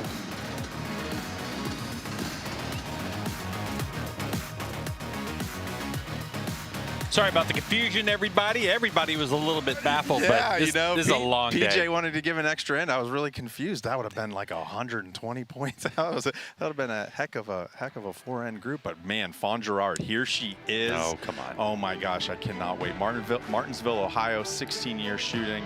2025 World Games bronze is one of her highlights, but she has so many highlights. I have personally stayed at her house during Barebow events and tournaments. And man, the amount of cups and hold on, cups and buckles and medals. Go ahead, you can say but now. But she's never won the Lancaster Archery Classic. And you know what? She said that around a group of people where we were standing a few hours ago, and there were people that turned around and said, "No, you've won this." She says, "No, I have never won this."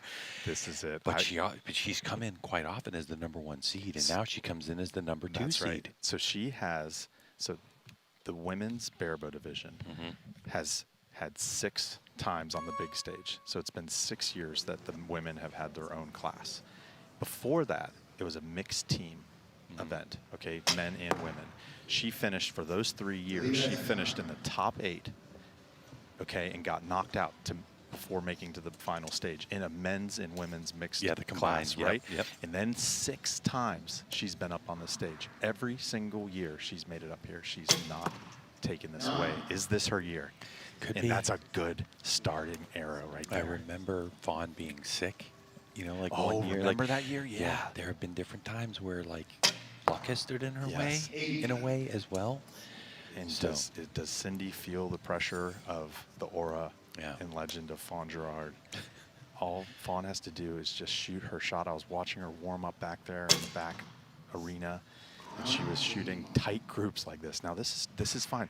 All she has to do is continue to shoot strong shots. She's just sending these scout arrows downrange, figuring out what she needs to do with her string blur, maybe a little plunger tension adjustment, and move that group from left to right, get it shooting down the middle.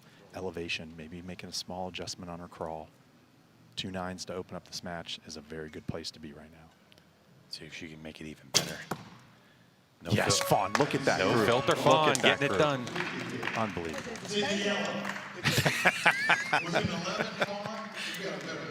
Here's PJ.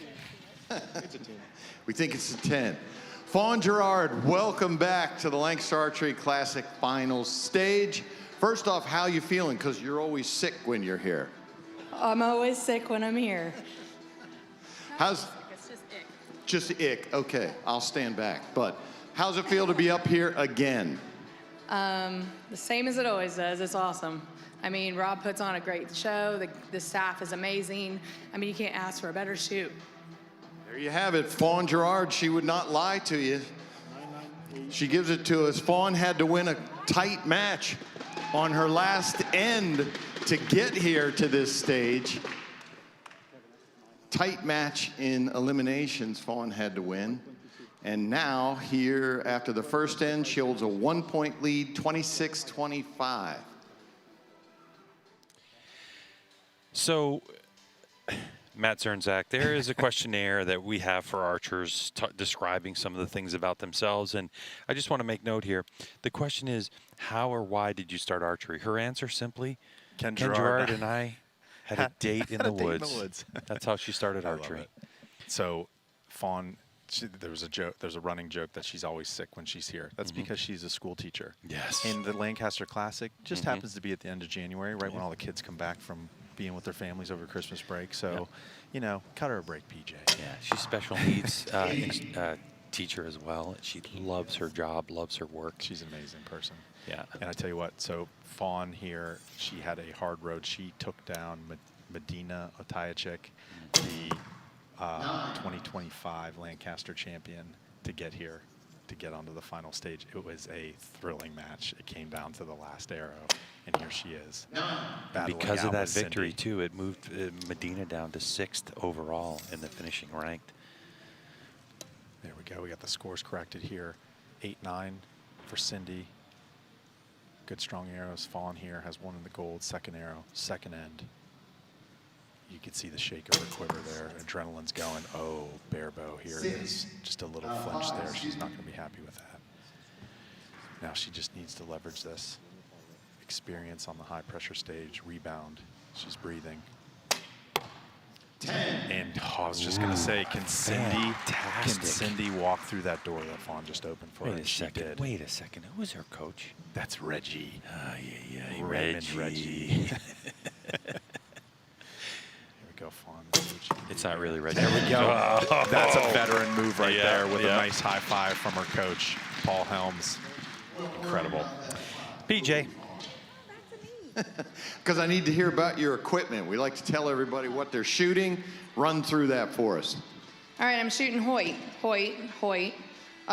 Yost, Victory, Yost, Triple T.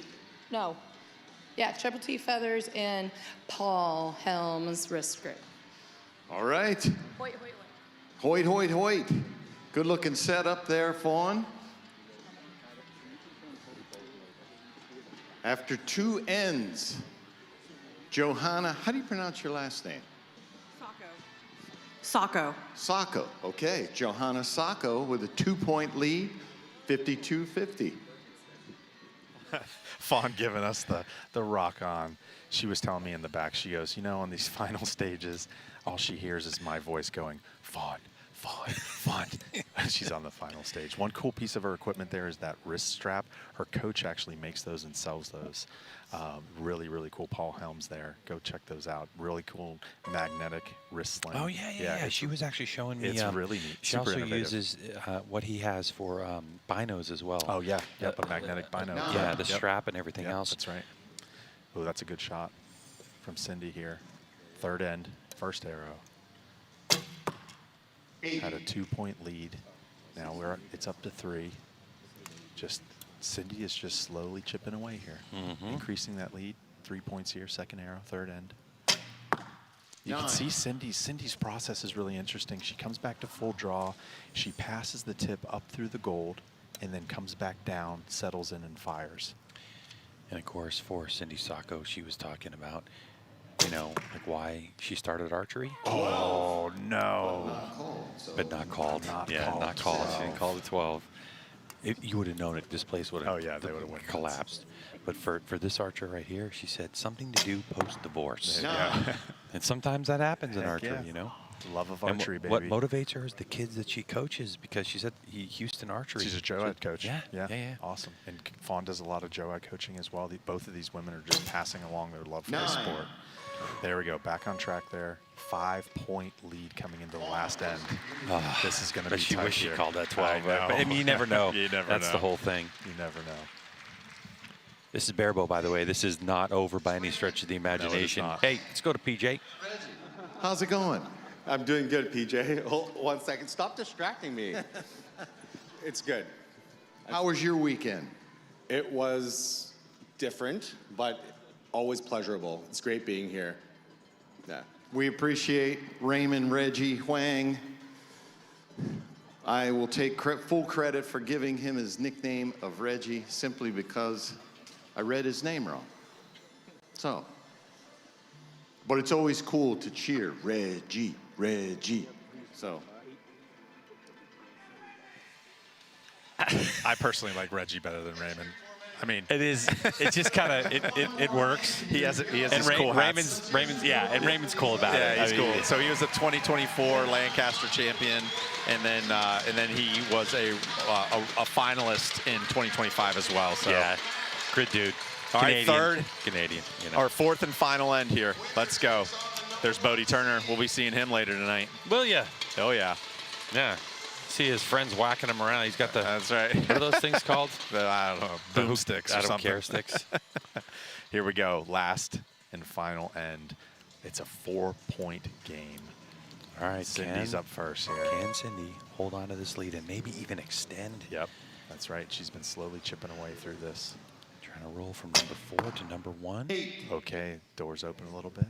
Fawn puts a 10 in there. She can make up some of this ground here. Full draw.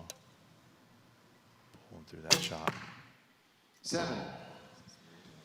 Point lead gets 1 bigger. Here we go. 5-point lead, passing through the gold, settles. 8. Ooh. Hanging a little high. Pressure's probably on. The title's on the line here to move to the final match. 2 arrows to go for Fawn. 10. Oh, she needed that. She needed that. Lead is now 3 points coming into the final arrow. With a good arrow from Sako here. Yeah. Fawn's got to hit the 12. That's right. Passing through. 9. Oh, that's a good, strong arrow. There we 12 go. called. 12 is called. She needs it. She needs to be aiming for it. 12-point game. Oh my gosh, it's quiet in here. You can hear a pin drop. If she hits this, it's over. Let's go, Fawn. Oh. Just left. There we so go. Close. All right. And another Cindy year. Sako moving on. All right. 104 points, putting up some solid scores. Yes. All right, so another podium finish for Fawn Gerard. That's right. Another podium. Yeah. That's right. And this is what Barebow. There it is right there. You can see just the support. And she's so sincere about it. There's Wow. a running joke between Fawn and I. She goes, every year you say it's my year. Maybe you should stop saying that. Next year is the year for Fawn Gerard. Here we go. Here's who's coming out. Rob Get up Koppel. for Ava Jones. Ava Jones from Bowling Green, Kentucky. Shooting for elite. Way to go, Ava.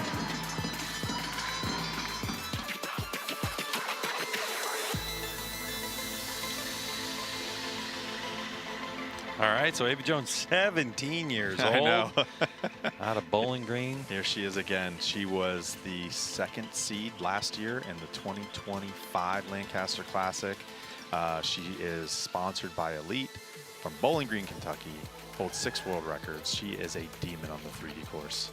She is amazing at 3D archery, and here she is. And she's not too shabby at indoor either. Not Greg. too shabby at all. So she was 2nd seeded in the 2025 Lancaster Classic, came out, and Medina knocked her out. Well, she was 1st seeded, but she got knocked out in the final match by Medina Tajacek. And here she is again, finds herself in the final match of Lancaster Classic 2 years in a row. Top seeded coming into the end. She is a shooter. 556 points out of the 660 round. Dude. Ends up plowing through a 114 and then a 111 in her matches to Right. put her, you add all those points together, 781 points total to put her in the #1 seed. Unbelievable. 556. What a freaking score. Yep. Here we go. Cindy's been holding strong, shooting great. See if she can continue on through. 8. Her groups are hanging a little high here in these late matches. I just want to make a note too, when you look at like the overall points scored to get you into qualification rounds, like where you are, 9. because of the basically how good Cindy Sako has been shooting. She came in here as the #4 seed in the top 4, but her total points scored 708 versus 781 by Ava Jones. That's a huge disparity. The difference though between, you know, like your qualification shooter and your competition Right, shooter, I mean, right. this is where Cindy Sako is really comfortable in the groove. And now with a comfortable podium position, 1st or 2nd, trying to win it all. That's right. Here we go. Ava Jones. 11. Oh, what a great shot. Nearly inside That's out. what she needed. That might right even there. be inside out. That's a great shot to make here. Ava Jones, last arrow of the 1st end. You can see about an 1.75 inch crawl. Gets to target. Explosive shot. 9. Nice shot. There we go. Just getting familiar here. 2 PJ. Ava Jones, welcome to Lancaster Archery Classic final stage. How many times have you been up here? This is my 3rd year. 3rd year. All right. Does it get any easier? No.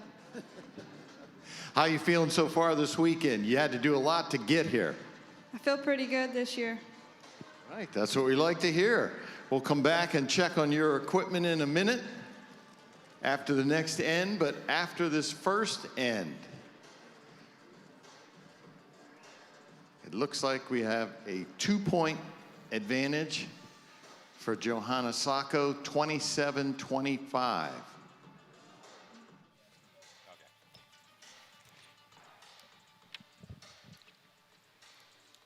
25-27. And, of course, this match brought to you by Delta, McKenzie, and Big Shot Targets.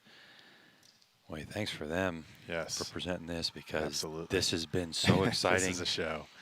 We love it. I mean, I know Fawn Gerard has been a favorite, but what Cindy Sacco has been able to do, considering where she was able to position herself, and, you know, you don't have to be good, you know, across the board, a good qualifying score, but really when it comes down to it, it's about these elimination matches. This tournament is all about making the cut, and then can you string together a series of 4-end matches? How good are you at match play? And that's where shooters like Cindy can really shine. 9. Oh, that's a good shot. Solid shot here from Ava. You see in the Dead Center Archery product scoring there, that's 7 asterisks. So that's going to have to be looked at by a judge. 7. Ooh, another 7 asterisks probably here. There is a scoring system by INCO that brings it to that actually looks and analyzes the target, and that's part of what you see. 9. Ooh, nice strong shot there. Here we go. Coming down through the gold. 9. All right, good strong shot. She needed that here to wrap up this end here. Ava she puts a 10 or 11 in there. Can have a nice healthy lead coming into the 3rd end. Explosive shot from Ava. 9. Gosh, I love her shot break. It is so strong. Impressive looking target to this point, 52-50. The possibility could go 52-51. Here's PJ. About that bow. I shoot the Elite Flex. I have the Biter Plunger, the Spigarelli Rest, Yoast Weight, Yoast Tab, and Victory Arrows. All right, good looking setup there. Yes, Elite Archery. They do make a recurve bow, and as you can see, it's one that can compete at a high level. It's a pretty unique bow. You can adjust it to different lengths. Use it for target, use it for hunting. Great to see Elite Archery with a recurve bow. So this is really interesting. They were talking about that new. Wait, we have 2 updates. Are we tied score at 52 apiece? Did they bump both of those 7s to 8s? Yes. Got promoted. Wow. That's amazing. 52-52 coming into the 3rd end. You saw a flash of it on our Dead Center Archery product scoring system. Of course, this feed being brought to you by True Ball and Excel. And right here in the Olympic Hall, Darden, amazing. Black Eagle, and True Ball Excel. Of course, this Barebow being brought to you by Delta McKenzie and Big Shot. Yes. So here we go. First arrow of the 3rd end. Now I want to talk about Ava's bow here in a second. Let's watch Cindy just put one 9. right in the gold. So Ava Jones, she's running the new Elite Recurve offering. It's an ILF bow. And now this one's unique because it can be adjusted from 17 inches to 19-inch riser just by moving the limb pockets up. Oh, another no call 12. Dude, and dead center. Just absolutely center punched it. It's like, oh. But it's an interesting riser for Ava to be shooting here because typically in Barebow, boy, that's a 4-5 liner. Wow. So typically Barebows are 25, 27-inch risers, weighted. They're just basically stripped down Olympic recurves. This Elite ILF recurve riser is more of a hunting bow, but Ava is just performing year over year at the ASAs and here at Lancaster for Barebow, using this hunting riser for Barebow. So it's good, I think. Nice. That's a great recovery. Yes, that's a big recovery. She needed that. This also a big shot, though, Yes, from it Jones. is. Explosive shot break. Love watching Ava shoot. Oh, yeah. 10. Look at that. Okay. That's good.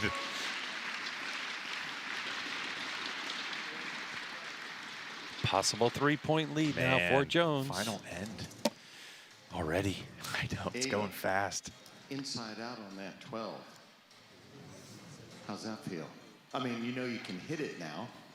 Not very good that I hit it right then. We weren't aiming there, but boy, I saw it hit. It was perfect. It was beautiful. No 12 call. So unofficially, going into our last end, this is for the championship. We've got Ava Jones with a 3-point lead, 78-75. Let's hear it for these ladies putting on a show for us.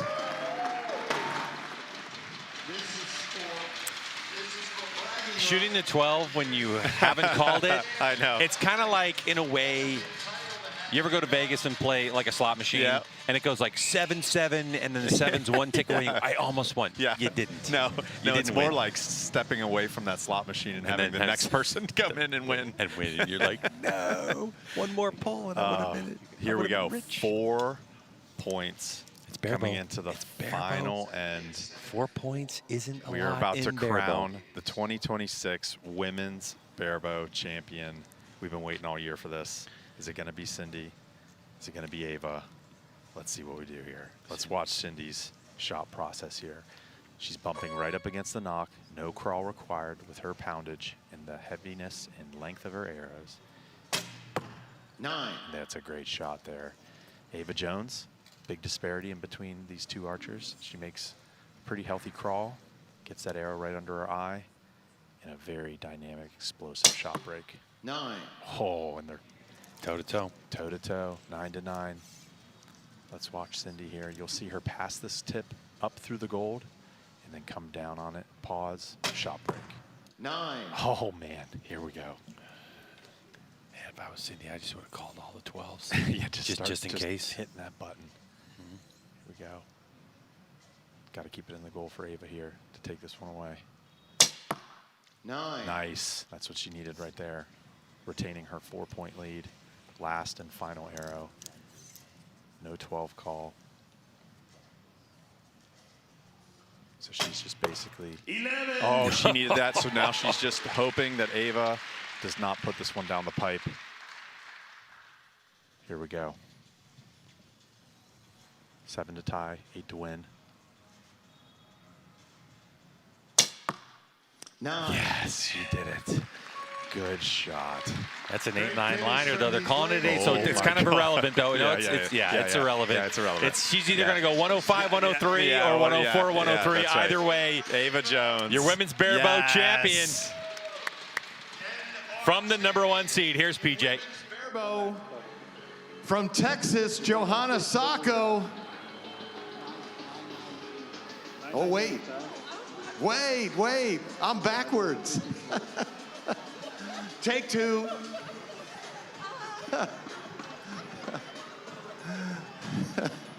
My bad. Let's restart. Keep that cold spark going. There we go. Ava Jones takes the championship. Johanna Sacco is going to finish in second. $2,000 to her, $4,000 to Ava Jones. Ava, I'm sorry I tried to take the title from you. How's it feel? Feels great. This is a big win for you. What's it like to have Lancaster Archery Classic in your championship? This is probably my biggest accomplishment. This is great. You're still in shock, aren't you? You're still mad at me because I was trying to give it to somebody else, aren't you? You can say it. That's all good. All right, Ava Jones, congratulations. You are 2026 Women's Barebow Champion. You didn't hear most of that, but basically I think you can deduce what happened. Look, PJ's been on air for TV. days and days and days, and it is live TV. But yeah, congratulations to the 17-year-old Ava Jones. She's got a great future in archery. And wow, you have to give a tip of the cap, though, to Cindy Sacco, who came from 4th place and nearly won it all. Yes, she did. What a great display we had here at the Lancaster Archery Classic 2026. Women's Barebow is done and dusted, and congratulations to Ava Jones on her big victory. Don't go anywhere, folks. Zernzak's going to be back in 2 matches from now. When we come back, it's going to be Women's Open Pro. We're breaking the compound bows back out again.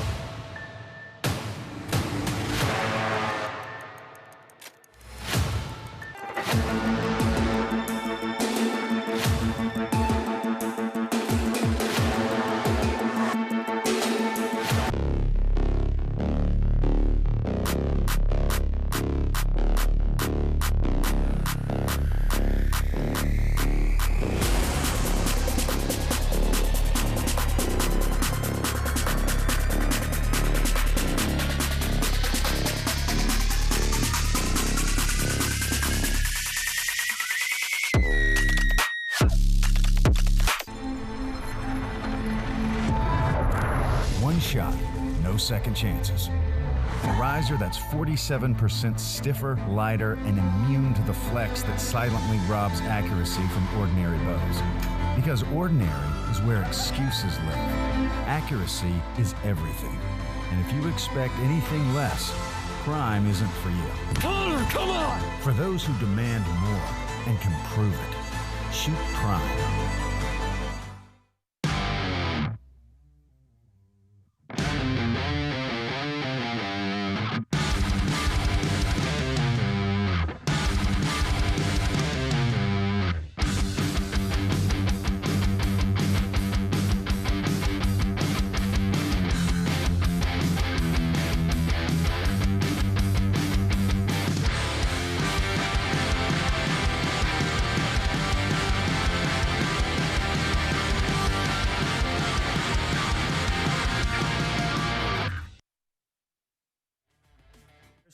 Hi, my name is Casey. Hi, my name is Bodie Turner. And this is the Lancaster Archery Classic. I believe this is my 23rd year. I've never missed a classic, and it's just one of the greatest tournaments in the United States. I keep coming back, of course, because it's my parents' shoot, and I love to support their dream, and I also love to shoot it. I love getting to shoot in my hometown, especially. I just always love the atmosphere and shooting format, everything. It's awesome people, and it's always a very fun shoot.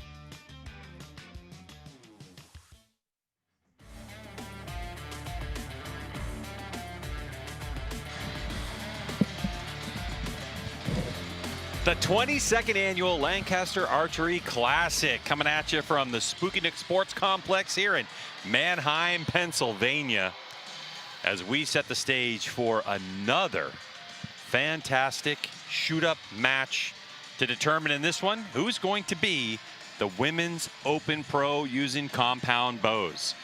Well, welcome back, everyone. I'm Greg White, and sitting next to me is Dan Yazza, of course, from fame of USA Archery Team for field archery and a bunch of other great stuff. So Dan, we have seen some incredible shooting across the board. A very interesting mix that we have had so far today, where we keep bouncing back between barebow categories, recurve categories, compound categories. But here we are in Women's Open Pro. What is your expectation for these final four? I mean, I was just looking over your sheet at some of the scores that were shot today over the last 2 days, and it's been like, holy cow. I mean, like, Jamie Lee Moore qualified with a 656. Amazing. That's an amazing score for the Women's Open Pro division. So I'm expecting some really, really high scores to be shot here today. Yeah, so they shoot 60 arrows in qualifying, but this will give you an idea of how exactly we get to the score of 660.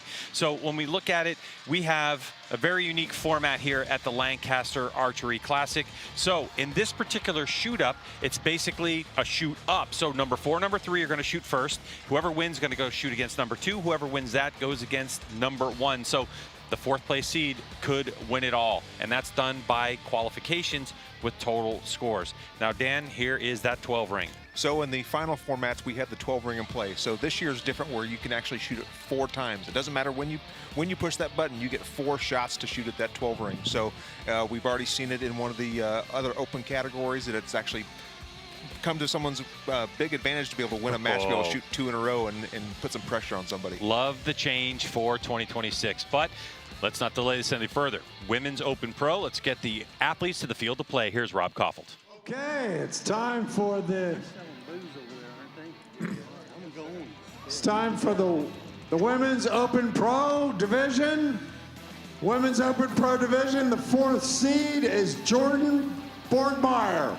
Jordan Borgmeyer from Jefferson City, Missouri. Let's give it up.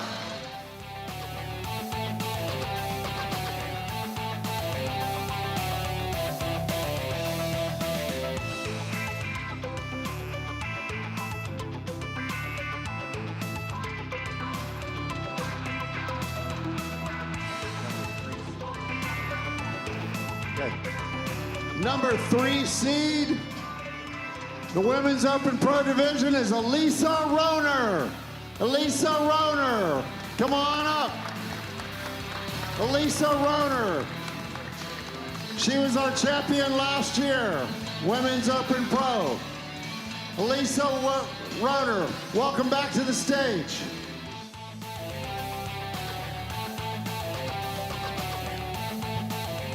All right, a good look at Elisa Roner there in the middle part of your screen, who has really made a big push. And here's Borgmeyer, and she's been shooting quite a while. Yeah, she has been shooting quite a while. Some of you guys may recognize her, not recognize the name. Her used to be Jordan Dearman. Now she's married. She's Jordan Borgmeyer.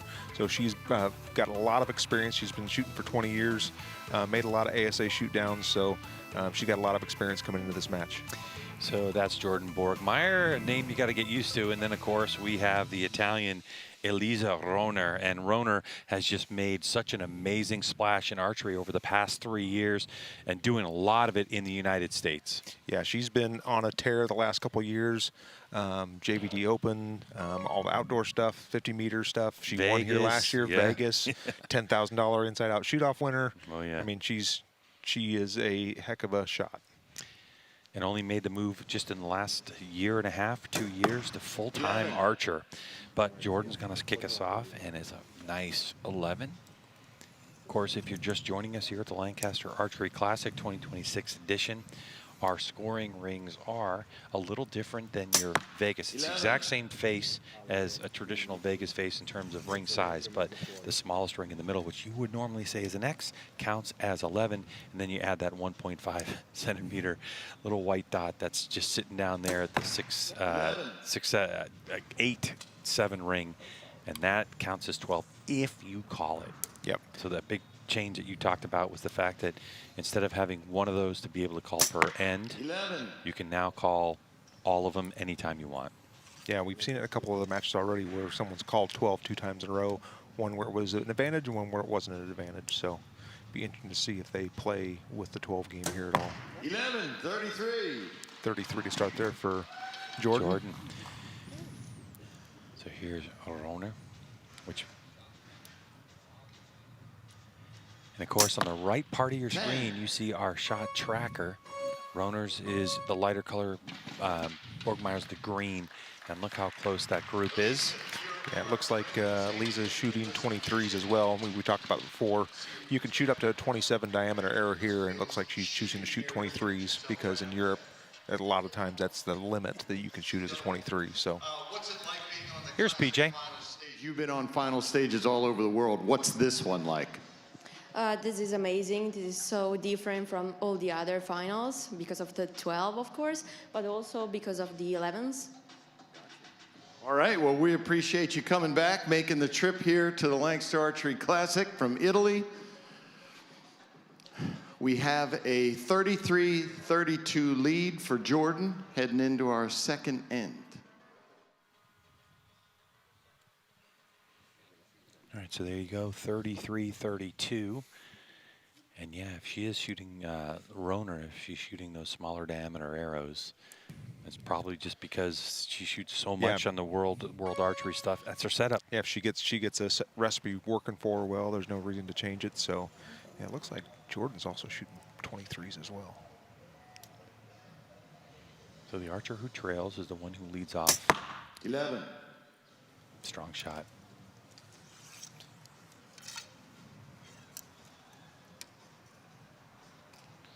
I like watching Jordan shoot. If you watch her arm, you can see her extending her arm ever so slightly as she pushes into that shot.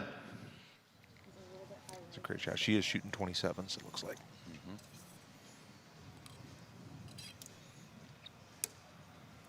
Lisa's got that lean in her head, so it's very, very indicative of her form. When she's really getting into it, she gets that head lean in, gets nose on the string, and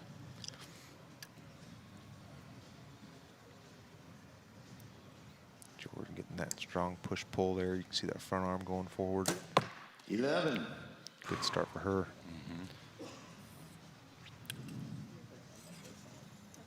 Again, our shot tracker there on the right, Dead Center Archery products are bringing you the scoring in the upper left-hand part of your screen.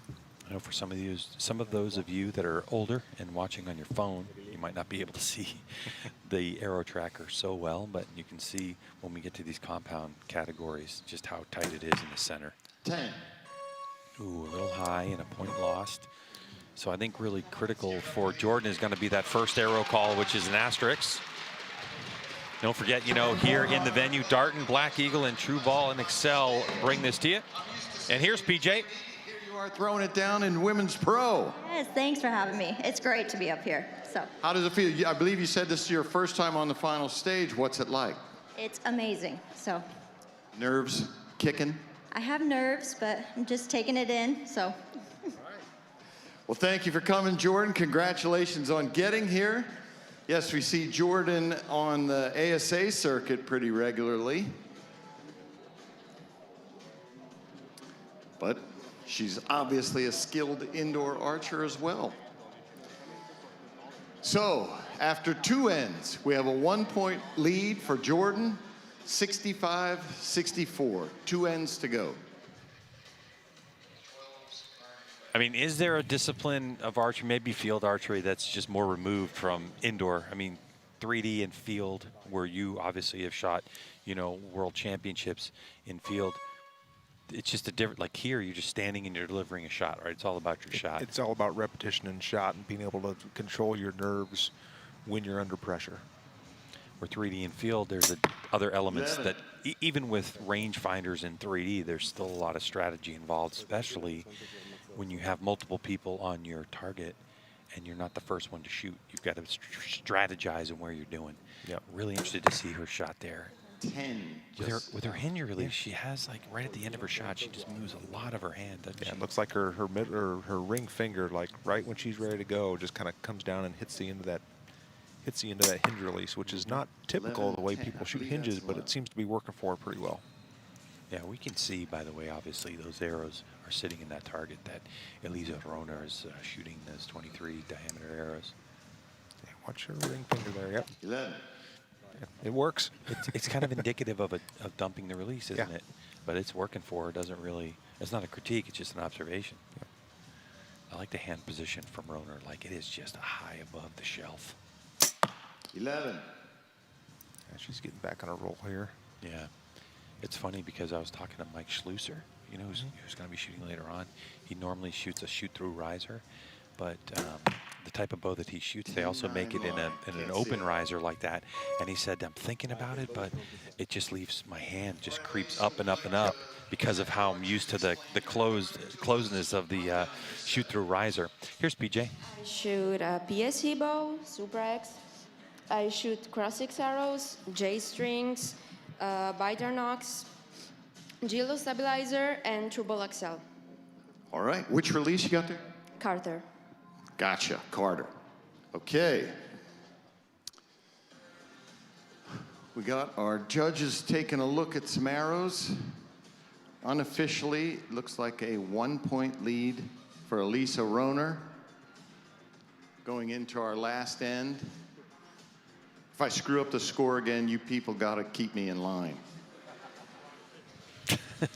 We'll keep you in line, PJ. Yeah, PJ, you're doing fine, man. It's a grind. It's a bit of a grind, but all right. So 97, 96, Roner, slight advantage. Arrow did get upgraded for her, so she shot a 33 that end. I do have a question for you, actually. Lisa Roner was talking about her equipment. So, in terms of like that particular bow, the PSE bow, I know you're familiar with this lineup of bow.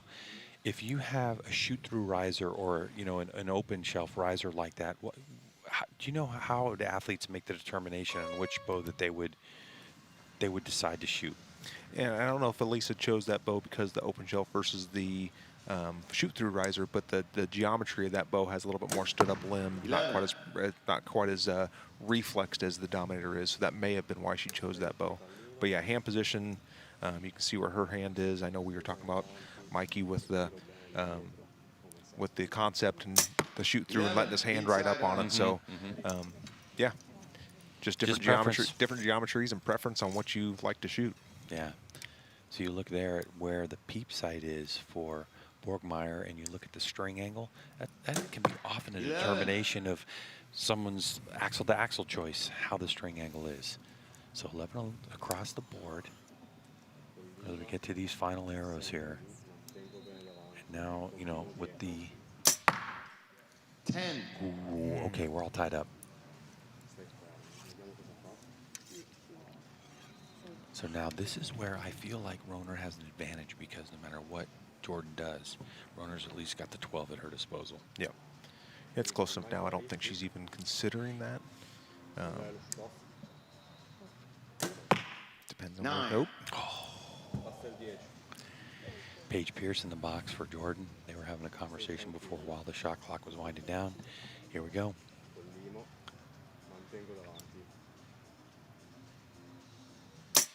11. There we go. Inside out.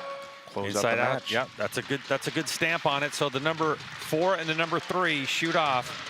And it's going to be number 3, Eliza Roner, who will take victory and move on to advance to second place, guaranteeing her a podium finish. Here's PJ.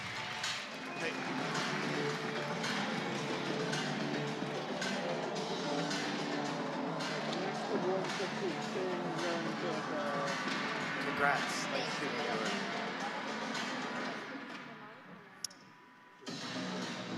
All right, let's bring out our number 2 seed from Great Britain, our 2024 Classic runner-up, Ella Gibson.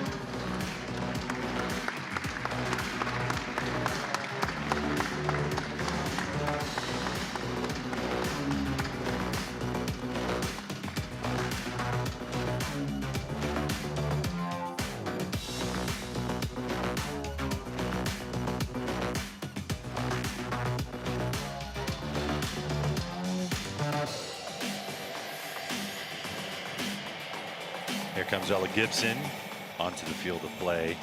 And a 5-time World Cup winner. I mean, just in the last few years, #1 in the world. I mean, just been an absolute wrecking ball. Yeah, the last few years she's really put her stamp on female archery scene. I mean, and look at the score she threw down for qualification, 655. That would have qualified her in the top 10, 15 in the men's Open Pro. Yeah, pretty impressive. And, you know, 132 is the maximum amount of points you can shoot in an elimination match before you get here, because the elimination matches don't have the 12 ring. The 12 ring doesn't come into play until we are here in Olympic Hall. But she ended up marching through her matches 131 and 130, which is exactly, or 130, 130, sorry, for Ella Gibson. So it's exactly what we expect from her. So these two have competed against each other many times on the world stage. Eliza Roner going up against Ella Gibson. 11. Good start there for Eliza.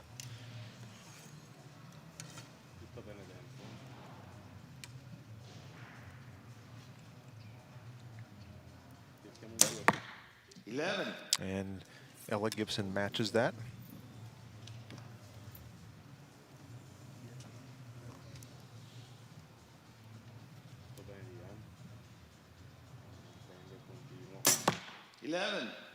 Another 11 for Eliza.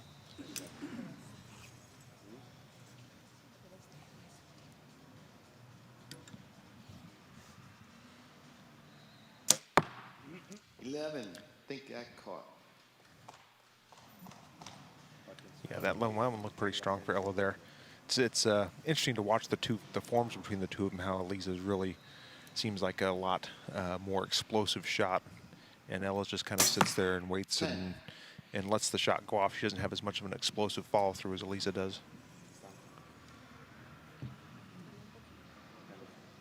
Yeah, Ella takes her time, gets settled in that shot, gets that aim on. A little bit longer of a wiggle there. hold. Yeah, a little longer hold for her. Once again, 30-second shot clock, so plenty of time.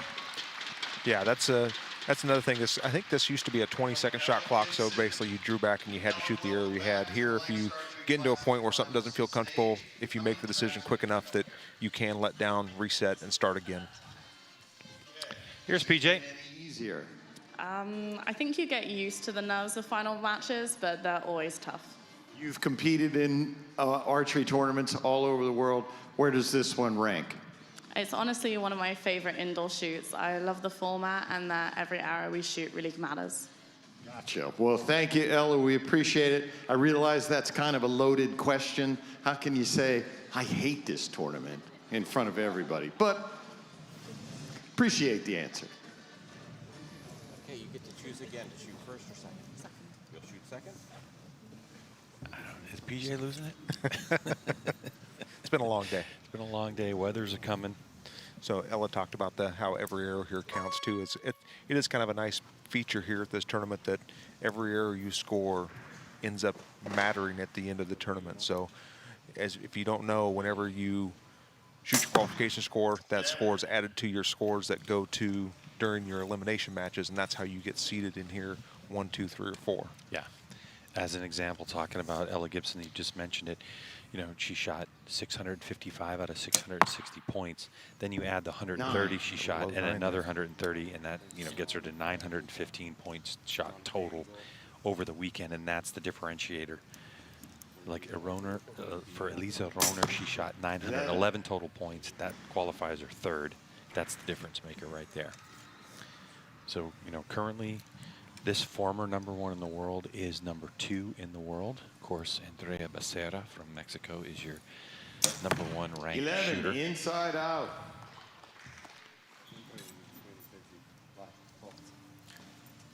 Strong recovery there from Ella on that shot after the 9 on the first arrow. Puts it back to within a point here. 11. Another 11 for Elisa. Recently, Elisa Roner now up 3 spots in the world ranking to #11 in the world. 11, that's going to get there. Yeah, that's going to get there. Judge's call there. So Elisa's going to end up with a 1-point lead going into the third end here. Yeah, both Dan and I think, and I'm not even asking you, that Gibson's last arrow, because she's shooting 27s, we can kind of tell where the line is. That should stay at 11. Here's BJ. Tell me about your setup you got here.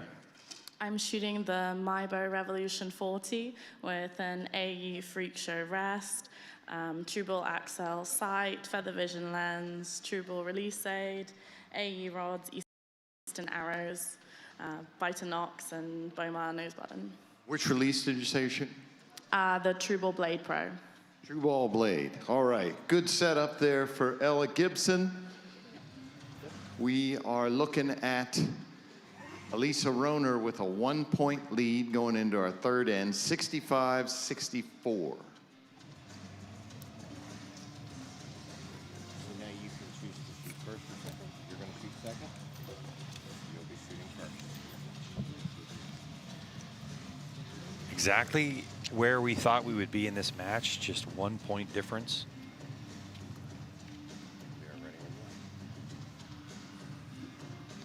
This, of course, is our shoot-up format. Elisa Roner won her first match.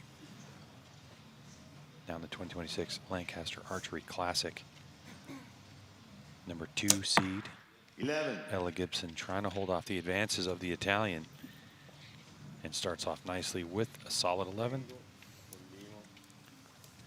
This course venue being brought to you by Darton, Black Eagle, True Ball Excel. 10. Live scoring in the upper left-hand part of your screen brought to you by Dead Center, and the actual live feed that you're watching being brought to you by True Ball Excel. Elisa with the 10 on that last arrow brings the score back tied at 75 now. 10.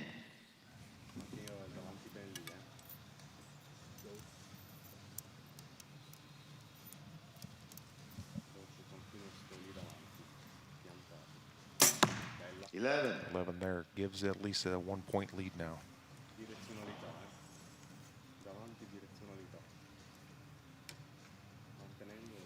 The one thing about watching Gibson shoot, just there you saw it, her intention to the target, always very direct. There's not a lot of moving the bow down towards the target. She tries to draw back very flat and acquire that target quickly. Yep.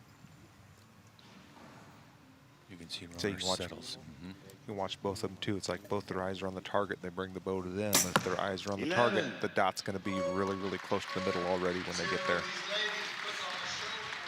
32 points apiece.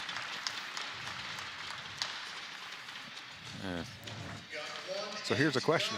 Is anyone going to push the 12 and put pressure on the other one, or is they going to wait until they get behind to push the 12? That's a hard, it's really hard to see with, you know, because this isn't a regular part of the game for these, you know, pro shooters. So somehow I feel like with these two, especially being European and the way that how much they shoot and never have a 11 and never have a 12, that you just kind of want to do what you normally know how to do. But what do you feel? Meaning just, I don't know. just aim for the middle. I mean, you can aim for the middle, or if you're Ella, you're down by 1. It's like first arrow. Push the button, see if you can put some pressure on her. Yeah. I think the other thing too is your strategy for the 12 ring. You know, for someone like me, I shoot with a 6-power lens with a massive dot. I can't find that 1.5 centimeter. Like, if I was ever in this situation, I would have to do something different because I'd have to adjust my sight or something. Have to make quick adjustments to get down there. So if you were in a situation, I think that we've seen before, if you're down 3 points going into the final end, and now you have the ability to call the 12s 3 times in a row. There it went. Yep. So Ella's going for it. So she's already thought about this, already had a strategy.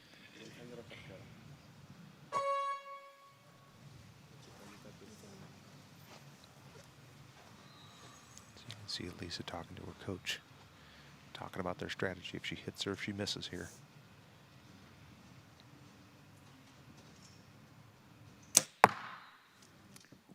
Just below. 6. Quite a bit low there. So that didn't pay off, and now for Roner, the pressure's off. Yeah. Keeping the 10. You're golden, getting 11 even better.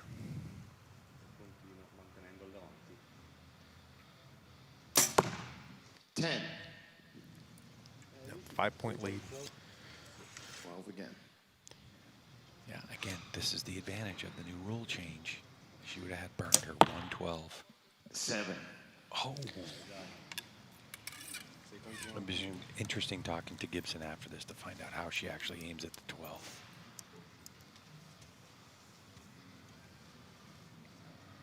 .109 to 107. And Roner hasn't even shot yet.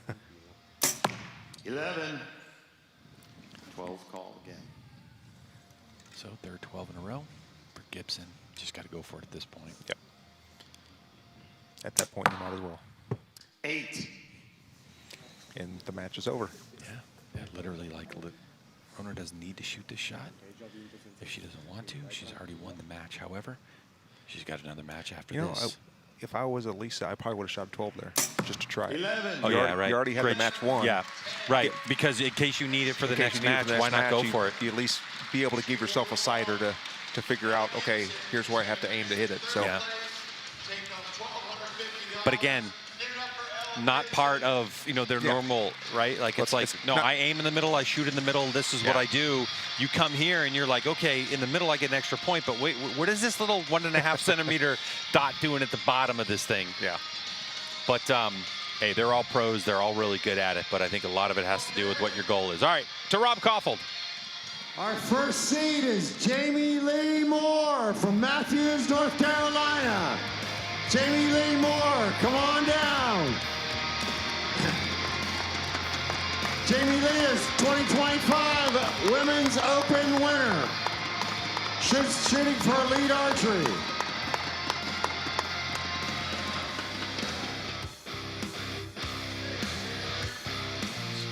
Well, this 26-year-old put on quite a show this weekend in the Women's Open Pro category. Dan Yazza, your #1 qualifier, shot 656 out of 660. Only dropped 4 points total in the qualification round, and then marched through with a 131 out of 132 in her first match and 130.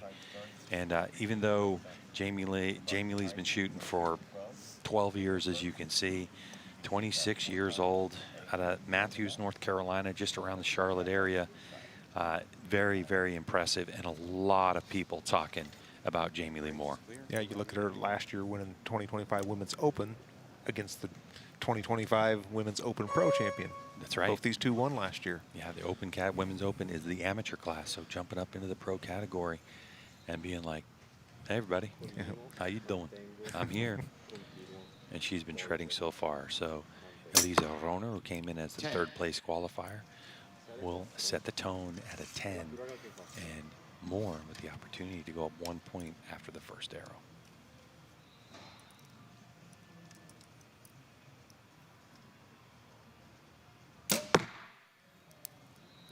Looks like it's a little out. So Lisa's going to squeak out a 1 point advantage here after 1 arrow after that 9. So that's probably going to give her a little breath of, a little bit of relief there, having that 9 pop up. I can't see.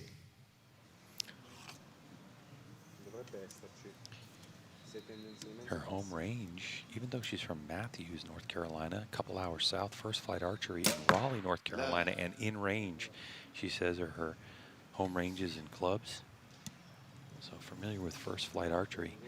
That may be in range just south of Lexington, Kentucky. She might be going to school over there, so that's probably where that is. Mm-hmm.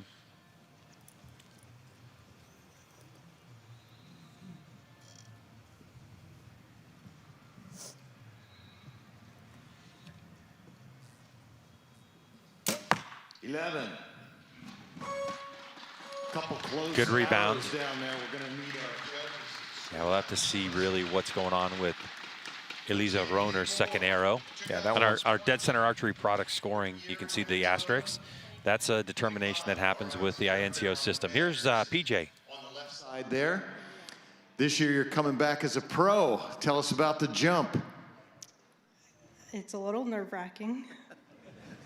How's it feel to be up here? So you took it, you won the championship, back here now again. Same feeling, more pressure? How do you feel? A little more pressure. A little more pressure. All right, well, I can tell you your coach back here brags about you all the time. Every time I see him, Keith Ahlstrom, he's bragging about your shooting. Congratulations on making it here as the #1 seed. And it looks like we have, those scores are official. 31-31, tie game.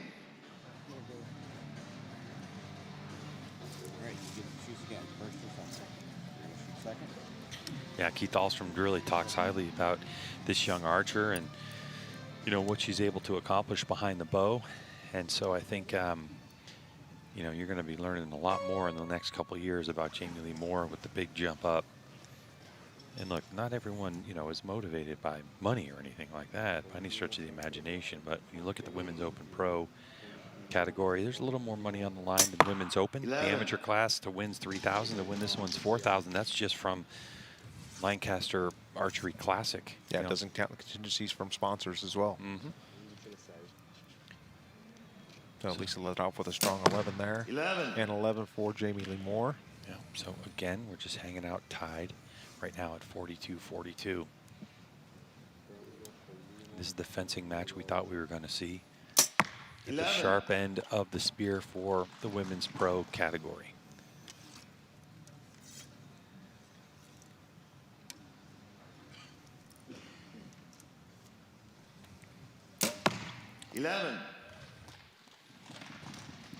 Jamie Lee's setup just screams 3D, doesn't it? Yeah. 4 flats, drop away rest.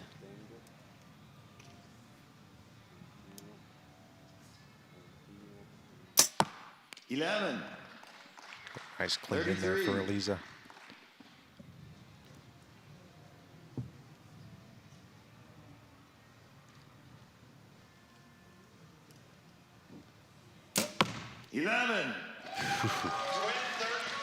Slugfest going on here. Yeah.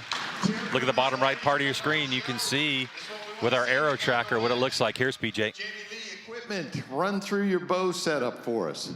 An Elite Victra, XL sight, shrewd scope, Hampski rest, gold tip arrows, bee stinger, weight, stabilizers, Release.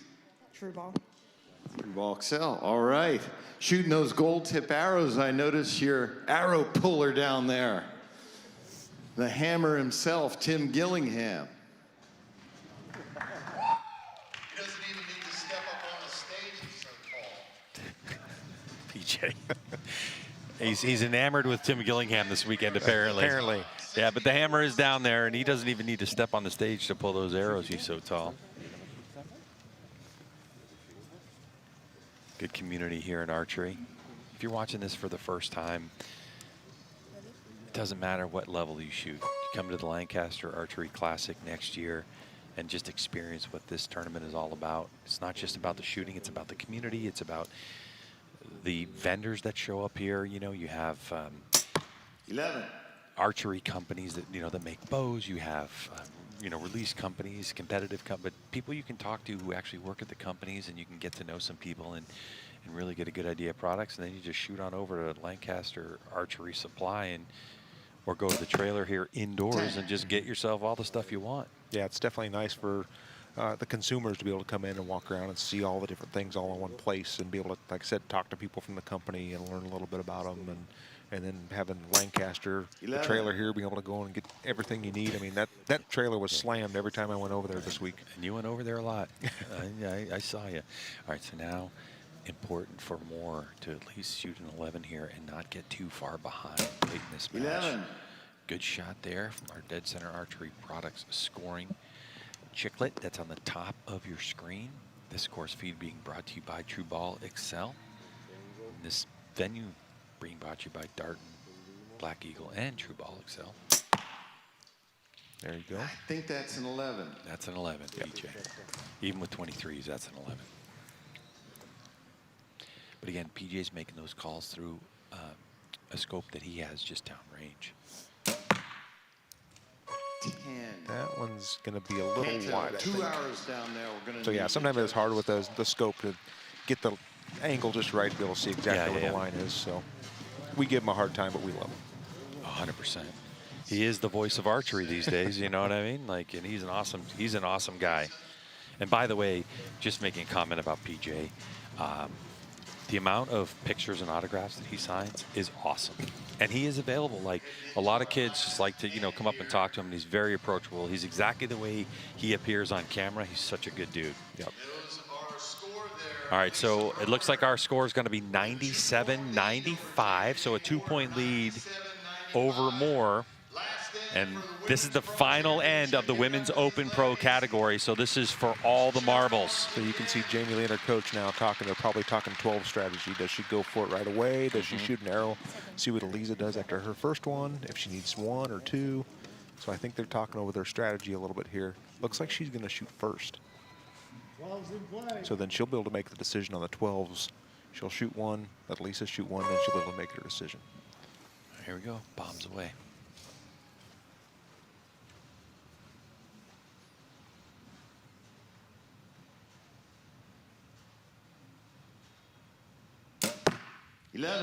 Good shot there. Really, really long hold, but she looks steady the whole way through.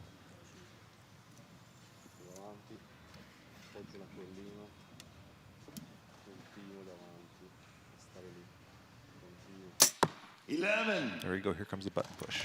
There we go. 12 called, 4 more. Call. She can 12 out if she wants. She's got plenty in the tank.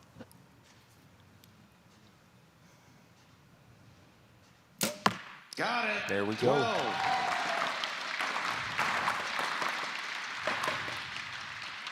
Big sigh of relief, just a big breath. Yeah, that was a big arrow right there. If she wouldn't have hit that, it basically would have been over. 11. Okay, there we so go. the pressure continues. Now she got the button push again here. 12 is called. If she hits this one, it changes everything on how Roner's going to approach this match with 1 arrow to go.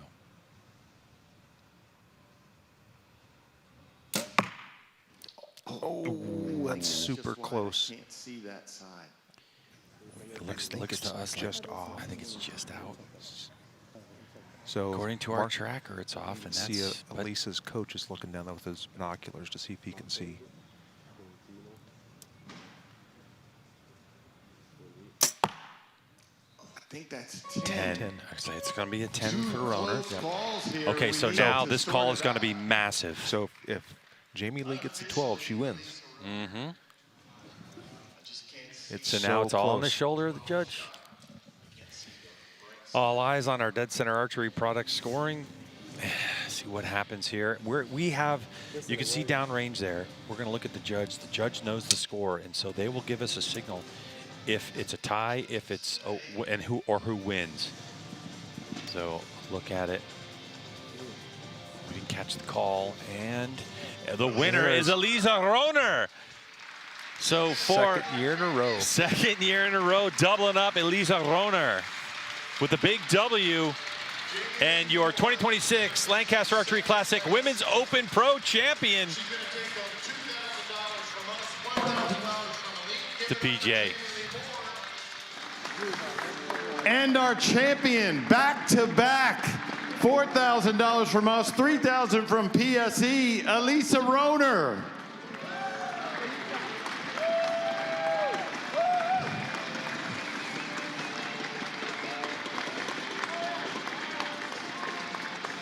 Elisa, back-to-back championships here. Tell me about that. How's that feel? Let's go! That's what I like. What's it take to be able to do that? This is such a tough field. How hard do you work to get here? You always have to handle the nerves, and I also have sweaty hands, so it's not that easy. All right, congratulations, Elisa. Back-to-back 2026 Lancaster Archery champion, Women's Pro. Great shooting by Elisa Rohner, and she gets it done. I think only Tom Brady says, let's go better than that one. I'm just saying. Yeah, I mean, holding up the deuces there. She's walking out, two-time champion, 2 years in a row. Gotta love it, and well-deserved from third-place qualifier. Anything is possible here at the Lancaster Archery Classic, and Elisa Rohner from Italy just proved it. Great shooting across the board from these pro women, and congratulations goes out to the Italian on her back-to-back. We have more archery coming up, including next up, Barebow, the top 8 in our shoot-up for one of our most exciting matches. You don't want to miss it. We'll be back with more archery.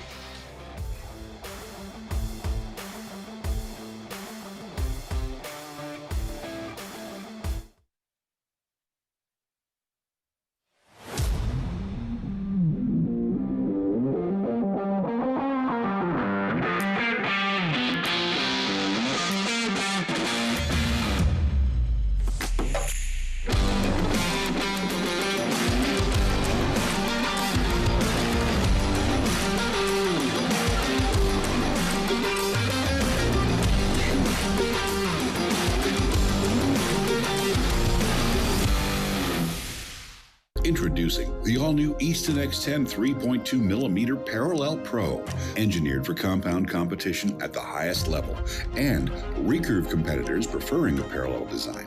The Parallel Pro 3.2 delivers enhanced ballistic efficiency with greater energy and momentum retention downrange and less wind drift, making it the premier long-range outdoor arrow for all-around use. Engineered for champions, built for the podium.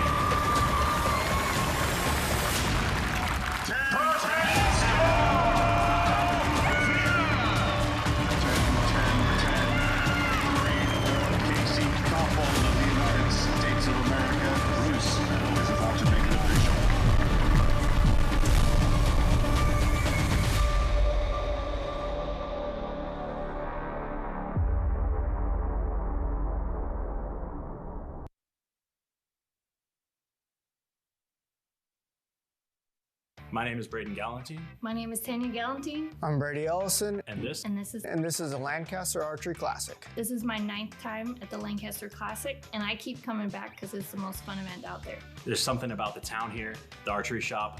We love it, and this is one that we will always make it to.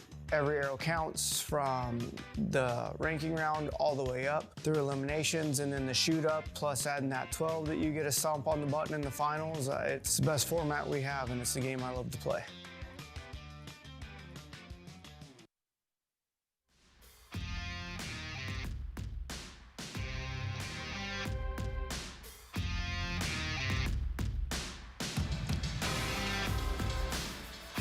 The 2026 Lancaster Archery Classic here in Manheim, Pennsylvania at the Spooky Nook Sports Complex, largest indoor sports complex in the United States, hosting this tournament this year.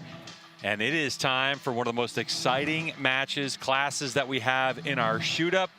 Welcome to the broadcast booth. I'm Greg White, sitting alongside Matt Zernzak from thepusharchery.com. And Zernzak, here we go. Men's It's about Barebow. Let's go. Stripped down Olympic recurves, no sights, no stabilizers, no release aids. Anything could happen. Let's go. Men's Barebows here. And we have seen a lot over the last couple years, including Barebow archers hitting the 12 ring. What's the 12 ring, you ask? We're going to get to that, trust me, but let's take a look at the format of the Lancaster Archery Classic and where we get to here, because it's our shoot up format. Tell us about it. Top 8 qualify here in men's Barebow.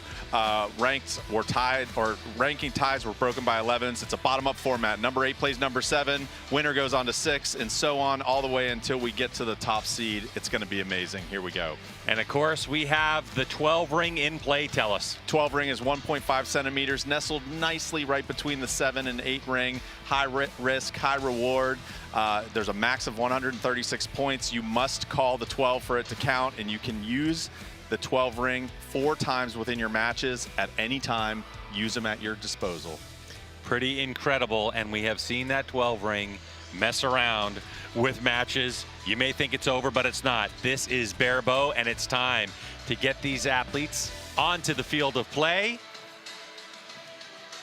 So let's get to Rob Koffold, who's going to bring out our athletes.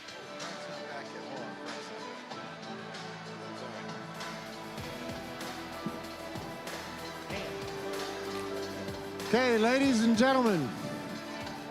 Ladies and gentlemen. Ladies and gentlemen.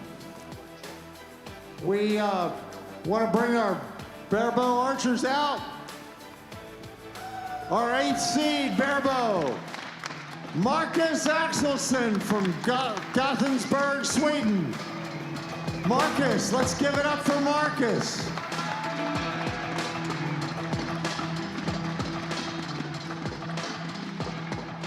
This is what all us single string guys are waiting on. The main event, Barebow. 7th seed is Judah Holmes from Hobart, Tasmania. The Tasmanian Devil, we'll call him. Judah Holmes.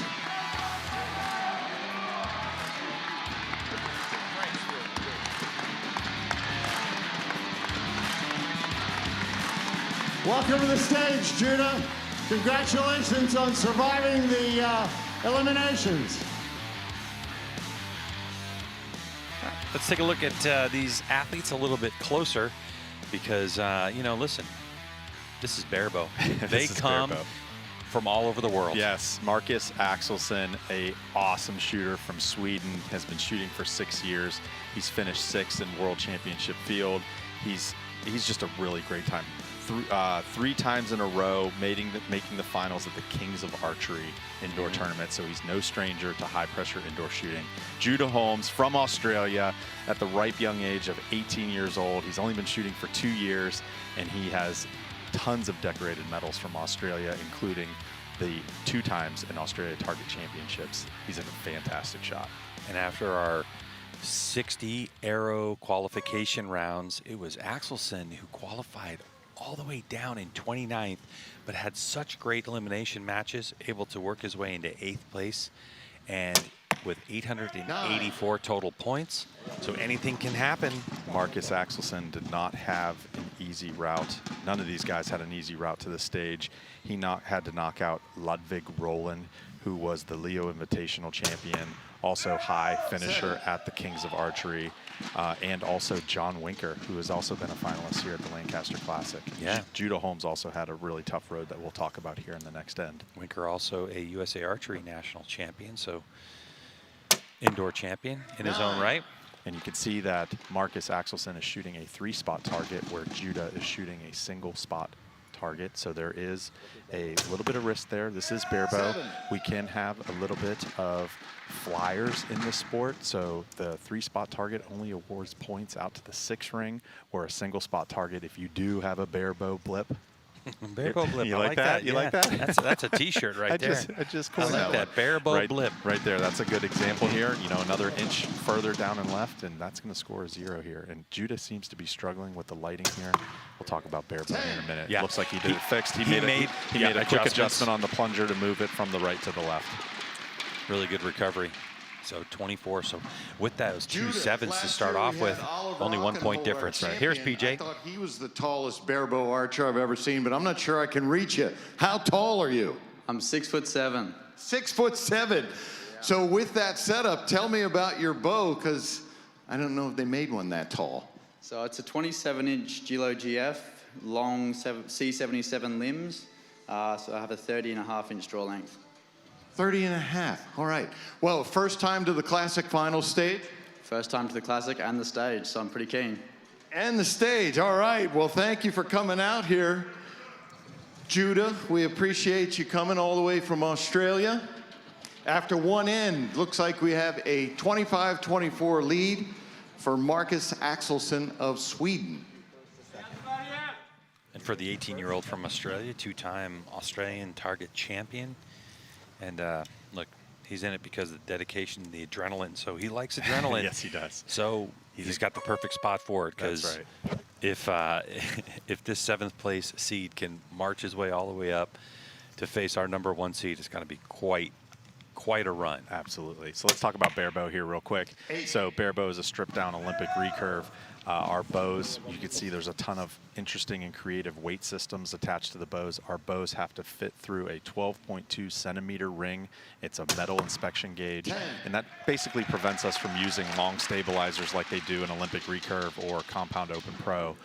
We are allowed to have elevated rests and plungers, and we are also allowed to string walk, as you can see Marcus here, about 1.5 inches down the string to enable him to sight down that arrow.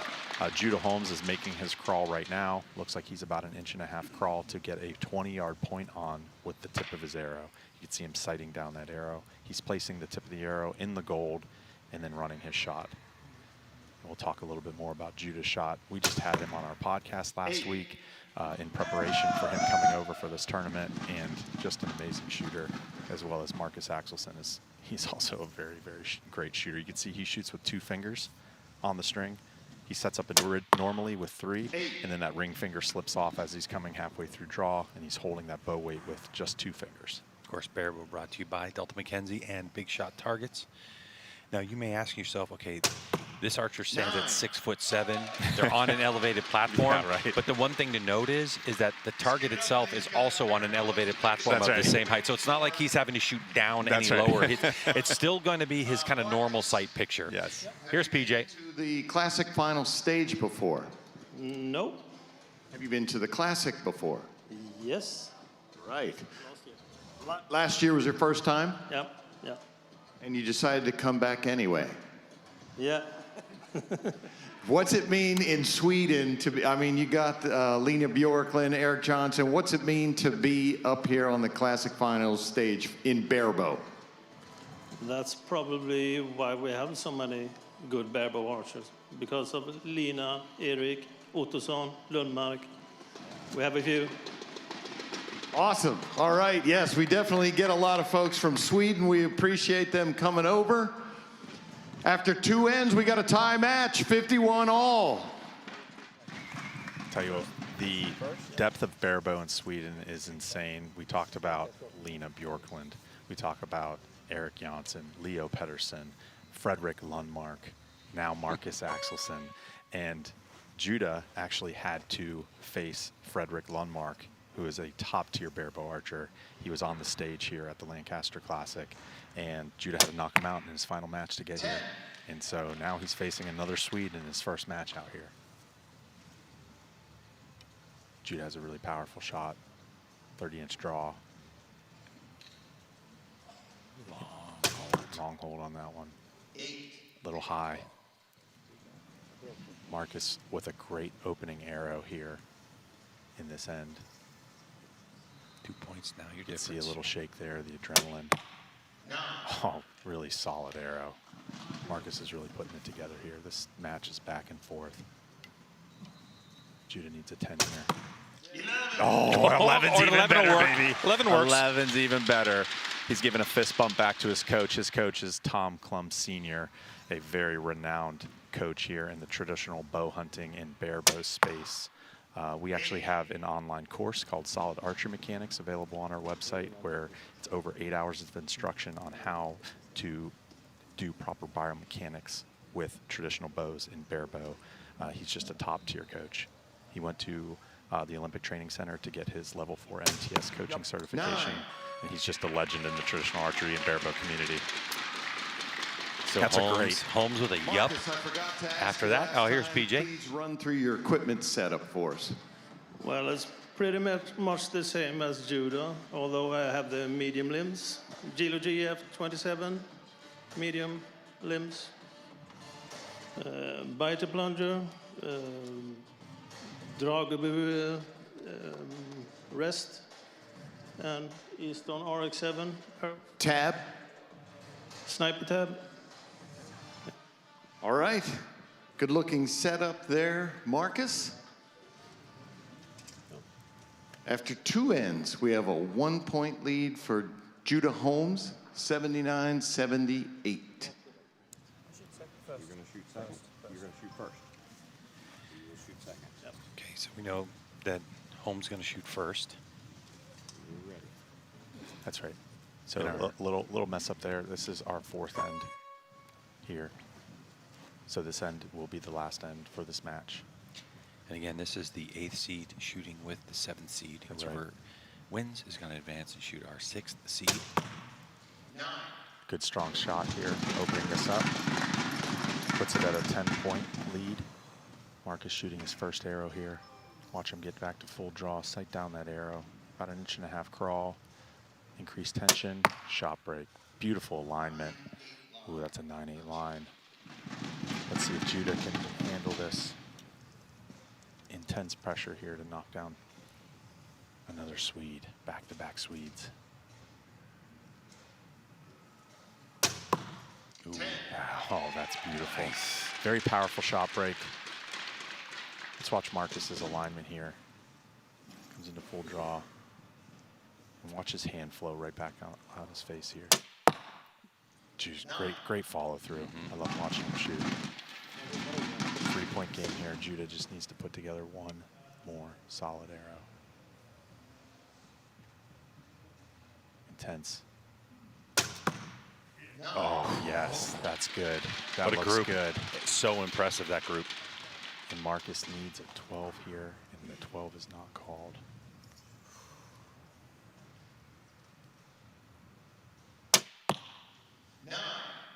It's not enough. You know, that's interesting. That 12 call here, that is the coach's job. Let's hear from PJ. We got a close arrow there, but it's looking like it will probably be a win for Judah Holmes.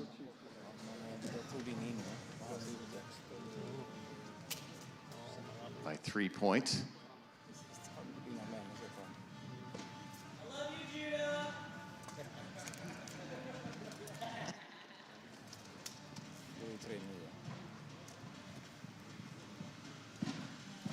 Waiting for the final scores here. Looks like a 107. 105 is going to be our final score there. Marcus Axelson's going to go home 8th place. He's going to take home $400. Give it up for Marcus Axelson. Judah Holmes is going to advance. He's taking home $400 for 8th place.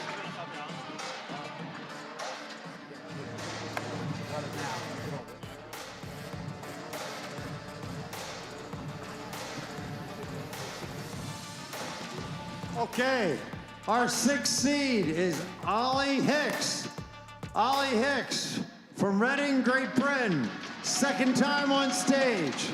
Let's give it up for Ollie.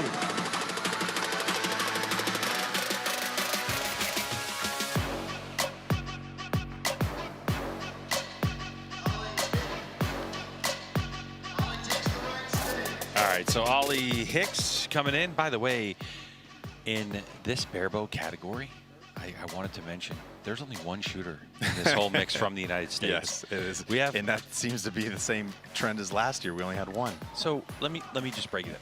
We're in Lancaster. Well, this is the Lancaster Archery Classic here in Manheim, Pennsylvania. We've had a Swede, we have Australians, we now have Great Britain, we have someone from Japan, from Italy. We have another one from Great Britain, another shooter from Sweden, and one person from the United States. This is the international flair that this tournament brings. Let's talk about Oliver Hicks here. He's from Great Britain. He's shooting a Maibo riser with Uka limbs. He's been only shooting for 6 years. He has multiple world records in the junior division, multi-time European champion and world field silver medalist. He is a fantastic shot. And like Judah, I got really excited for the Lancaster Classic, so I was interviewing all these guys leading up to the Classic on my podcast. I also had him on my podcast last week, and he is a fantastic shot. Cernzak, how old are you? I am 40.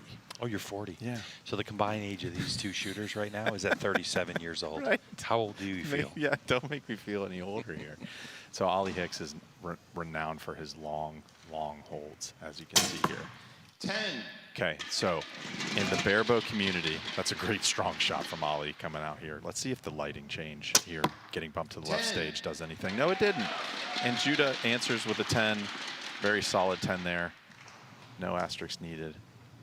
Here we go, Ollie Hicks. So in the Barebow community, there's a couple different ways to skin a cat, right? And there is what we call triggered shooting versus non-triggered shooting. So non-triggered shooting, we don't have Olympic clickers. We also don't have a release aid that breaks when you add tension to a button. 9. So we kind of get around these by creating our own types of triggers, because with Barebow, you draw back, you want to get the tip of the arrow, or just like it, which is our sight, and your subconscious brain just wants to let the arrow go. So to slow us down and get through our shot process, we can do some tricky things like dropping our fingernail off the edge of a grip, or the edge of a Barebow weight, or the edge of our tab. And when that fingernail pops off that edge, that's our signal to shoot the shot. So we can draw back and anchor, watch that thing float, and both of these guys up here right now are triggered shooters. And we'll talk about their triggers during their next end. We're going to run out of time to get into that. But great shooting opening up on this first end of this awesome match of these young men. Ooh, kind of felt like if that was going to be a 10 and we were going to tie it up, this thing's going to go down to it. But still, 27-29. Hey, is PJ. Rock and hold. Nobody's going to be able to touch us. Ollie, how you doing? Yeah, I'm good. Second time, I think you said, on the Classic stage? Second time here, first time on the stage. First time on stage. All right, how's it feel? Oh, it feels great. Tell me about that riser, because I've never seen one like that before. So this is for Maibo Mycam from the UK. It's a 27-inch riser. There's also a 25, and it just shoots amazing. All right, run through the rest of your gear for me while I'm here.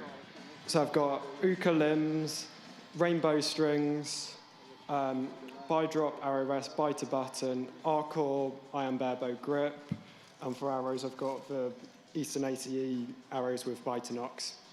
Tab? Fairweather tab with brass pro plate. All right. Thank you for coming. Second time here, first time on the Classic stage. Congratulations for achieving that. Heading into our second end, we have a 2-point lead for Ollie, 29-27. Okay, for these guys, let's watch Judah. Well, it looks like Ollie's going to shoot his first shot. So Oliver's trigger that he's using is his thumb against the back plate of his tab. So he's not engaged with it right now. He's going to come back to full draw and anchor, and this is going to be hard to see with the cameras, but right now he's moving his thumbnail to the back of his tab on his string hand, and he's pressing his thumbnail against the back of that tab, and when it pops off, that's when he's going to shoot. And it takes him a long time to get through it, but that's a way for him to separate from the aim. Now Judah has his ring finger extended down to that Barebow weight on the front of his grip, and when that finger slips off the edge of that, that's when he fires that shot. Oh yeah, we saw that. Did you see that? So these two guys are very good at the triggered shooting here. Very interesting bow. I mean, PJ's right. The thing looks pretty Yeah, wicked. it's a very Barebow specific design here. That's the Maibo Mycan riser. It's a very interesting design. Are those bows available in the U.S.? They are. Yeah, Okay. absolutely. Okay, yeah. And so they have what they call the Masters weight system, which is that large gold color, bronze color weight that inserts into the bottom of the riser, and those come in different materials, aluminum, steel, different weights. They also have provisions of stabilizer bushings all over the front of that riser. As you can see, Oliver has 2 additional disc weights on the front of that riser. Just a really cool new entrance into the barebow, showing that this class is growing, right? That more and more manufacturers are making barebow specific risers and weight equipment systems for this class. 10 or 11 here? No, just man. out wide. Okay, left. 3 points coming into our third end here. Barebow, though. It's barebow. Even with this level. Still close. PJ. The barebow scene down there. It's reasonably small.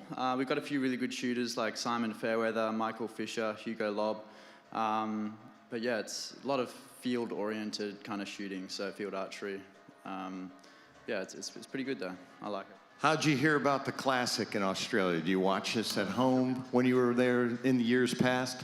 Oh yeah, I've been watching this since I started. I don't know, if somebody's in Barebow and hasn't heard about the Classic, they've got something wrong going on. There you go. I like it. All right, end number 3. Ollie Hicks with a 3-point lead, 56-53.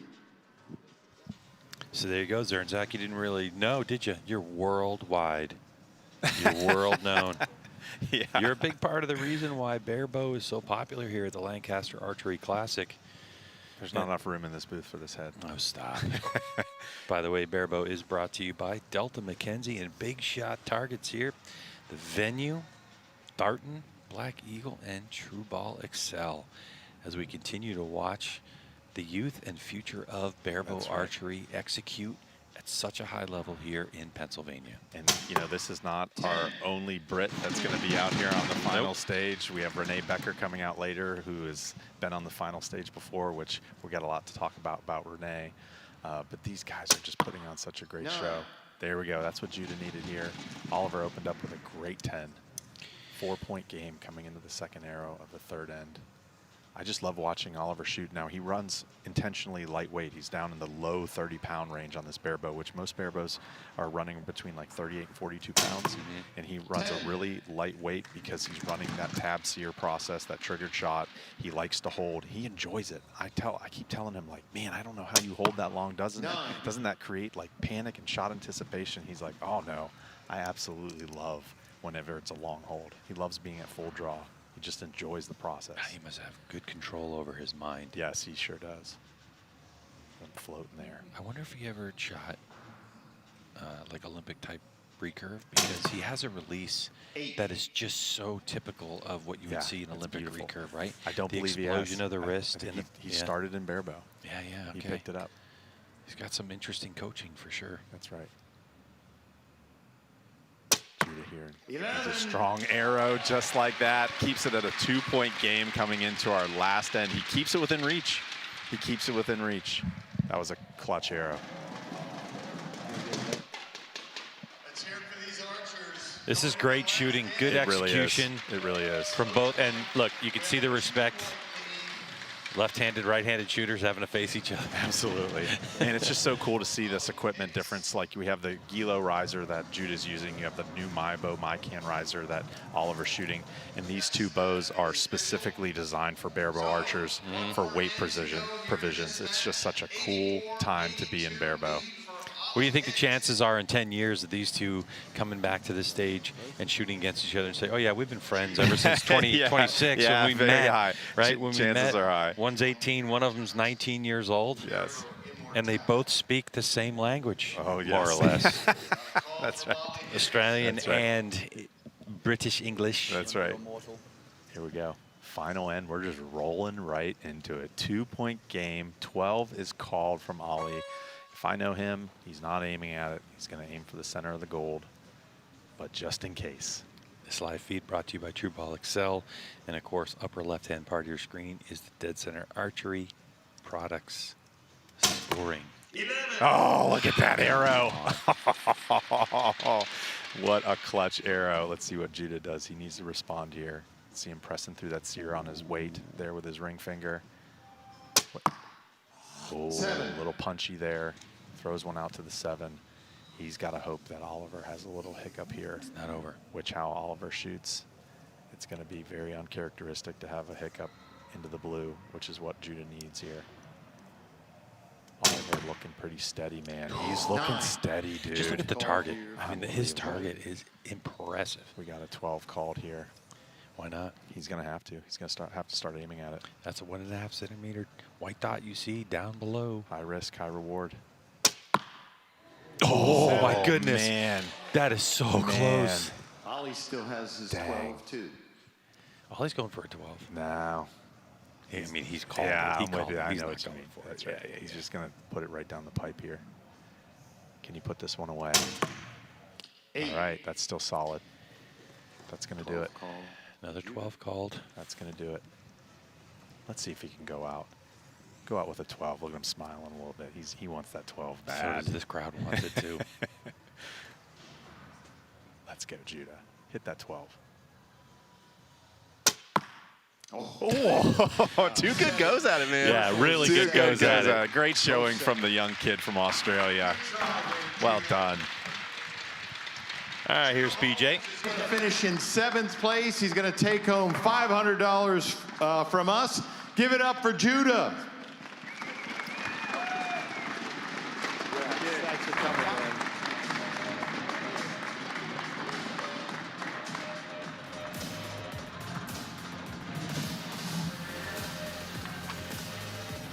Okay, our 5th seed, Taki Bano from Tokyo, Japan. Shoots at Tokyo International University. Here comes Taki Bano.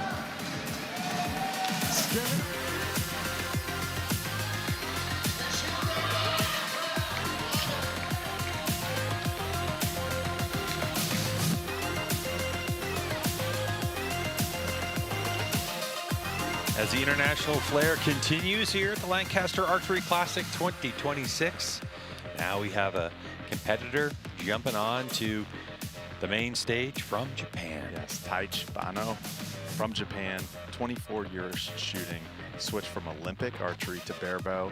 And when you see this guy shoot his first arrow, you'll know why he came from Olympic. You'll definitely know he came from Olympic. All Japan national champ. This dude is awesome. I got to meet this guy. I've never seen him shoot before until this year's classic. And man, just what an awesome guy. Super nice, really great guy. And I can't wait for you guys to watch this guy rip a shot because it is one of the most beautiful barebow shots you'll see. 36 years old. How he got into, why he started archery? Because it looks cool. Why do you stay in the sport? He wants to be cool. That's what he said. That's what he said. What motivates you to stay in the sport? Because I want to be cool. And in my book, he's as cool as I'm they just come, saying, man. you Look at picked this guy. archery. You could have picked motorcycle racing. Yes. You know. And this is the first Asian nation representative here in the barebow class that we've seen on this final stage. 10. And look how beautiful that Wow. shot is, Greg. Dude, just, and he knocked out. He did not have an easy road here. He had to go through Matt Berger, who was just on fire this weekend in his last match. He took out Colby Cox. And who else did he take out? 9. Wesley Frevert. Just had a really great showing here. Here he is. Let's watch his shot. So it looks like he has about a 1 3/4 inch crawl, 3 fingers on the string. See how he addresses and comes into his anchor, just very Olympic. And watch the shot break. And you see how the bow kind of falls away. Definitely has a long, strong background in the Olympic archery class. Oliver just doing his long hold, awesome shooting that he does here. Long hold Hicks getting Long after it. hold Hicks, here we go. 10. And he's just beating up that gold. Has a 1-point lead coming into the 3rd arrow of the 1st end. Let's see what Taichi can do. Saddles up into anchor, coming in from below, sighting down that arrow. Using 9. 23 diameter carbon arrows, 3 Interesting. flat shield cuts. And on the other side, we have Oliver Hicks using a skinny arrow. So with barebow, we're using the tip of the arrow. So Oliver Hicks, that arrow is going to be roughly 9 ring to 9 ring as it's floating down there. And Taichi's arrow using a 23 is going to be 7 ring to 7 ring, 8 ring to 8 ring, that kind of thing. That's one way to get to 27 apiece. Yes. Here's PJ. How are you doing? Doing good. Would you pronounce your name for me? Taichi Banno. Taichi Banno, okay. You got fans in here. I don't know if have you shot the Classic before? No, this is first time. First time. I don't know if I ever recall anyone from Japan coming here to compete. Is there a big barebow community over there? Yes, maybe. Maybe, okay. Around 100 shooters. Yeah. About 100 shooters. Well, welcome to the Lancaster Archery Classic Finals. We're glad you came to shoot with us. Maybe we'll have a whole new contingent from Japan. Looks like we got, after one end, we got a tie match, 27-27. Taichi Banno, 27 points. Oliver Hicks, 27 points. Second end. Greg, you pumped? Oh yeah, of course I am. What's interesting too about Banno, came in his first round, he shot a 109, then a 113, and then was able to get here at a 118. So he got better as he competed, right? So his first elimination match, was Greg was saying, was a 109. His second elimination match, 113, and to get here, he posted up a 118, which is monster. Even though he was our 5th place qualifier, that 118 is the second highest elimination score. Yeah, good point. Right? Yes. The only other one was a 121. That's right. So he's got plenty of capability to do it. It's just a matter of the timing of tying it all together. That's right. We have 2 strong arrows here to start off our second end. Oh, a little loose there in the 8 ring, which is crazy to say that this is the level that Barebow got, right? Just a couple of years ago, we were talking totally we were like, oh, different. okay, that's a good solid shot, 8, okay, no problem. Now we're like, ooh, wow, an 8 in the red, really? It's just been amazing to watch this class grow. Not only in popularity, but also scores. It's just that what we watched and witnessed this morning in the eliminations is absolutely insane. Like the matches and the absolute titans of the sport that got knocked out. The bench has never been deeper here in Barebow, and that is a great shot from Taichi. That's how you make up that 9-8. I just like saying his name, Taichi Banno. Taichi. Here we go, Ollie Hicks. Needs a strong arrow here. Put a 10 ring in there, Ollie. Keep it close. 9. All right, that'll do. That's great. Tie score. Again. Man. 2 different ways of getting there. Beautiful. Here's PJ. Equipment here. Tell me about your setup. I'm using Formula XD with Axia foam limbs and weight, Barebow weight systems, and Arcor grips, sniper rest, biter plunger, and Black Mamba T2 tab. Yeah. What's your arrows? Easton Super Drive 223. Yeah. Gotcha. All right. Good looking setup there. After 2 ends, it looks like we're still tied. Yes, that is correct. 55-55. Let's hear it for these guys. This is I don't know what he's eating. Little. You better hurry. Little snack and little snack in between. Real quick question on the carbon arrow with Barebow is, I don't remember seeing that as very, very common, but there's a little, just a bag. Oh, is it a little cookie? Yum. Ought to be, one of those, Ollie? young and skinny. I'm hungry. You've been stuck in this booth all day. What? Stuck? No. There we go. We got the cameraman turning over the cookies. Let's go. No, he's not. Is he not going to do that? Oh, there we go. The coach is going to. Serene. Oh. I wonder if that's a UK brand. Yeah, I'm like, I don't even know. I've never heard that. Never heard that before. Haven't you ever heard of Oreos, Ollie? All right, would you answer my question Okay, about what did you carbon say? arrows? Sorry, go ahead. So is carbon arrows now pretty typical? Oh, yeah. Okay. Yeah. Oh, yeah. Yeah, carbon arrows are very typical. There's a lot of new entrants, not new entrants. There's always been larger diameter carbon arrows for Barebow, but 23 diameter arrows are becoming pretty popular here in the Barebow community. They're a little tougher to tune to achieve a good solid tune, but the more information that gets out there, the more podcasts and YouTube channels that are promoting the sport, and the more you guys here at the Lancaster Classic are promoting the sport, we're seeing skinny diameter arrows, large diameter arrows. People are able to tune these rigs, and that's part of why we're seeing the ceiling of these scores continuing to rise, world records continuing to be broke year over year, is because this information is just the knowledge, getting right? out there, and also it's like the 4-minute mile, right? Once that gets broken and these guys are showing what you can do with these things, every year we come to the Classic, these barebow divisions are putting on a more and more impressive show. And it doesn't seem like the barebow community is gatekeeping any of their information. No, It's always available. You can come to this Classic, and that's why I try to push as many people that have an interest, whether you're a traditional bow hunter or you're somebody that's kicking the tires of wanting to maybe change classes from Olympic recurve or compound, to come and play, because we share information. You can walk up to any legend of the sport, and they're going to tell you how they do what they do. Here's PJ, big swing in this match. It's up there. How you feeling? It's feeling good. Like, it's nice and fun up here. Like, just enjoying the experience. You seem pretty loose. No nerves? Nah, it's fine. Nah, it's fine. Another day at the office, he says.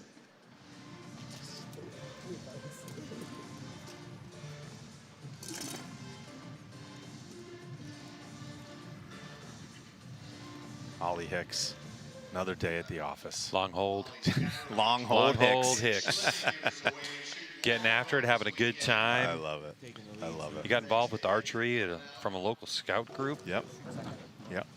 And, you know, he just feels like that he has a lot of fun in archery and he has more to achieve.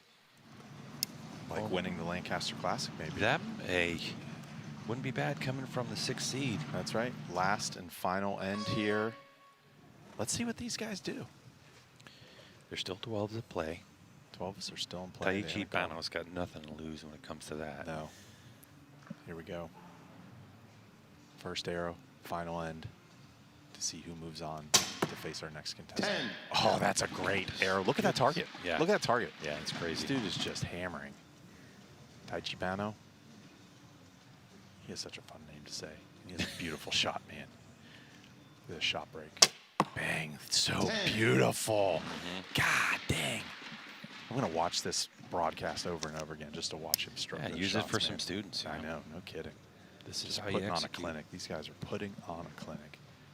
If you enjoy aiming, though, this guy. Oh, look at that. He's got a compound aim. He does, too. Looking good. Taichi Bano needs an 11 here. Full draw, shot break. 10. Oh, that's it. That's good. That's good. Okay.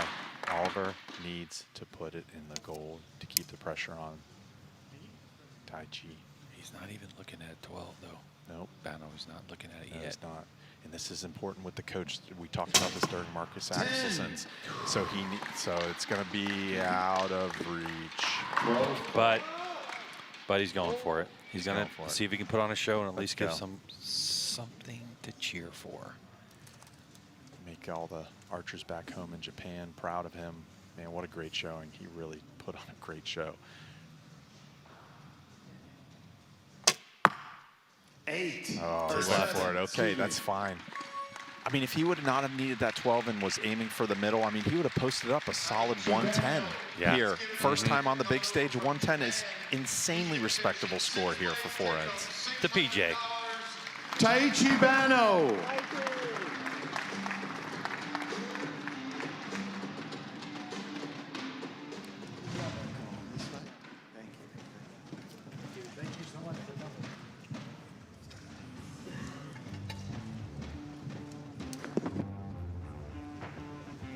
Okay, our 4th seed in Barebow, Simone Barberi.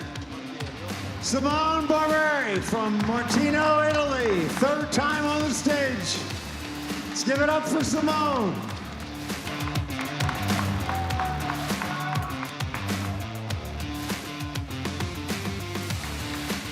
All right, so Simone Barbieri comes in.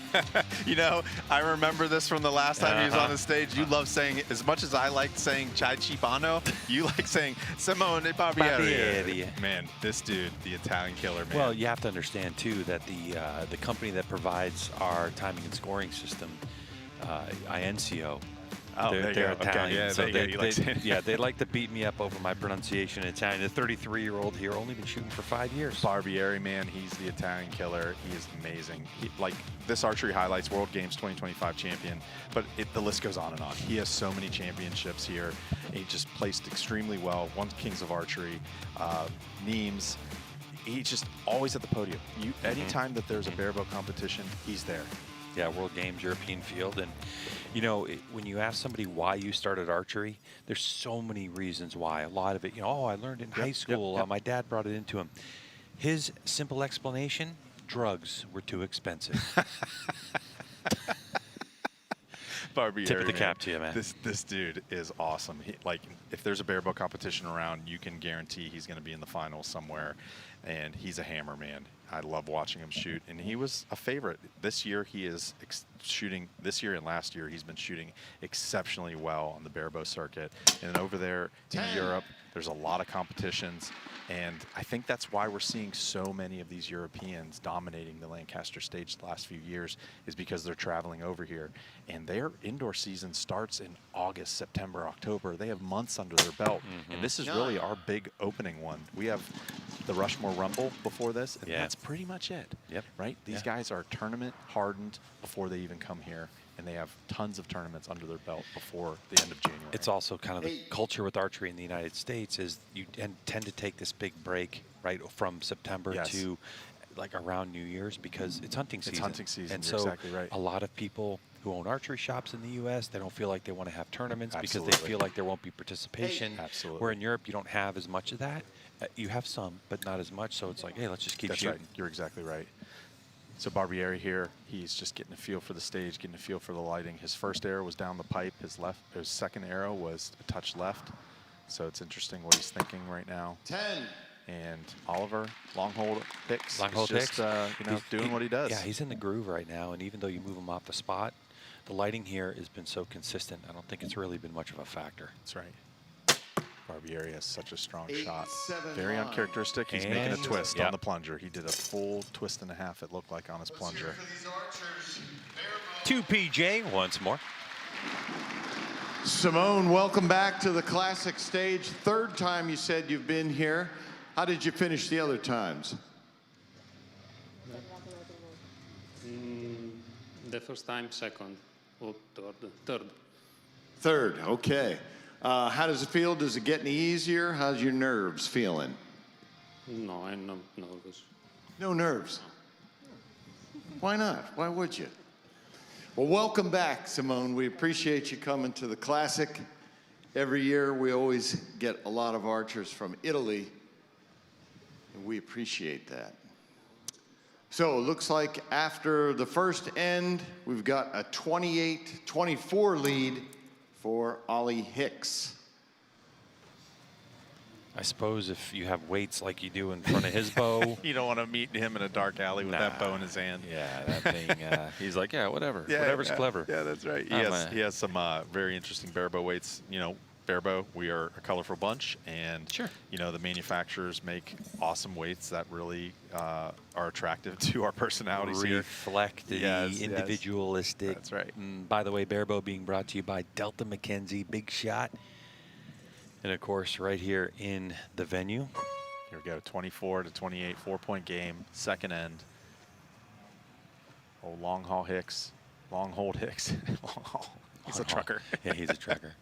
Here we go. Let's see what he does here. Dude, but Opening he's arrow. marching through the field, and He really he's in it for is. the He long really haul. is.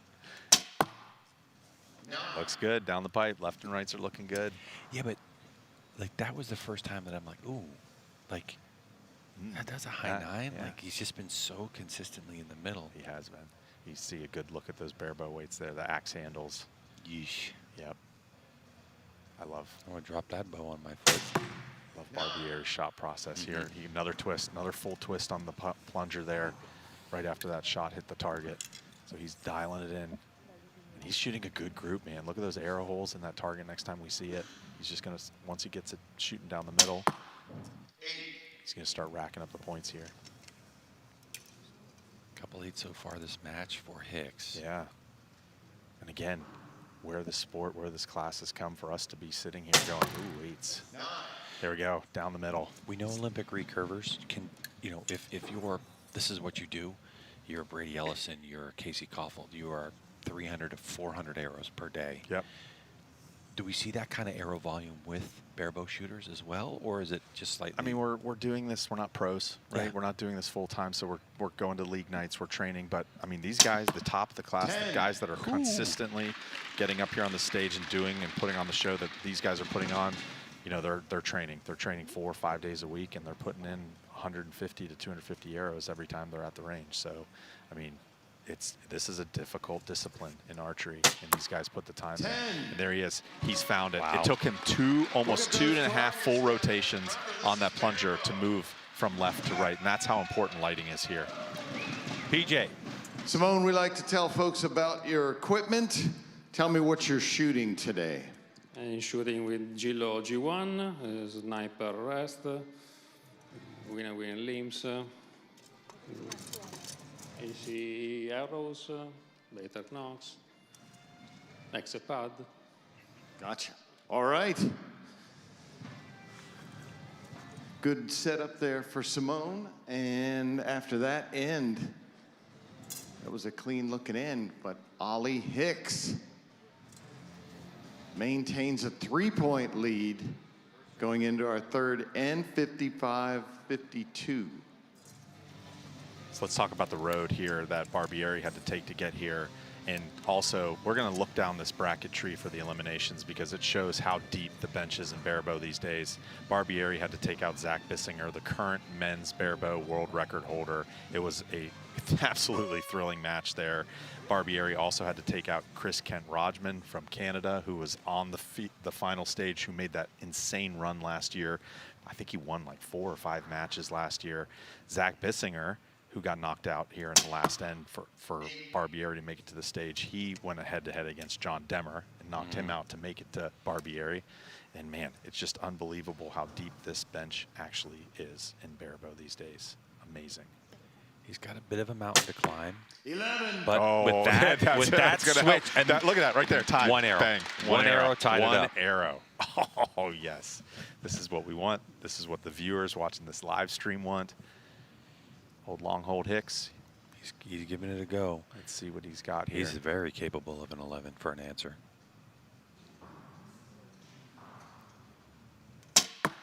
10. All right, that's nice. This stage bump seemed to open up his group just a little bit here on the left stage there for Oliver. Yeah, and if you're the next, if Oliver Hicks advances, you want, as the next competitor, somebody have an eye on what's going on. I probably wouldn't move him off the just spot. leave him there. Leave him there. Oh, that's a great arrow. My goodness. He's figured it out. Once he got that left and right, I mean, look at his target. His target is, the elevation is perfect. It's just slightly left. He fixed it after that first and second end, and here we go. Now he's just pedal down. 9. That's a great arrow from Oliver. Okay. 82 there. All eyes on the dead center scoring at the top of your screen to see what happens here. Barbieri at 10 would be a beautiful thing. Or 11. That'd be nice too. Whatever. 7. Oh, drifted it wide. He looked a little baffled too after that shot. He's looking at his coach, looking for some feedback. What the heck happened is what he's saying. Here's PJ. Great Britain. We had Sweden, Japan, Australia. Am I missing anybody so far that we've had? International melting pot. We appreciate everybody coming over for the Classic from all over the world.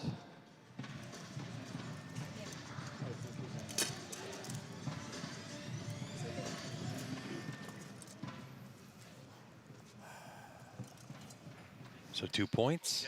The advantage. Last end we saw a 3-point swing. Oh, the 10 got changed to an 11? Man. Okay, so we got a 1 point. Closer. But we saw a 3-point swing there in the last end. Coming out of the second end into the third end. That first arrow of the third end, boom, a 3-point swing. And there we go. We tied it up with 1 arrow. So anything can happen. The 12 is already called by Ollie. Let's see what Barbieri does here. You might as well just have it on for the last 3, right? You might as well. Here we go. Ollie Longbow Hicks got the 12 called. Is this a bluff, or is he gonna it's a bluff. or is he going for it? I don't think he has much time, as good as he shoots in Barebow, to play some poker. He's going right down the middle. 30-second shot clock.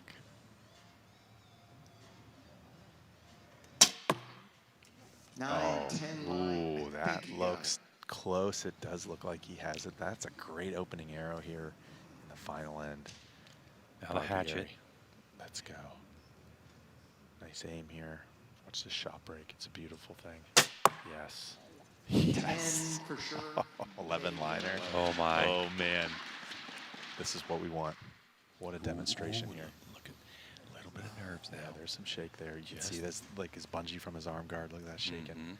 I can see it in his release hand Just too. got to watch that float. Execute a shot.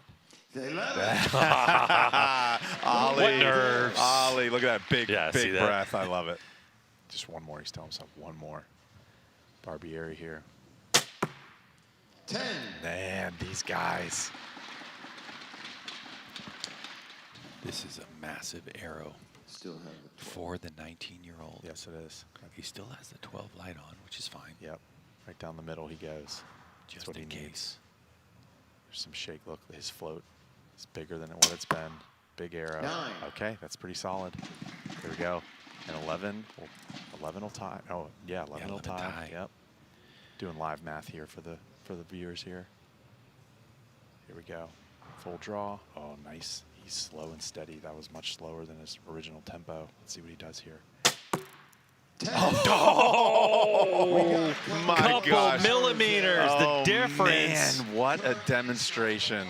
We'll wait for the Yeah, official we'll score, wait, but we'll it's wait. 112 to 111. Wow. Simone Barbieri. Incredible. Incredible demonstration. These two guys, everyone so far has just put on a show. 111, 112. I mean, these Wow. are solid scores when you are not on center stage at the Lancaster Archery Classic, when you are in the hall shooting, Yeah, nobody's paying attention that's to you. right. Now all eyes on you, and this is such a high level. And 230s to end this thing. to have to take a seat on 1 point after that. Oh my gosh. Judges really closely looking at it, so let's take a listen. Yeah. A look and see. Okay, so judge still looking at it. Yeah, they're looking. They're looking. Looking at the scores, going to give us the sign. Are we all tied, Oh, or man. is there a winner Look at these archers. to Look at advance? that. Barbieri's That's just a win. hoping. It's a win. It's by a win for Ollie Hicks. Oh, great showing from Barbieri, man. Congrats. What a great showing from the Italian. So Oliver Hicks from 6th place seed, now with a couple victories under his belt, is going to meet our lone American in the field. Let's get to PJ. Okay.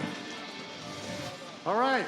It's time for our 3rd seed, Robbie Weisinger from Des Moines, Iowa. Known Robbie a long time, but it's his first time on stage here at the Classic.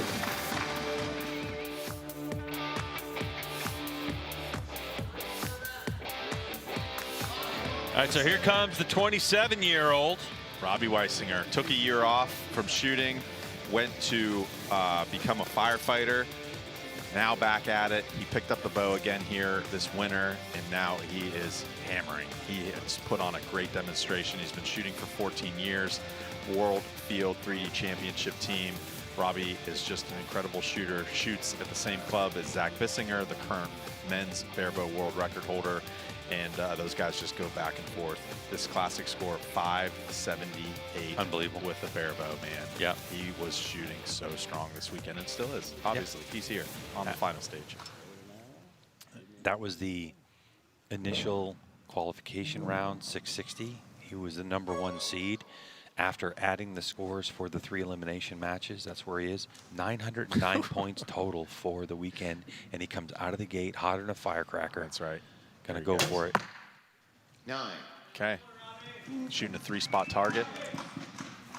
Not scared. Not scared at all. Gonna keep that 12 called for this. He's just gonna burn up his 12s here right off the bat. Oliver Hicks now so deep, so many arrows. 9. Keeping that blood sugar up. That's right. With his cookies. Oh, yeah, he's turning that 12 off. Good idea. Good. He didn't want to waste it. Yeah. That 12 was called just in case the lighting caused him to hit low. Oh, yeah, that's a good strategy. Just come out. You're going to shoot your strong scout arrow. If you happen to hit a 12, okay, great, it's called. No big deal. Looks like he's hanging a little right here with this lighting. Let's see if he makes an adjustment on this plunger. I don't see him reaching forward, so he's going to just run with it. Oliver Hicks here. Now, we talked about this where he was struggling here with the left side stage. Robbie took your advice. He left him there. No. We go 2 9s. Very solid opening here in this match. By the way, the winner of this match is guaranteeing themselves a podium finish. So a lot on the line for both of these archers. Okay.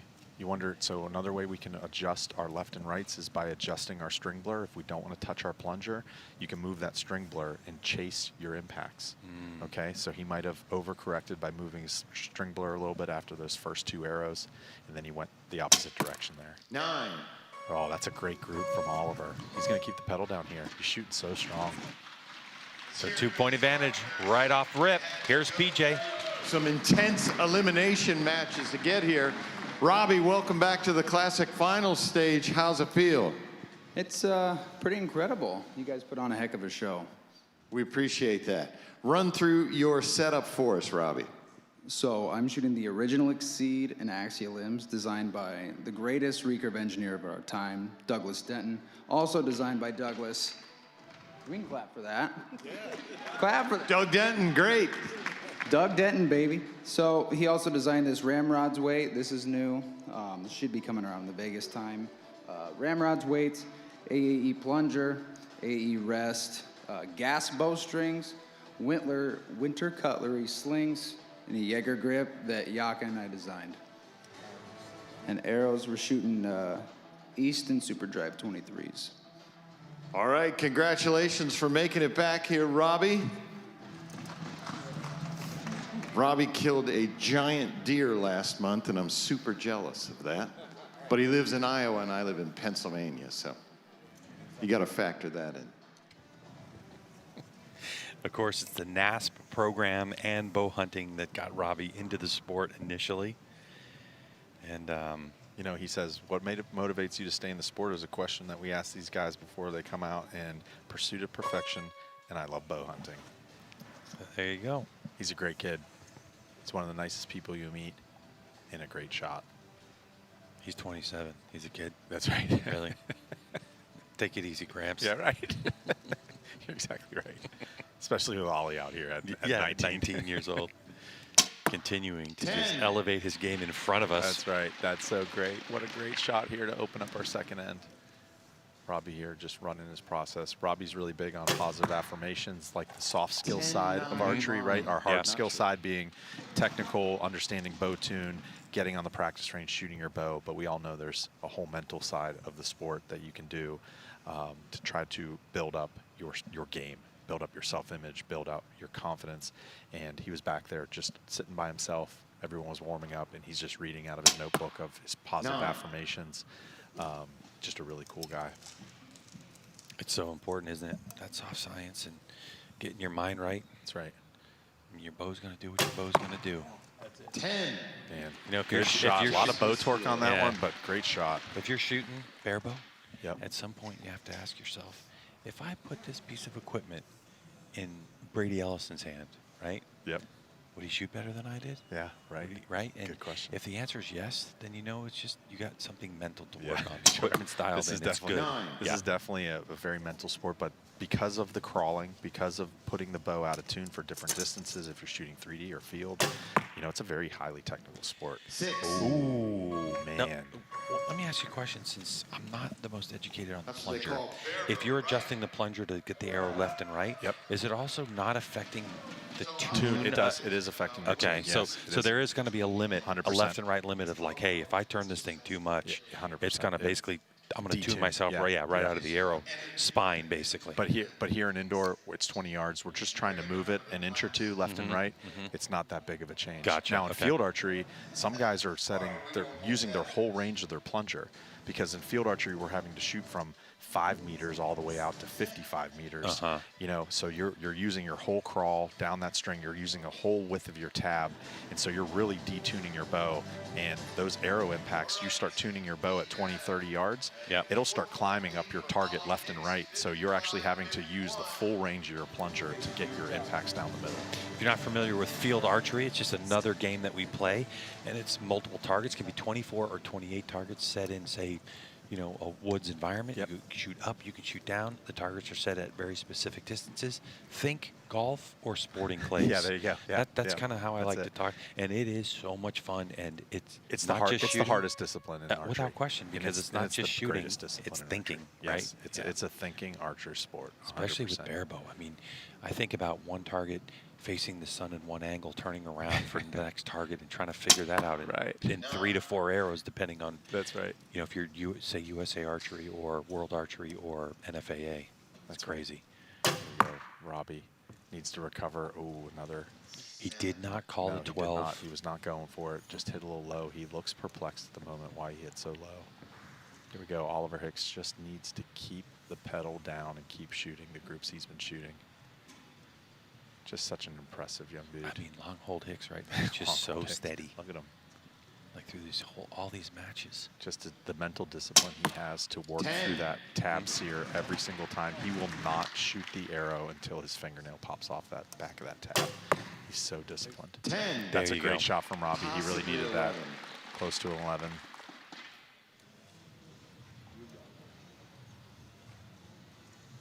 Oliver Hicks here. Third and final arrow. Got a nice little group down there. No score on the screen at the moment. 8 seconds left on the clock. 6, 5, 4, 11. Oh, man. 3 seconds left. Strokes in 11. He burned clock at the front end because he was breathing. But exactly. All right, Robbie's a little loose here. Get a score update in a minute. Man, Oliver Hicks shooting so strong. Barebow, let's hear it for these archers. It's going to be so we expect a 25 for Robbie, totaling 76. But that 30, totaling 85 for Hicks. That's a big swing, especially with how tight Oliver has been shooting. You know, Robbie did not have an easy road here. He had to knock out Joel Turner of Shot IQ in his final match. Robbie also had to knock out Grayson Partlow, which is incredible. Just to support, right? Like, this is the first time we legitimized, or you guys legitimized. Pretty incredible watching Ollie Hicks and this run that the 6th place. It's very challenging, but thank you for that. Thank you, Rob. Thank you, everyone at Lancaster. We loved it. We had a great time. All right, thank you, Matt Yaka. Yes, we appreciate the support for Longbow.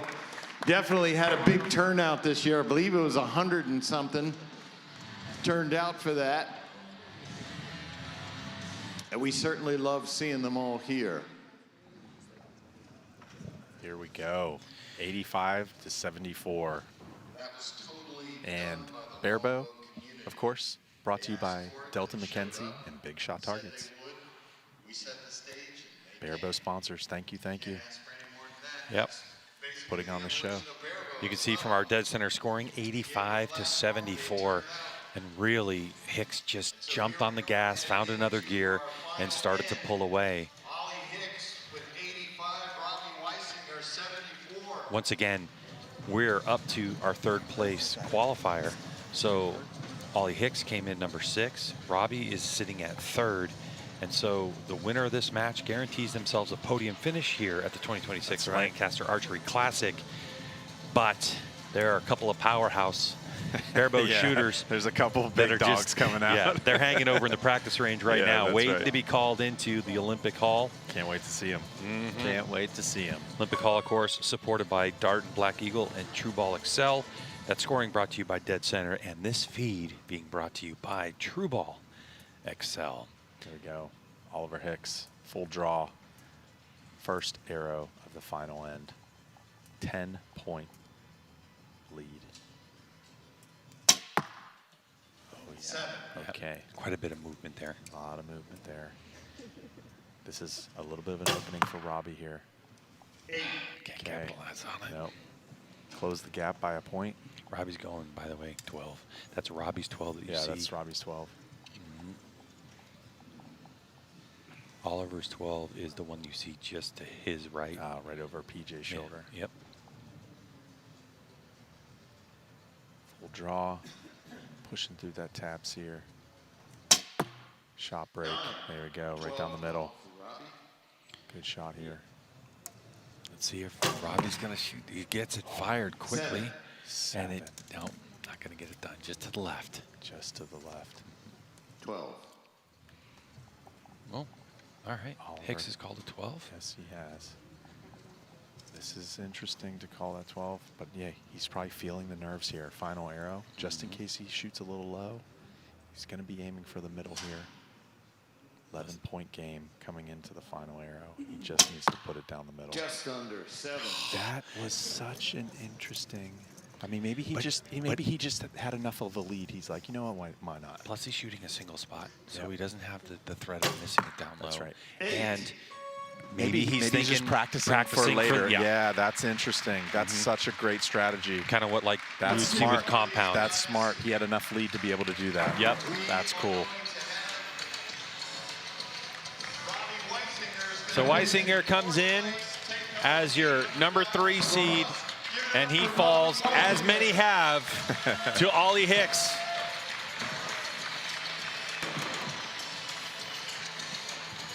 The Titan Killer from Great Britain having his way, and now guaranteeing himself a podium. Rob Koffelt. Barebow is Renee Becker from Bedfordshire, Great Britain. Renee Becker from Bedfordshire, Great Britain. Second time on stage. Let's give him a hand.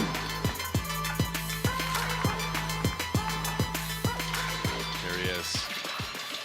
Renee Becker, no stranger to the final stage. We remember him. We remember his awesome Captain America homemade Barebow weight. Yeah, that's right. He's the man. That's right. And fun fact, guess who traveled from the UK over together? Guess who's rooming together? Oliver Hicks and Renee Becker. Oh, you don't say? Oh, roommates here. There we go. Oh, Team boy. sponsor from UCA, shooting for 10 years, national indoor champion back in the UK. Renee Becker is a killer on the indoor stage. Shoots out at the famed Clop Hill Archery Club. Like I know what I'm Like talking you know about. what you're Yeah, I talking don't have any idea. I just like the name. That's awesome. Yep, also sponsored by UCA, Merlin Archery, Rainbow Strings, SS Wings, IFA World Indoor Champion, National Indoor Champion back in the UK, shooting a 3-spot target. He's a very intelligent engineer. We had him on the podcast back in December. Designs all of his equipment, designs all of his funky Barebow weights that you see. He designed and manufactured his own plunger, his own rest, his own tab, his Barebow weights, his tiller bolts. Like, this dude makes pretty much everything but the riser and limbs. Let's see if he's got any intimidation. So this guy, you'll watch him, he's so diligent. He's the last person off the line. He uses every second of the clock when he's shooting elimination matches. Everyone's off the line. He's literally loading up his 3rd arrow, and there's no one on the line. He's so diligent. Ooh, little hitch there. Feeling a little bit of that panic. 10. And it didn't matter. Whatever. Look at him pull through that. Good for you, Renee. That was an awesome arrow. Oh, that was great. Ollie Hicks back on the right stage. Let's see if it feels like home to him. Good move to move him off that spot. I would for agree. 2 matches I in would a row. agree, 100%. No, feels like home. No big Yeah. deal. Right down the middle again. Renee Becker, super diligent. We remember the winks and blinks, making sure everything's aligned properly. Boom. 9. Good I shot. probably asked you this question. So that's more of an alignment thing, not an eye dominance thing? So that's a good question. I don't know what the purpose of the winks are, Okay. what he's checking, if he's actually checking something, looking at string blur, looking at alignment. I'm thinking that it's just kind of getting through his process. That's right. Oh. Tied up after 2. Here we go. Super disciplined shot process. 9. Okay, a little liner there. On our dead center scoring for for a moment it had it does have the 8 asterisks. Yep, there it is. That'll be checked by a judge. Ollie going up against his countryman. Look at that group, dude. Look at that group.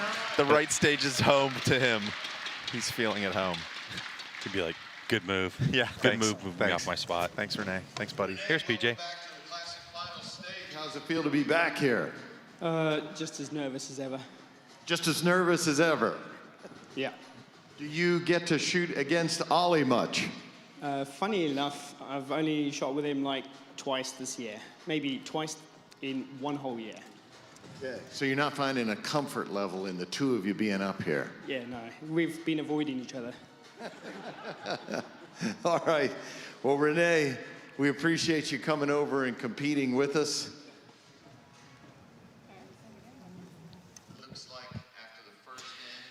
And of course, this Barebow shoot-up finals being brought to you by Delta McKenzie and Big Shot Targets.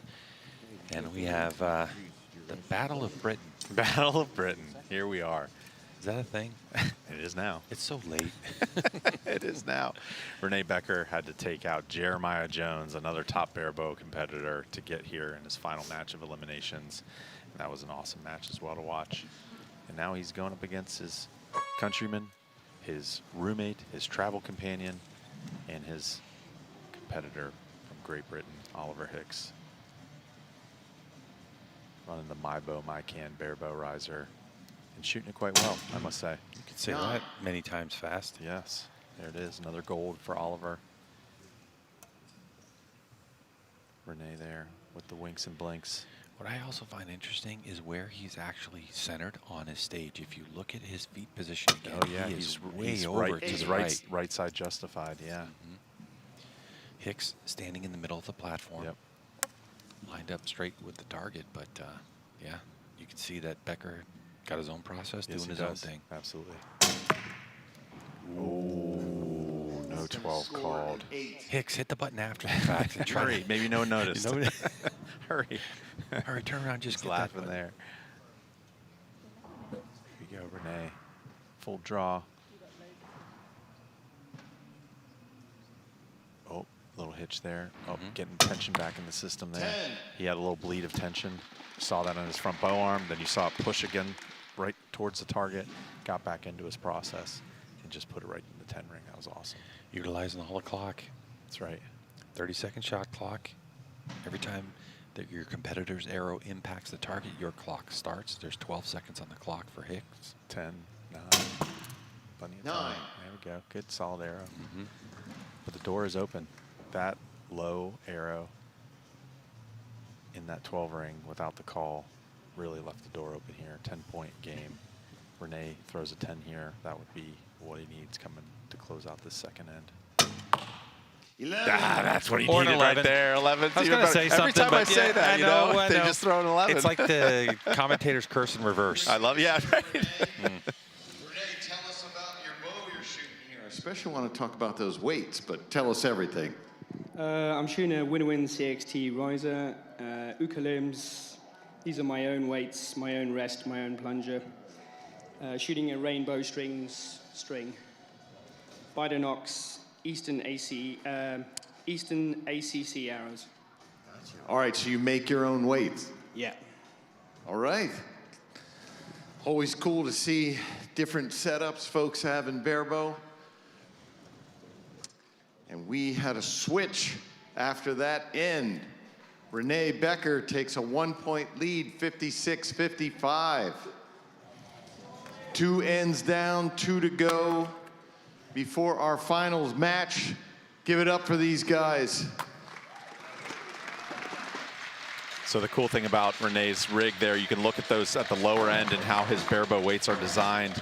The Barebow has to fit through a 12.2 centimeter aluminum ring, the inspection gauge, and you can see how his bottom weights are slightly offset vertically.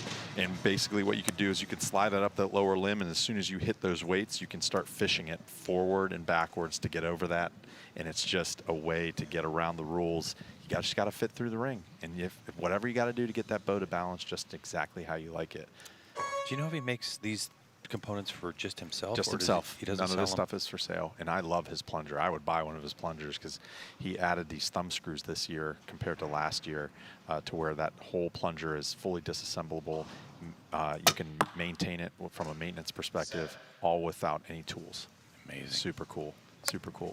And last year, Renee, I don't know if you remember this story, but it's kind of adding to the lore of Becker. He had his luggage get lost on the way over here, and he had to use a borrowed bow in his qualification round, and he still made the cut. And then his actual bow showed up that night. He had to go and get it all tuned up, ready to rock, and then he went through eliminations and made it to the final stage with his bow. Pretty incredible. Two-bow Becker. Two-bow. Let's see a full draw. No. That looked good. That looked good. No loss of tension in his shot process there. He's just shooting pretty strong here. Now 19-year-old Ollie Hicks from Reading.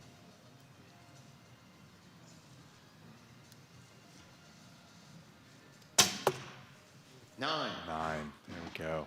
1 point lead for Oliver here. Final arrow, third end.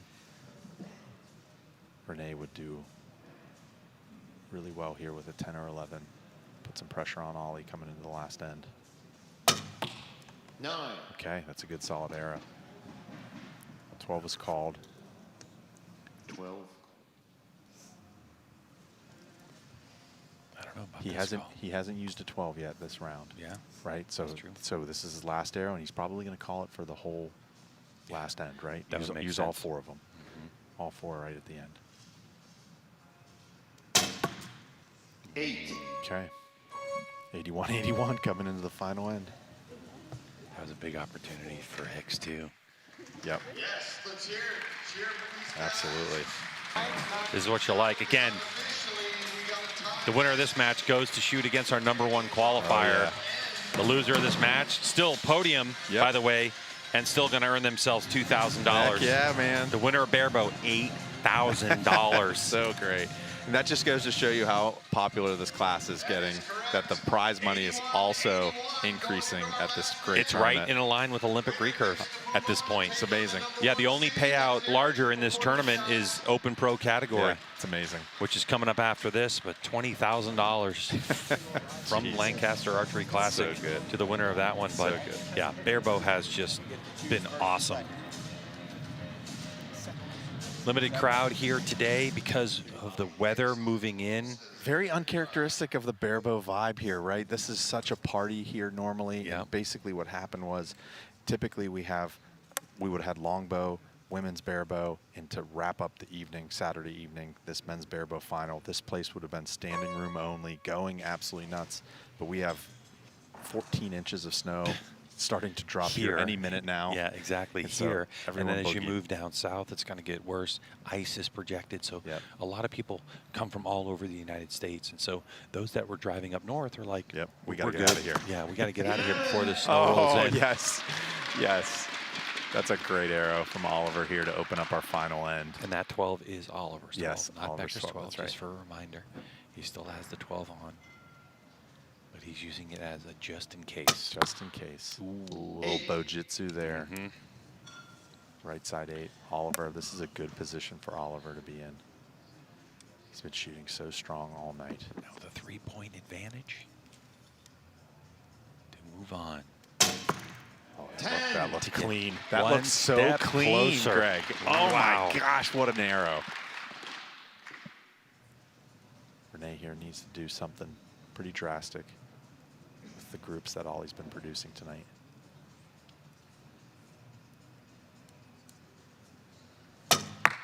Nine. Okay. Now up to 4. Another 10 will do it. Oh, please. Get this dagger. Draw. 9. Oh, you heard the arrow slap. It looks like a bounce out 9. 3D archers know about the glance out. It's going to be out of reach with a 12 if the scores hold where they're at right now. And of course, he called it. He called it. Cool to go for it. He's probably going for it. Nothing to lose. Nothing to lose.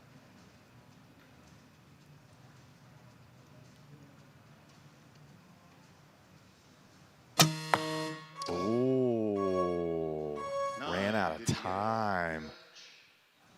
Looking at the judge, did he get it in time? No, judge is shaking his head. He didn't get it in time. Oh, man. Ran out of time. So that's okay. Gonna be, at least it was out of reach, right? That's that would right. have been a heartache if Had it wasn't he hit reach. the 12. Yeah, and would he hit the 12? Yeah, but it's So okay. They're going to call showing. that. They're going to call that a miss. That's going to be a 0 points for him.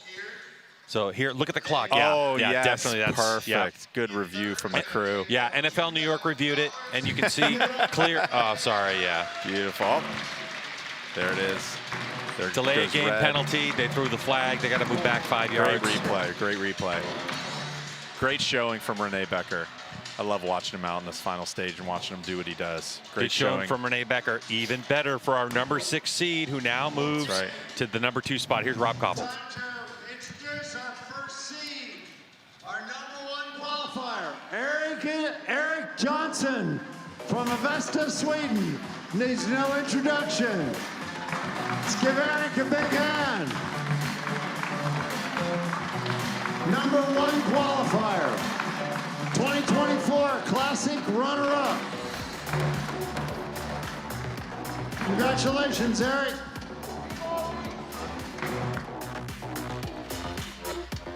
Eric Johnson. I mean, come on. Who? Exactly. Eric Johnson from Sweden.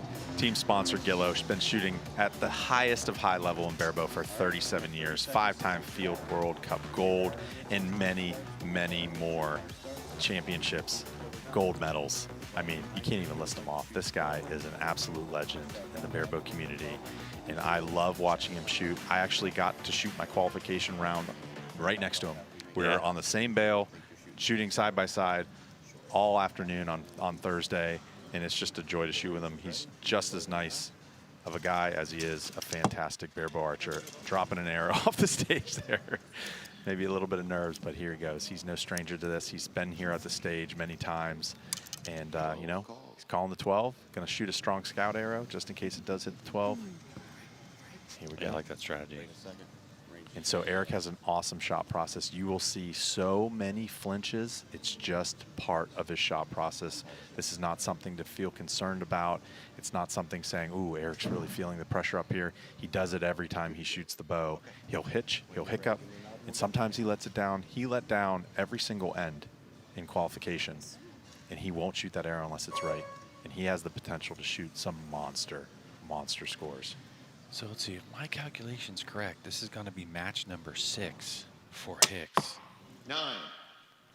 So that means for Hicks, he shot 5 matches. Yeah. We have 12 arrows per. Yeah. So he's at 60. So he's already shot another qualification round. That's right. But he's comfortable out here. Yeah. Right? So now it's like do you want to come in low-seated and get comfortable out here instead of having to come out fresh like Eric and kind of get a feel for this vibe, get a feel for the lighting to start the matchup? 9. Okay. There we go. He's putting them down the middle. That's great. He's shooting a 23 diameter arrow. Oliver Hicks been doing a fantastic job tonight. It's been a joy to watch him shoot, put on the show. Now he's one more Titan to go. He is. Does he have enough gas? Titan to go. Does he have enough gas in the tank to get it done? And this might be one of those benefits of him shooting low 30 poundage, right? Oh, yeah, he can good just point. handle it and dominate that weight. It's not an issue for him to shoot 150 arrows. 9. You know, he could just keep going all night if he wanted to. That's a great opening group from Eric. That is awesome. Anything in the gold for Hicks gives him a 1-point advantage. That's right. It's a great shot of his form. 10.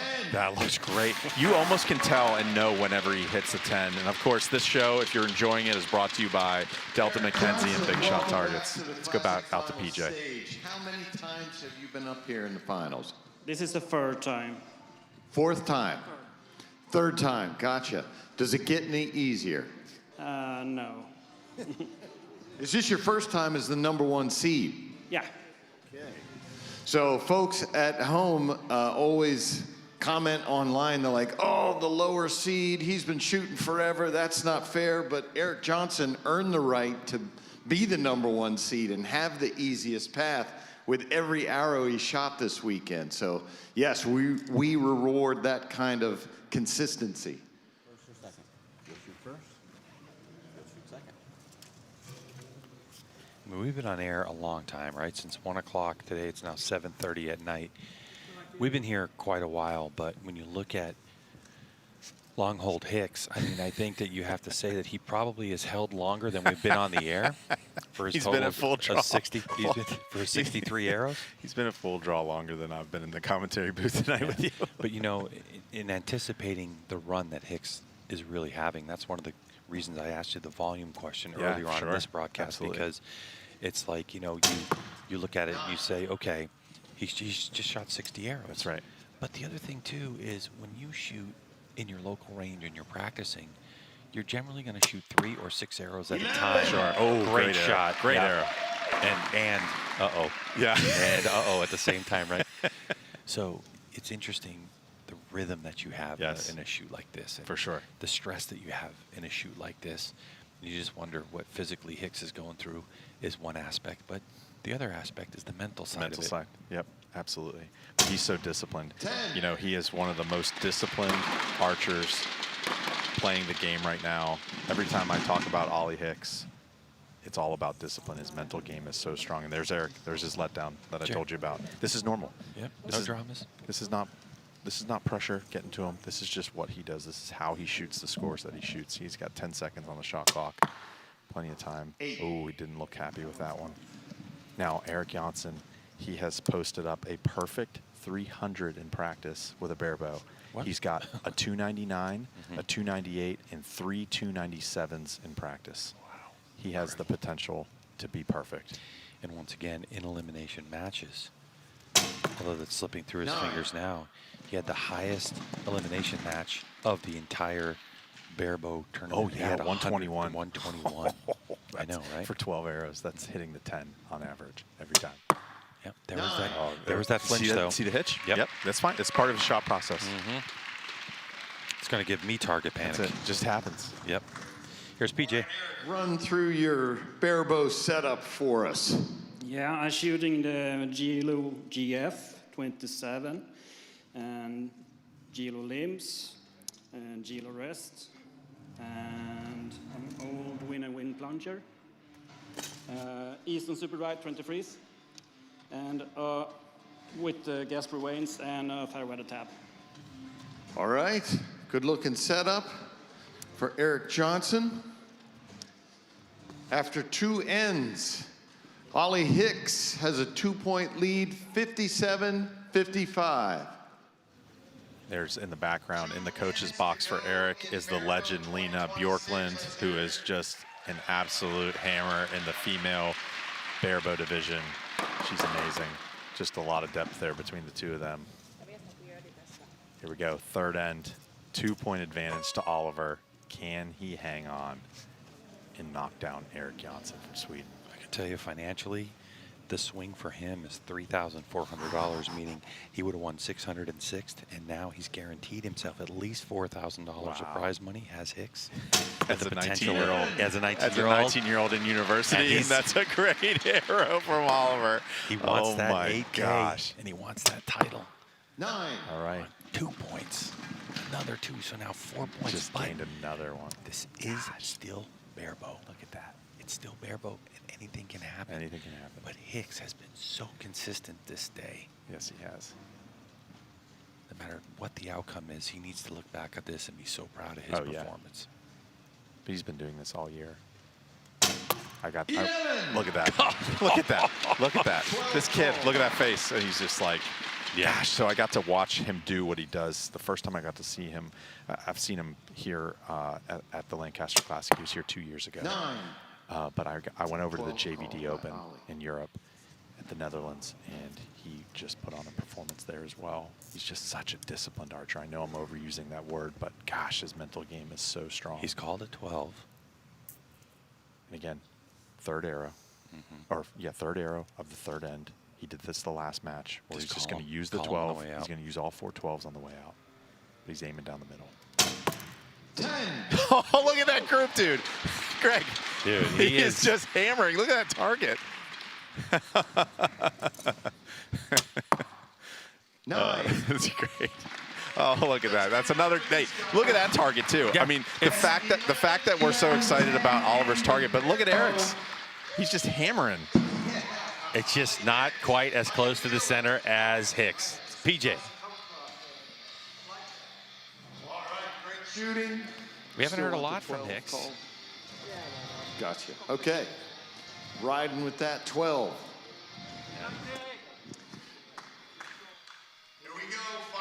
All right, so, yeah, he just confirmed what you were talking about, Zernzak, which is, hey, he's just going to ride the 12, just in case he drops one That's low. right. But got a target change. We got a target change. They're putting them up because they're beating up the freaking 10 rings, especially and 11 this rings. kid, Gosh, right? Dang. He's actually shredding the middle. Fresh target. All right, so our final end to determine who is going to be 2026 Lancaster Archery Classic Barebow champion. Here we go. We're talking about a legend. I mean, a 49-year-old who's been shooting for 37 years versus a 19-year-old who's been shooting for 6. We're talking about the number 6 seed versus the number 1 seed. We're talking about someone who has had in the 72 arrows so far, getting close to 72 arrows, and another archer who's just had a handful has 9 arrows. How do you like this? Hold your breath. This is going to be one of the greatest finishes of all time. Let's go. God, I love watching him shoot. He's just so steady. 10. 12 called for Eric. Let's go. I think Hicks has a long hold. You think so? A little bit. Oh, there's a hitch. That's okay. Okay, 20 seconds. Plenty of time. No problem. I watched him do this every end in qualification. He does it all the time. That's his hit. That's his 12. He has called the 12. Yeah, I think he's going to be gunning for him. I think he needs to. 9. Yep. Okay. Yep, I think he's inching it down. Oh, he took the 12 off. Oliver's 12 is still on.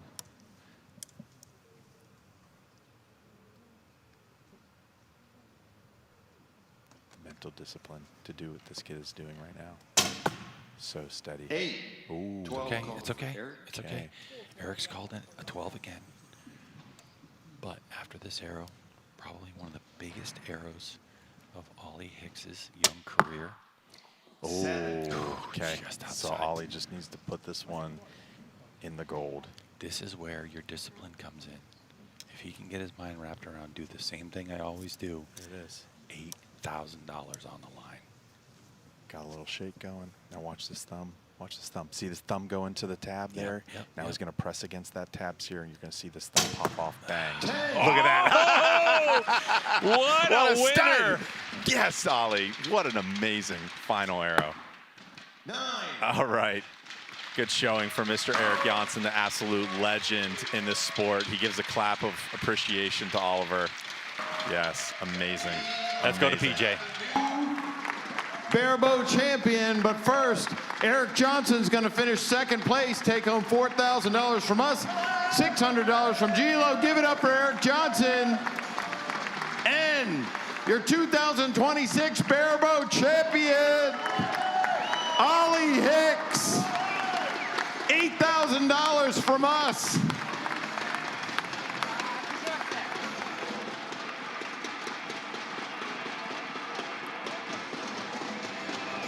Ollie, how you feeling now? So good. Could be feeling better. Do you have any idea that this would happen when you came here this weekend? I had hopes, but I wasn't quite sure if it'd come true, but they definitely did, so it's great. Come into this from the 6th seed, you seem to get stronger as the match went on. Yeah, I just got more and more relaxed up here, like just more arrows shooting at a target, just like we've been doing all weekend. All right, congratulations, Ollie Hicks, 2026 Barebow champion. From number 11 seed after qualification, elimination matches, worked his way all the way up to 6th, and he gets it done.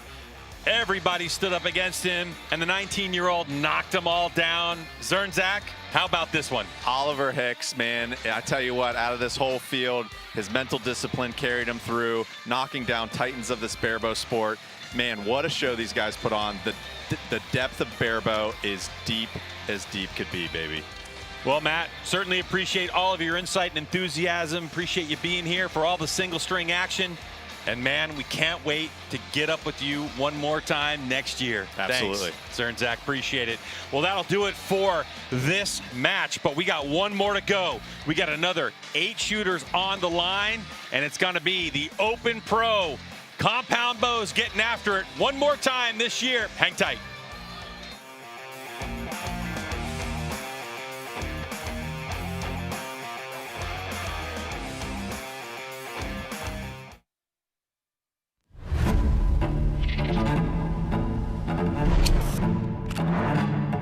Perfect bullet hole. The Pharaohs has done it again. That thing's freaking smooth. It starts with focus, a breath, and the pull of the string. From ancient skill to modern sport, archery connects us across the entire world. At Lancaster Archery, we celebrate the precision, the passion, and the power of the bow. Just a little bit of movement, she puts it into the 10.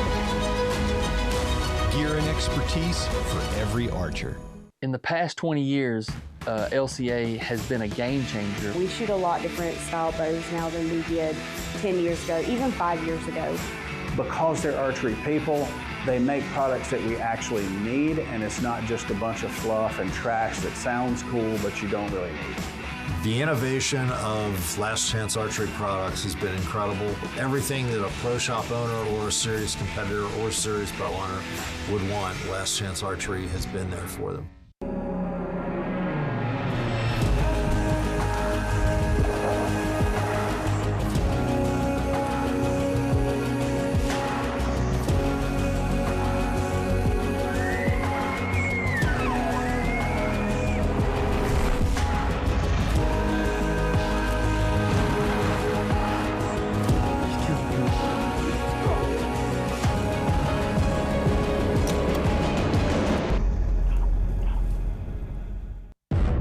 Track isn't for everyone.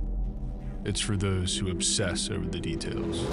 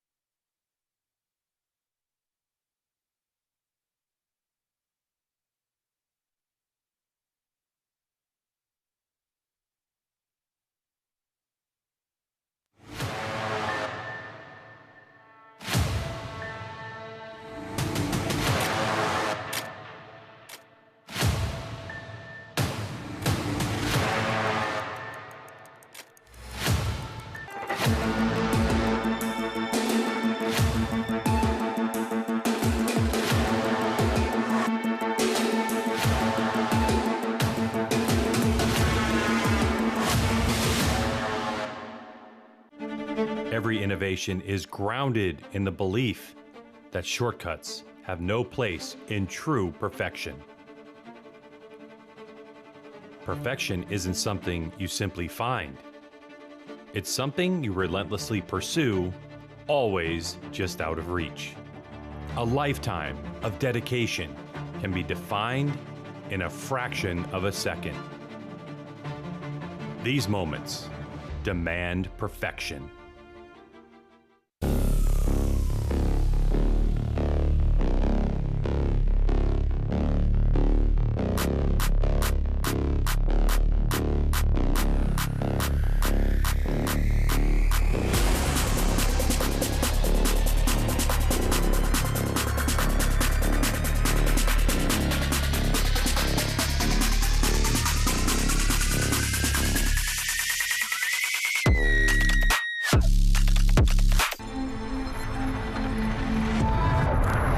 Shot, no second chances.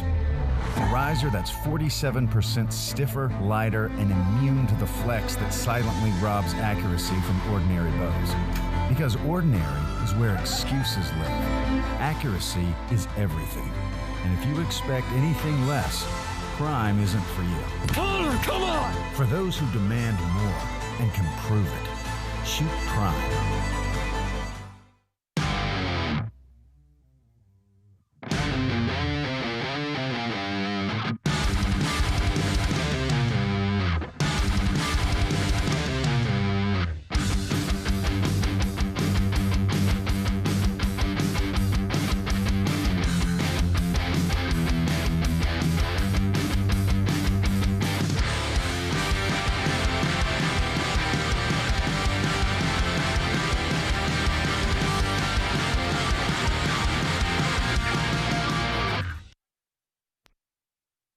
Hi, my name is Darren Christenberry. Hi, my name is Casey. Hi, my name is Bodie Turner. And this is the Lancaster Archery Classic. I believe this is my 23rd year. I've never missed a classic, and it's just one of the greatest tournaments in the United States. I keep coming back, of course, because it's my parents' shoot, and I love to support their dream, and I also love to shoot it. I love getting to shoot in my hometown, especially. I just always love the atmosphere and the shooting format, everything. It's awesome people, and it's always a very fun shoot.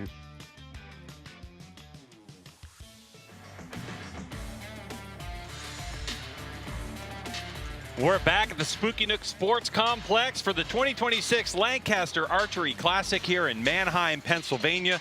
With snow looming outside, we have definitely seen people exit the area. We know what's coming, but a great job by the Lancaster Archery Classic to combine everything into this Saturday as we get set for our final competition of the weekend of the year. And we are looking forward to it. Welcome to the broadcast booth, everyone. I am Greg White, sitting alongside Dan Yazza, professional archer in his own right. And Dan, here we are. We're at Open Pro. We're $20,000 to win and the title of 2026 Lancaster Archery Classic champion. What are you thinking? Dude, you want to talk about Clash of the Titans? Yeah. Look at the list of the guys we have coming up here. I was doing a little calculation before we started. 24 X's total between qualifying and all the elimination matches across all 8 guys. That's it. That's it. 24 X's. All 8 only missed 24 X's. 24 X's over how many years? I mean, it's ridiculous. Listen, you want to talk about that at your local club and how good you shoot? Talk about the competition here in this Open Pro category. Pretty incredible. But this is a very unique tournament, a unique format. So let's talk about this shoot up. All right, so top 8 qualify here. So we started off with qualifications the other day, and then we went to elimination matches, top 64 down. Shooting your matches through, we end up with 8 guys. All ties were broken by 11s, and this will be a bottom-up format, number 8 versus number 7, and all the way up to number 1. And what we get in the shoot-up are the 12s. Tell us about the 12 ring. So on our typical face, it's going to be a 40-centimeter face where the 10 ring is 4 centimeters, the X is 2.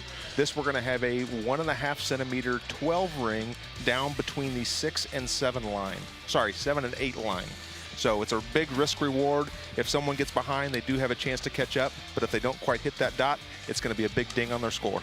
So we got 8 shooters in the shoot-up to decide who's going to be the champ and $20,000. So let's get this thing rolling and welcome the athletes to the field of play. Here's PJ Riley. All right, here we go with our final event of the evening, Open Pro Finals. This is for the big money, $20,000 first prize. Our number 8 seed from Slovenia, Tim Jefsnik.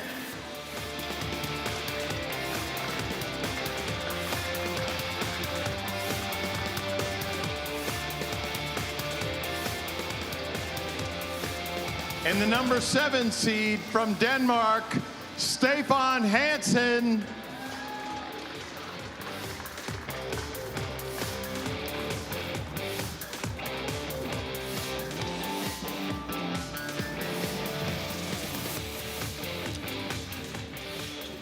All right, well, here they come to the field of play, getting on the platforms.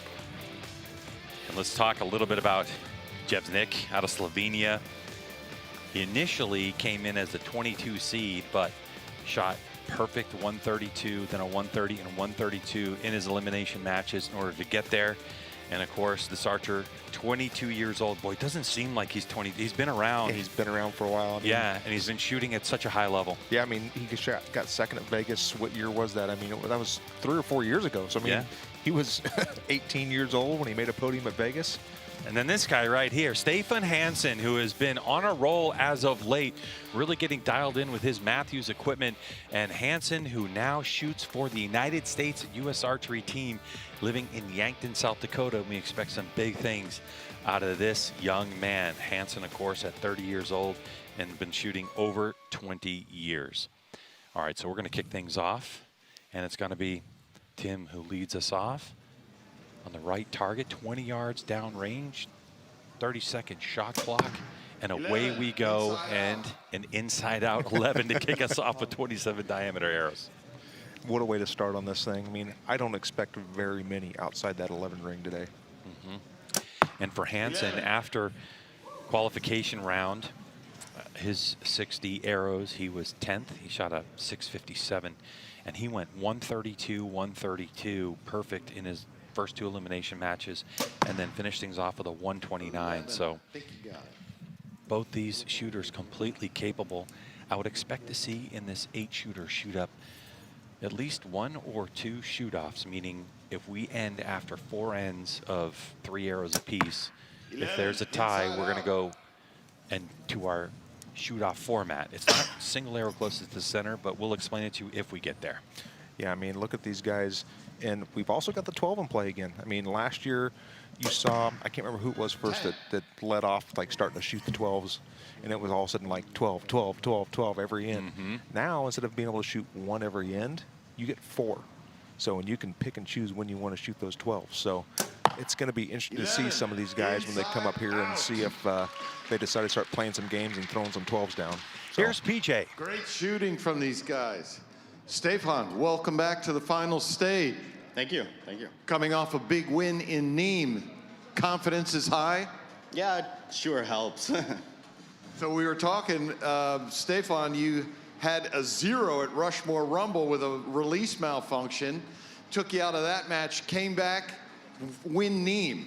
Didn't mess with your confidence or nothing, you just knew it was an equipment issue. Well, I don't know if it was equipment or not. I was already out at that point, so I didn't really care that much about shooting a miss. It didn't matter, so it's all good. We turn around and go to the next shoot.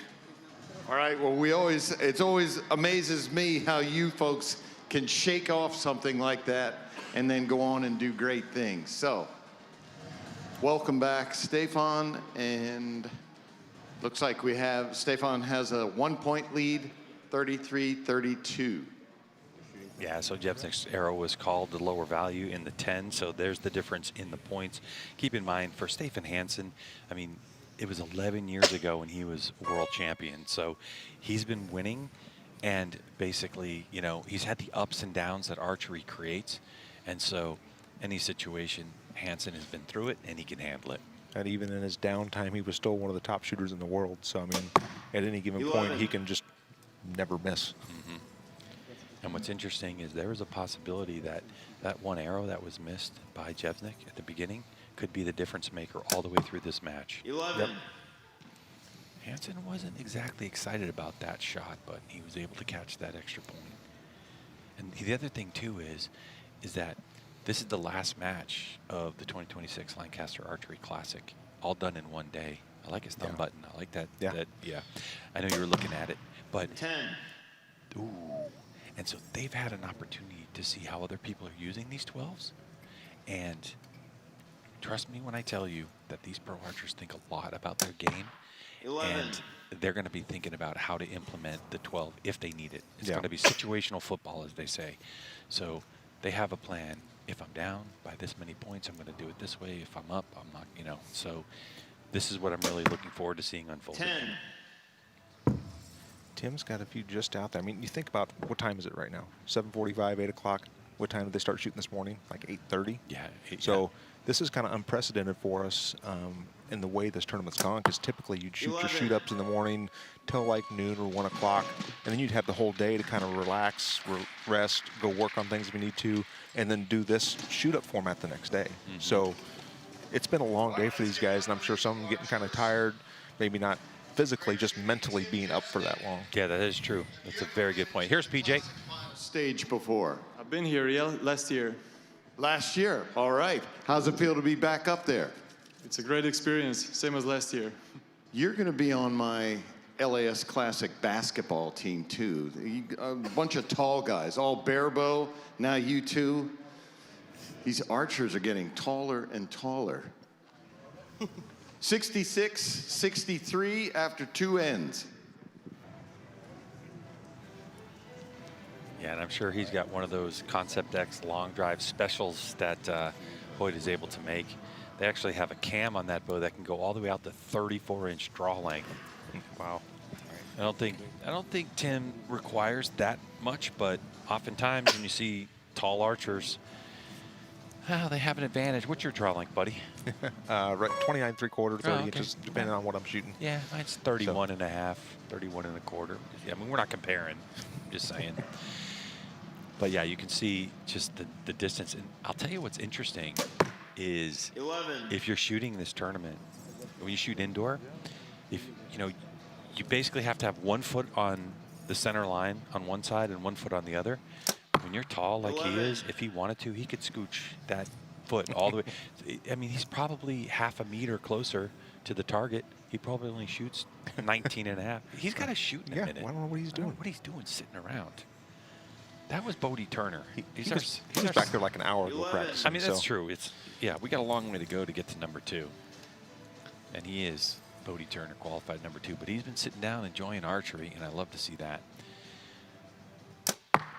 11. Ooh, here we go. Here comes the gamesmanship. He's up 3, and he's going to throw down a 12. Yeah. So Hansen hit the button to shoot a 12. 11. Oof. 12 is called.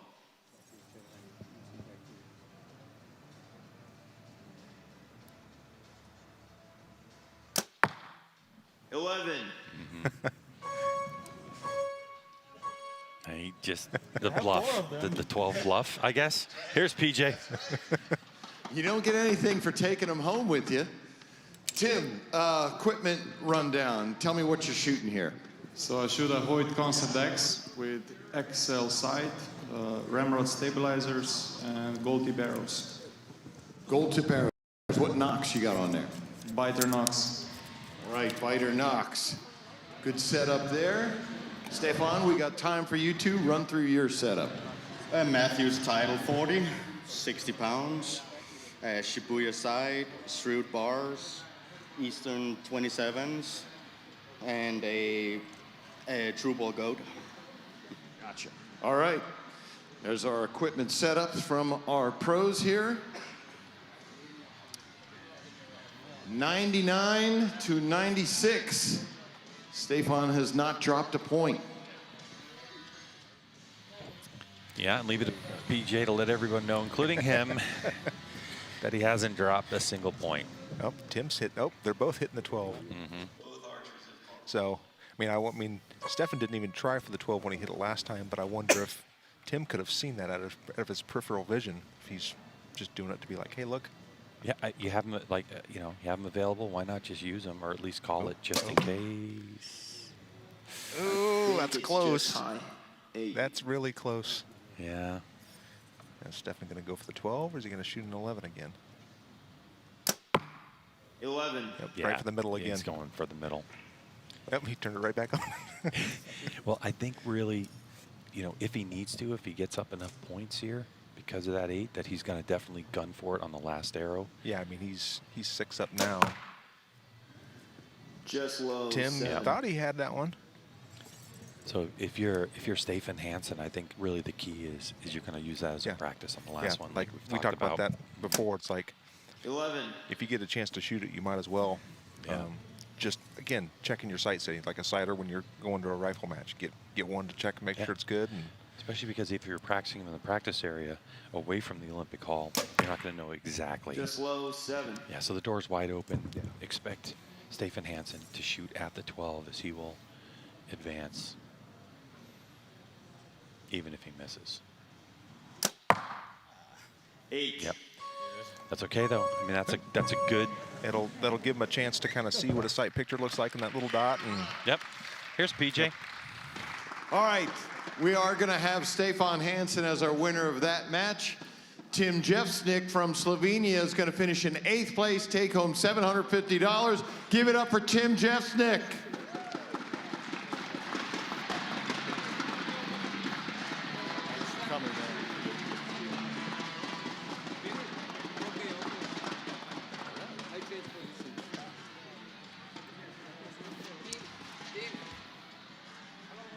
All right, let's bring out our number 6 seed from Canada, Christopher Perkins.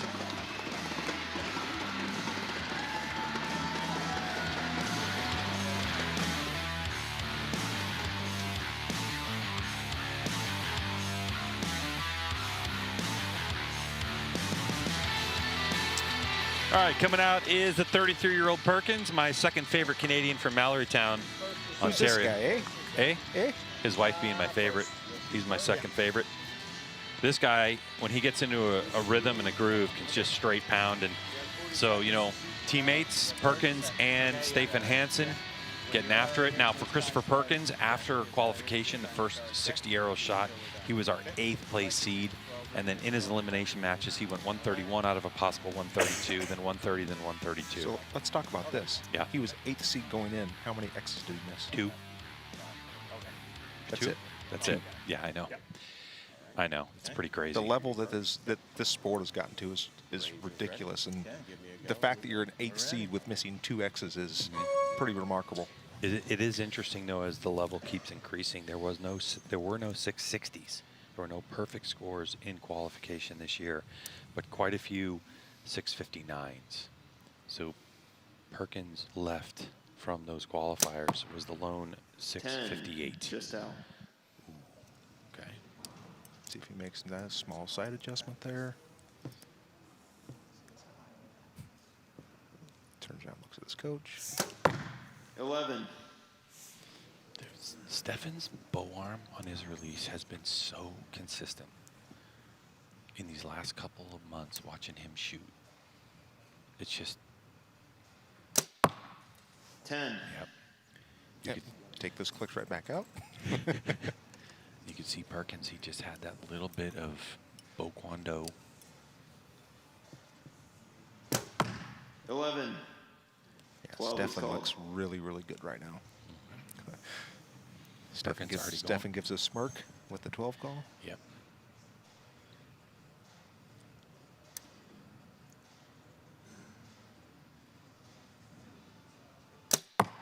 He got it. Drilled it. Okay, so after 2 10s, if Stefan just shoots 11 here, then Perkins is only going to be down 1 point. 11. There we go. 33-32. Right, but Stephen still has 4 12s in his back pocket. Perkins now with 3. Here's PJ. Christopher Perkins going for that 12 button early. Awesome. How you doing, man? Good, you? Pretty good. How's it feel to be back up here on the Classic Finals stage?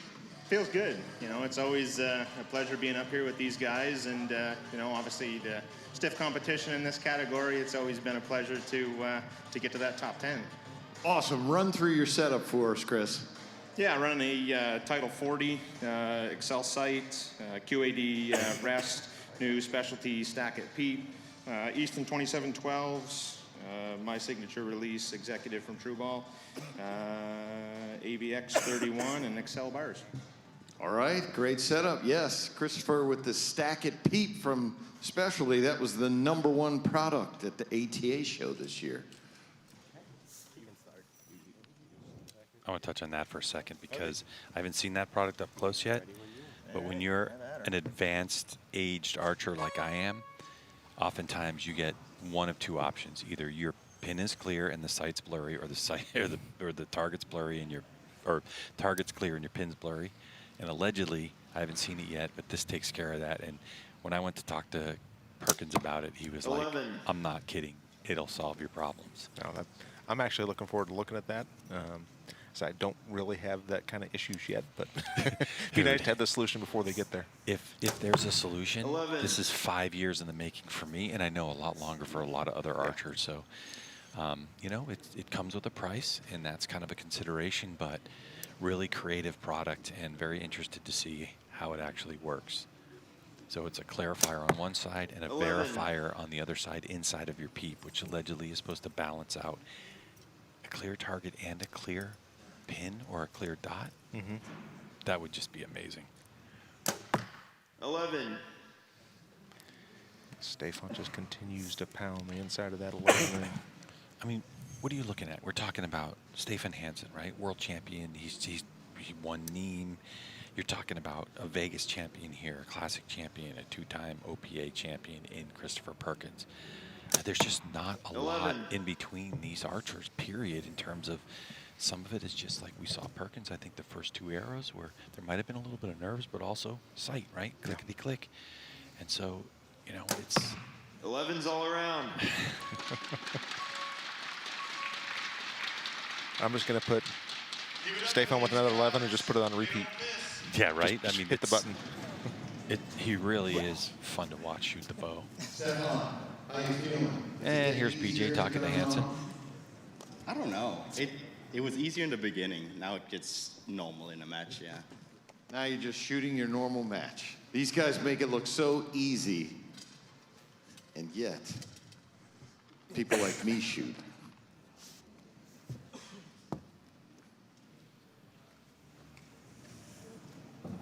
Two ends of 4 deep into this match. This is number 7, Stefan Hansen, shooting against number 6, Christopher Perkins, in our shoot-up format. We're halfway through, and Perkins started off 10-10 and then went for the 12, try to close the deficit, where Hansen was just, well, he hasn't missed yet. Yeah. Saw Stefan's watch light up there. I want to see if his heart rate was on there. Now he's probably getting a text from somebody saying, hey, I'm watching you live right now. It's like he's a little busy. 11. Saw Christopher look up at the screen right away after he shot that one. He's had a lot of movement in his bow arm that I normally don't see from Perkins. Long hold there for Stefan. 11. And repeat. Yeah.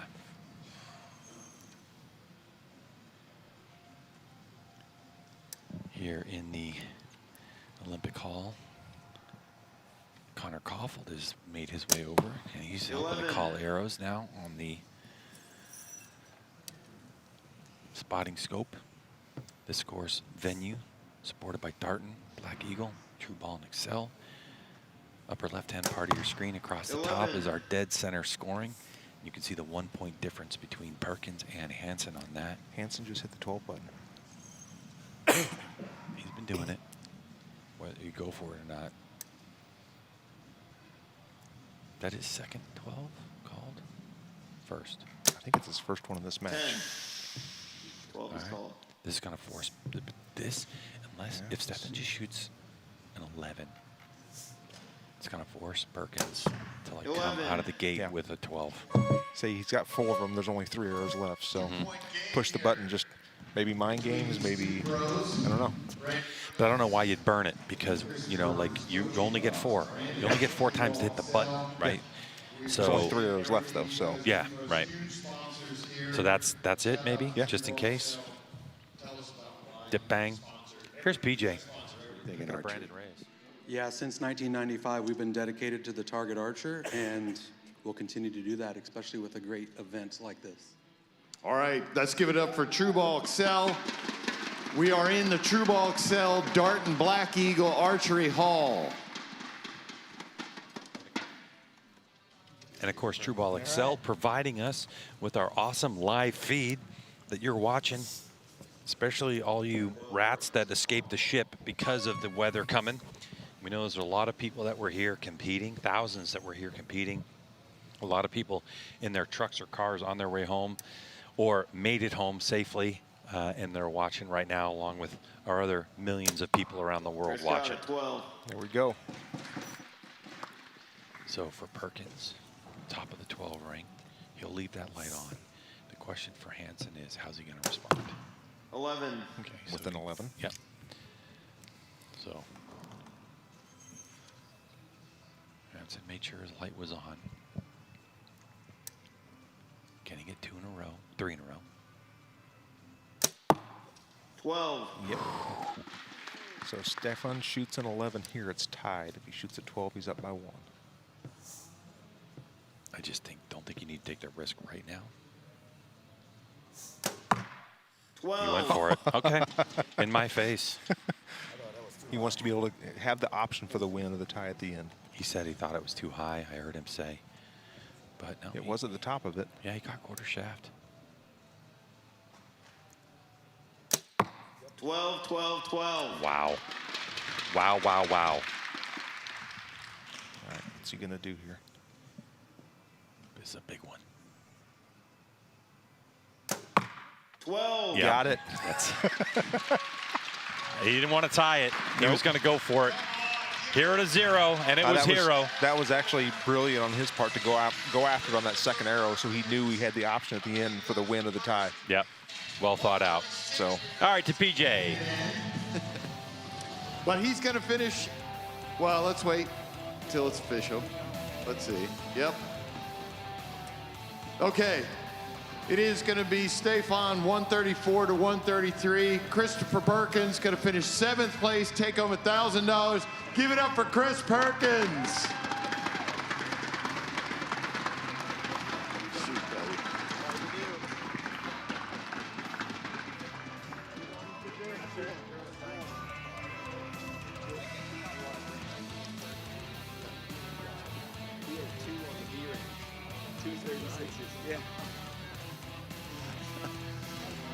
All right, moving on, we have our number 5 seed from Denmark, the current co-world number 1, Matthias Fullerton.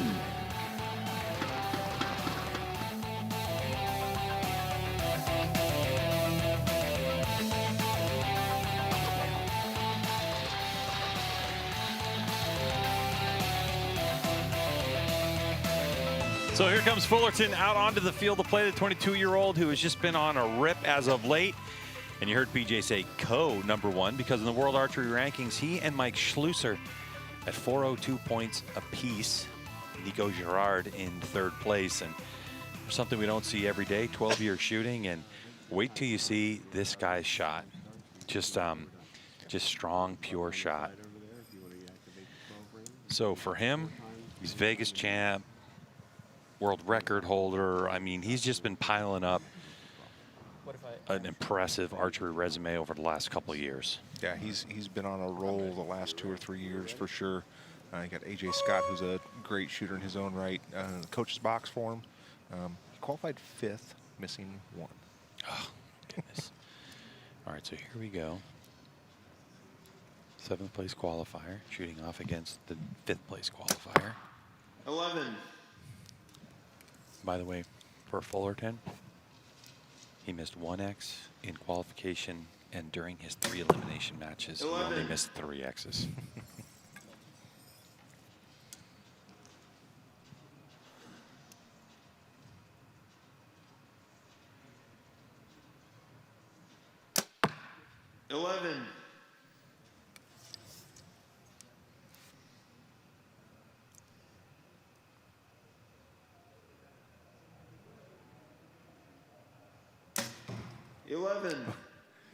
Bo jumped a little there on him, but still right in the middle. Just so fun to watch these guys shoot.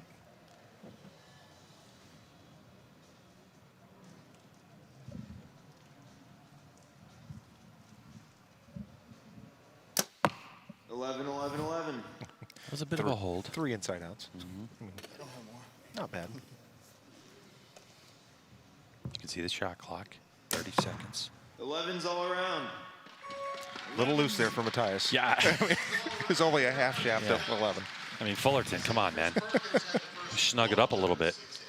Here's PJ. I meant a 36, but Connor Caulfield tells me we had 2 earlier tonight on the other range. But Matthias Fullerton, welcome to the Classic Final stage. Thank you. Thanks. How's it feel to be up there? Feels good. I've been here 3 or 4 years now, and this is my first time. It was kind of my cursed event, so I'm happy to be here. First time on the final stage here. Yes, sir. All right. We're looking for big things from Matthias. We'll get his equipment rundown next. Current co-world number 1, and we are tied at 33. Fullerton was the archer who dethroned Mike Schlusser after a 4+ year run as #1 in the world. It was Fullerton, and you know, listen, he was the one there. We know that Schlusser had a baby, and there was a couple, you know, tournaments that he missed. But when Fullerton had his opportunity, he marched straight up to #1. Schlusser's fighting him for it, though, as they're tied up top at 402 points in the World Archery rankings. But you are looking at literally one of the best archers in the world, hands down. Yeah, and I know the World Archery Rankings takes into all forms of archery, and Matthias has just started shooting field, so he shot a European Field Championship, and I think that's what kind of put him over the top for #1 on the total points, because Mikey has been shooting field, World Field Champion. So. Yeah, there's not much that either one of these archers can't do. 11. Okay. I think sometimes it's part of his shot with Fullerton. I think he's just trying to get used to his first time on the stage here at the Olympic Hall.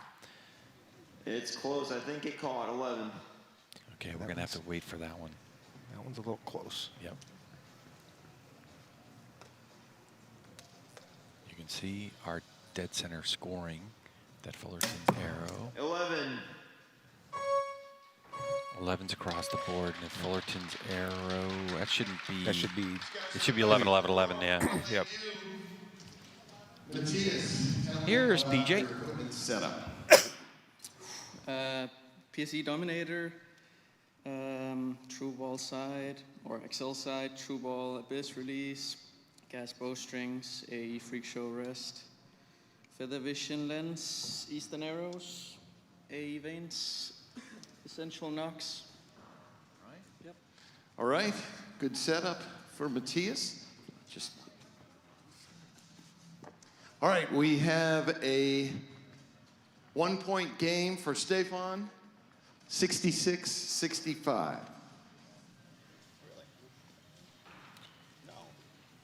We just had a correction there. Even 66 all. Yeah, with a correction, we go to 66 all. So that's all 11s across the board so far. The pressure here sometimes doesn't generate as many shoot-offs as you would think would happen, but it's definitely possible at any time because of the level that we're seeing here. There is no one in this field of 8 that accidentally made it to this shoot-up. No, not at all. Not with the class of this field. 11. I know, I know.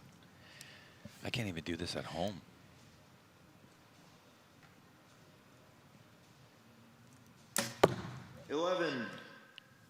That was a really good looking shot from Maddie there.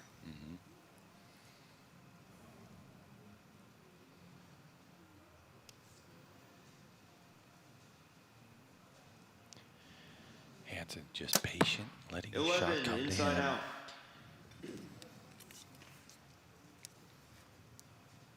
And for young archers, I think, isn't it important, like, you don't want every shot perfect. 11.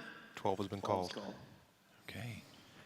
So Hansen trying to break free. This is a huge risk. Maddie's going for it too. Just low. Missed it. 7. Oh no. Maddie's cranking it back now. He is now. This is the advantage of the 30-second clock. All right, so he's gone, and so his choice is to aim it in the middle, and he drops his sight, so the impact is going to be low. Yeah, he moved it back to his regular 20 mark, shooting 11. Yep. Okay. Okay. So he moved it down, then moved it back up. He started moving it down, and then when they called his low, he moved it right back up. Yep. So they've each got, no, Maddie, they both got 3 12s left to call. So yeah, because we're heading into our final end. Yep. So four-point lead. If Maddie shoots 11s out, Stefan can't catch him. Yep. So we're here at the 2026 Lancaster Archery Classic. We're in the Open Pro category. Eventually, we're going to get to the #1 seed, and whoever is going to face that #1 seed is shooting for $20,000. And that's Jacob Sluzars, who you may recognize from earlier Lancaster Archery Classics. But we're a little ways away as we have the #7 seed, Stefan Hansen from Denmark, shooting against his fellow teammate. Former countryman? Former countryman. No, he's still from Denmark. But anyway. He shoots for the U.S. But Yeah. I mean, it's Matty Fullerton in the number 5 seed. And right now, Fullerton leads by 4 points on Hansen taking a chance and missed one. But it's all about these last 4 12s. He got it. Got 12. that one. Go. Yeah.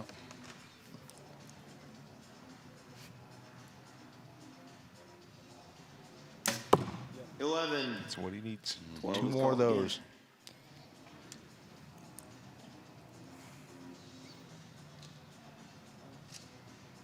Yeah. 3 points.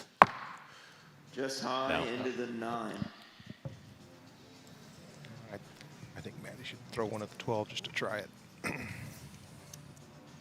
Yeah, I know what you're saying. Right? 11. Just to give it a go.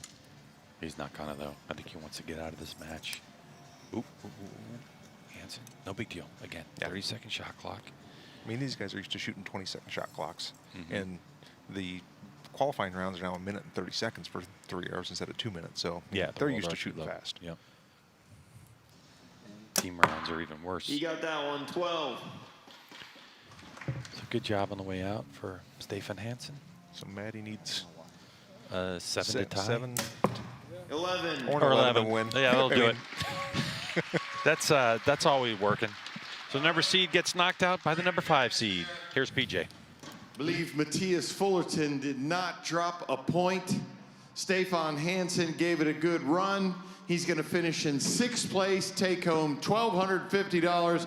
Give it up for Stefan Hansen. Thanks, man.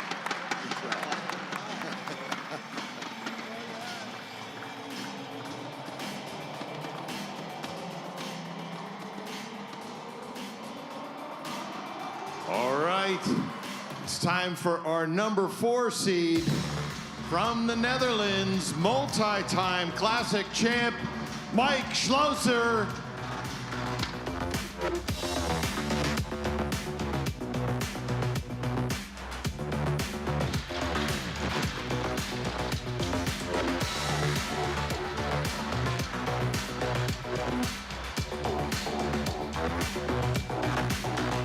Mikey Schlusser, dad to Luna, husband to Gabby, coming in here, and he was, you know, dropped 1 single point. Was your number 1 qualifier, more or less. I think they had to have a shoot-off, right, for the number 1 qualifier for all the people that were tied. And so Mikey was able to get that.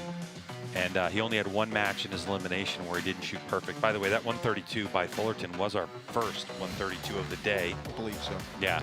So 4-time world champion for Mike Schlusser, all around good guy. I mean, his resume is huge. 2-time Vegas winner, 2-time Lancaster winner. I mean, he's just a consistent podium finisher. I mean, we've got world number 1 and world number 1 on the stage right now. Yeah, I mean, how do you do that math? I mean, world number 1 divided by 2, that's world number 0.5. 11. Okay. You look at Fullerton, you look at the weight he has on the bow, you look at the way he holds the bow. Very interesting and a little bit more 11. traditional. I mean, he's got a lot of weight. But when you look at this guy, look at this stack of weights on the front and left, and look how far his sidebar is jacked out. Yeah. The amount of torque he puts on this bow. So when you actually get a Concept X, you know, this has Concept X has kind of an older 12's called an older shim system. They're special shims just for Schlusser because he creates so much torque in the bow. They have to move the cam so far over. 11. All right, so Schlusser is called. called 12. It's his first of 4. Let's see if he goes for it. He starts to put pressure on. This is something that Mike wanted to do last year. I don't think he'd waste a 12 if he wasn't going to shoot it this Oh, early. no. Mike's a thinker. 12. Yep. Mike's a thinker. He's been thinking about this since last year because Stefan Hansen last year was the first one to start going 12s early, and Mike was like, I was going to do that first. But he was, you know, 11. a higher seed. Let's give it up for these guys. So how do you think Matty's going to play? Well, we'll talk about that after PJ. PJ, yeah. Yeah, let's let him talk a little bit. World number 1, who is he co with? Mike Schlosser. How's it feel to be back up here, Mike? Yeah, it feels good. I missed it last year, unfortunately. I missed it, and here we are. I'm really excited, and I'm ready for it. All right, there's already one championship here at the Classic in the Schlosser family. Gabby here won women's recurve earlier. Can there be 2 championships? But we're going to settle that world #1 dispute right here tonight. I'm not really sure we're going to do that necessarily, but I can tell you this. If Mike is able to get from 4th to win this thing, then those two bringing home a lot of diaper money. Yeah. A lot of diaper money. So trying to figure out how Maddie's going to play this. I'm assuming Mike's going to try to shoot one every end.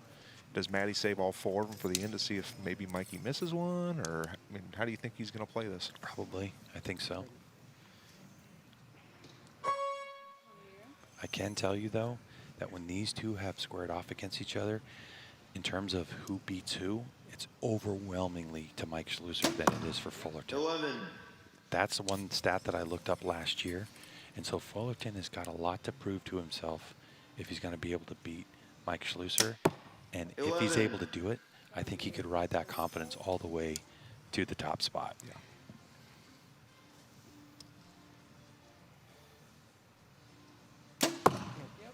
10, just he didn't high. like that one. Also, do you notice that I think Mike has got feathers Yeah. on his, yeah. Interesting that he's 11. doing that because it doesn't travel well. Sometimes, you know, you bundle your arrows together and they come off. But Well, the thing about feathers is they can be all ratted up. They're still gonna guide the arrow. 11.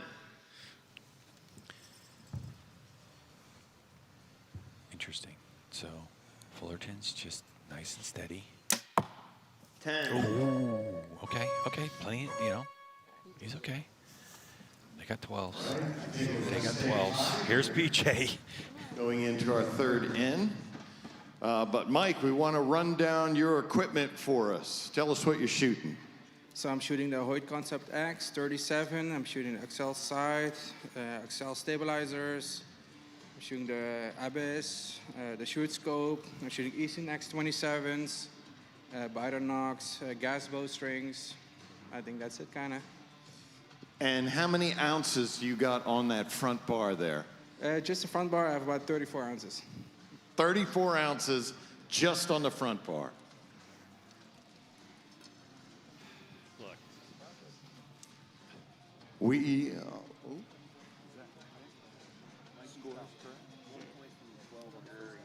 Okay. So look, I was in the Netherlands last year with Mike and Gabby for a few weeks, and he said, "Why don't you pick up my bow and try to shoot it?" It's a NASCAR car because you pick it up, it just turns left. You can't. I could not hold it straight. There's so much weight over to the left, but you know what he does? He told me is he likes to drive his hand into the riser to the right to counteract it. And he says that for him, he doesn't notice it anymore, but it helps with his left and rights. Mm-hmm. He said it really helps to stabilize the bow because he's inducing torque into it. So, hey, listen, the guy's been shooting a lot longer than I have, so whatever he says goes. Yeah, I do the same kind of, not to that extent, but I do bias my weights out to the left, so I've got, that gives the bow a little bit of direction. Mm-hmm. 11. You're also an amazing field shooter, so does it also help when you're shooting up and down angles? It makes it a little bit more difficult, makes your torque tuning way more critical. Oh, I see. Because with the weight out to the side, when you go uphill, the bow wants to point 11. left. Go downhill, the bow wants to point right. So. Oh, yeah.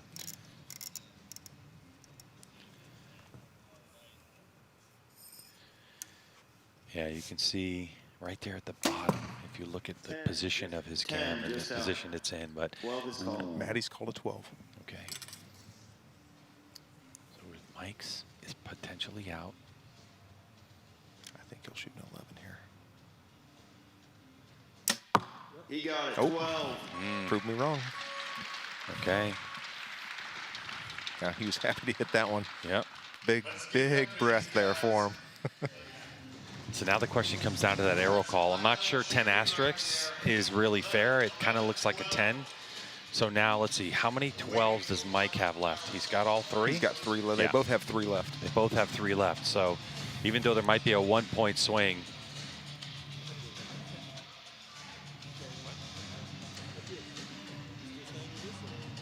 pretty impressive stuff. Co-number 1s in the world, number 5 and number 4 qualifiers, the Lancaster Archery Classic. And it is all about that button right there. So it looks like Schlusser down 1 single point to Fullerton. And I think it's just going to come down to who's going to shoot more 12s. Here come the lights. Yep. They're already on. And this is why I really like this rule change for this year. Getting 4 12s, and you can pick and choose whenever you shoot them, as opposed to 1 and end. I think this is what makes it exciting. I know this isn't for the win, but this is the square off of these 2 amazing archers, co-number 1 in the world. Number 5 versus number 4. What's looming ahead is a podium finish and potentially $20,000. So Maddie's had Mikey shoot first so we can kind of see what he hits. So then he's going to be able to tell, do I need to go for the 12 or can I shoot 11s? Here goes Mike, thumb on the button. Got good contact. 12. Got it. First 12 in the book for Mike. Now a little pressure.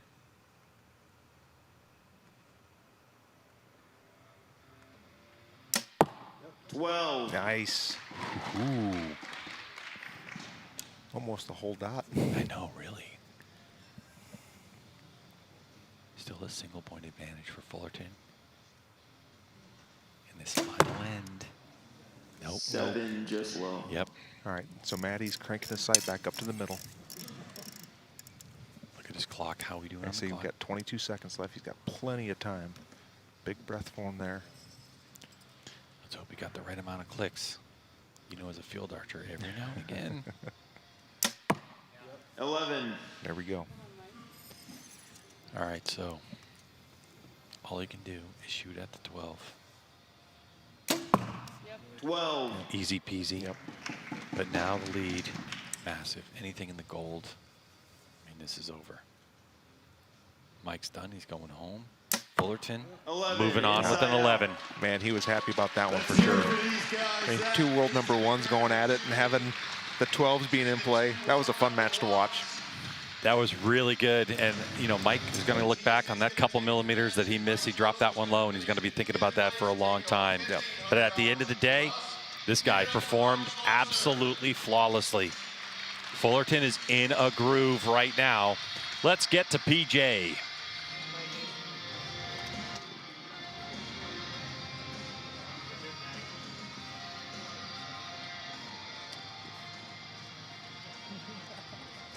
All right, we still got 3 more seeds to come in yet.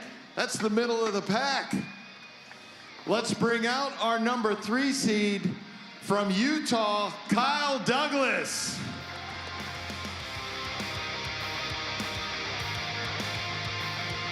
Douglas comes in here 2 times.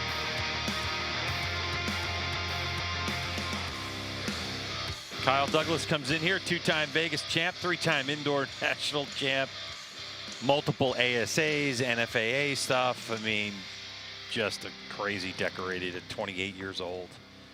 He's been shooting for 23 years. Owns his own shop, Douglas Archery, out of Liberty, Utah.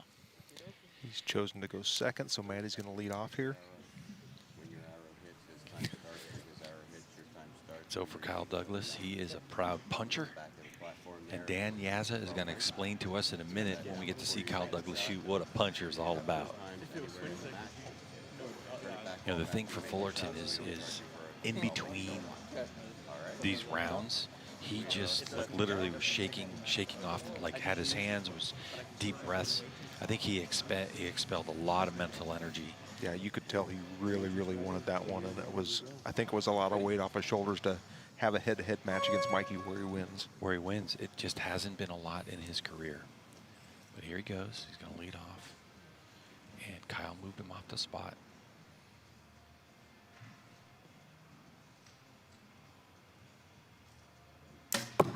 11. Say Maddie's already shot in that position, so I mean, it's not going to be. He's comfortable both spots now. So.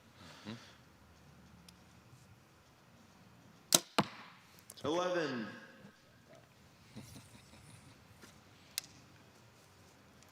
So if you watch Matthias, how he addresses the trigger with his thumb, slow squeeze 11. pressure.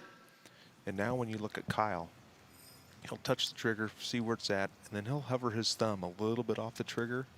And when it's in the middle, 11. he'll just pop, hit it and make it go.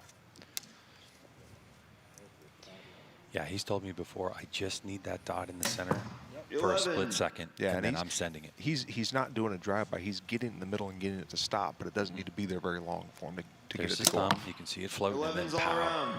Yep. So, and you can see it little bow Kwon Do again, jumped the bow up a little bit after the shot, and it was a little low, but he was able to save it with the being punching like that. And he's got the famous Tim Gillingham in his box. Here's PJ. Final stage. How many times have you been up here? I can't remember, probably 3 or so maybe. Gotcha. How does it feel? Does it get any easier? Do you ever feel nervous? Yeah, everybody gets a little bit nervous. Well, you sure don't show it, that's for sure. Kyle, we appreciate him being here. And of course, it's tie match, 33-33. And this is, of course, what we were expecting. Now, the winner of this match is guaranteed a podium. And then there's still 2 other archers to go after this. So there's so much archery to come. But just enjoy watching the level of archery from these 2. 11. This isn't a world ranking round, so we haven't like broken a tie of world #1s. You know, Fullerton's still 11. co-#1, but in this match, he is the world #1 all by himself. Yep.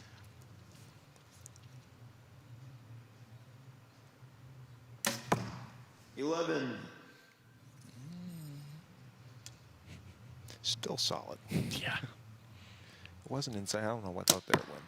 It's like they gave an asterisk. I didn't think that one deserved an asterisk. No.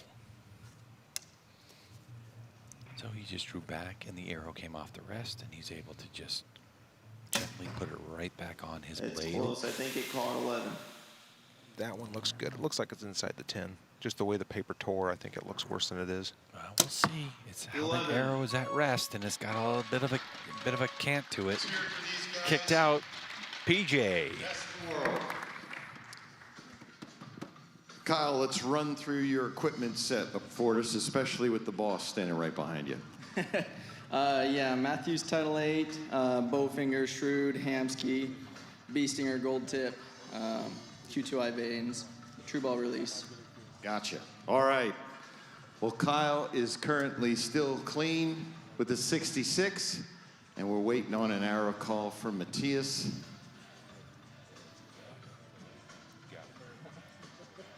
And it was confirmed as an 11. We're still tied, 66 all.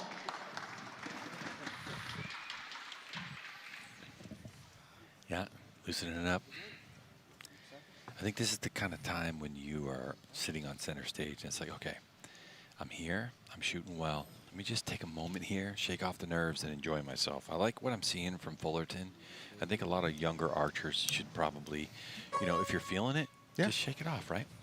I mean, there's a reason you put in all the work. It's to be on that stage. Yeah, 100%. I have to say, though, 11. like, I love his bow and string combination, Fullerton. Like, it's slick looking. 11. What is that, just like OD green? OD green with the super bright strings. Yeah. 11. Oh, here comes a 12. 11. We know a 12's coming because 12 is called. We heard and saw him adjust his sight. He shoots with a fiber pin right down below. Is that Yep. what It looks like an up pin.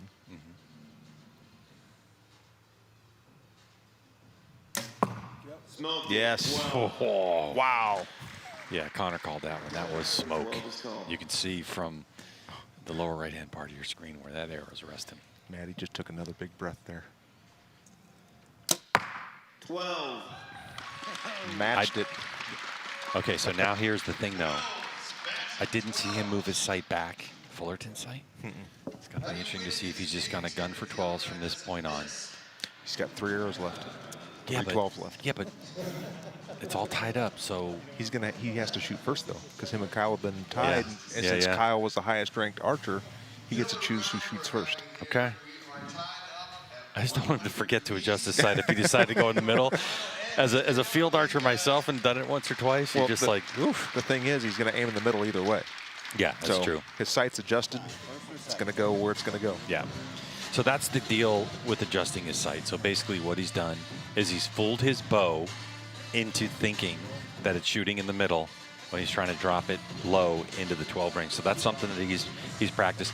By the way, you can go to Lancaster Archery Supply and you can get your hold of these targets. I mean, they do sell these targets. So if you were thinking of coming to the Lancaster Archery Classic, then you can just go get a couple of these targets, get an entire stack of them, and you can practice all this stuff at home. I mean, and you can figure out what makes you more comfortable. I mean, he's shooting an up pin, and he may feel really comfortable with a little pin floating around and a great big yellow dot, but not feel as comfortable aiming at a little tiny dot. Yeah, good point.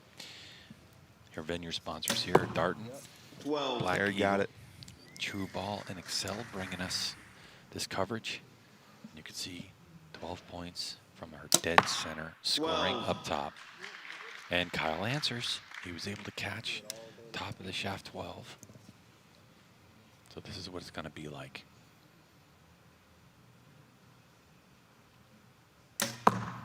7. Oh. It's not over, though. Look, you know. Well, Kyle can just put it in the middle now. Yep. 11.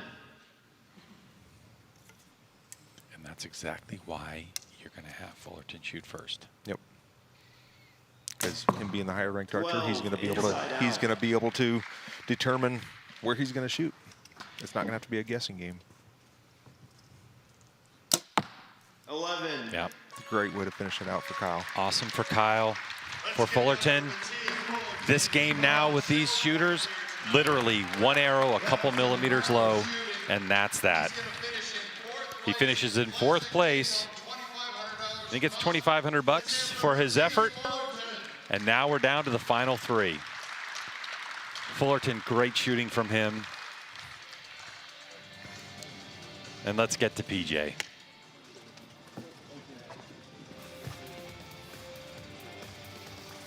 All right, we've still got 2 more seeds to go. Let's bring in our number 2 seed, 2-time Classic champ from Montana, Bodie Turner.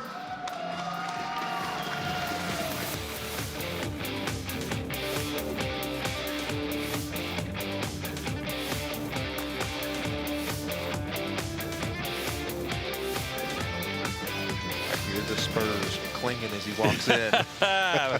Bodacious Bodie. He is not scared to shoot at some 12s. This is what I've been looking forward to see the way his strategy is going to play out with now having these 4 12s at his disposal at any time. And look at those spurs.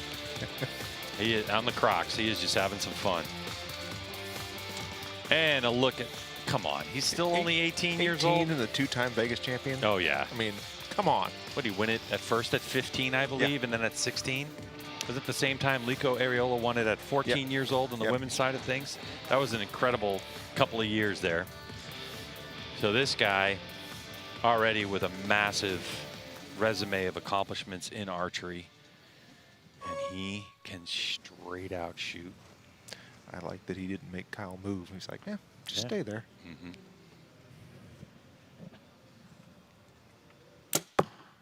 11.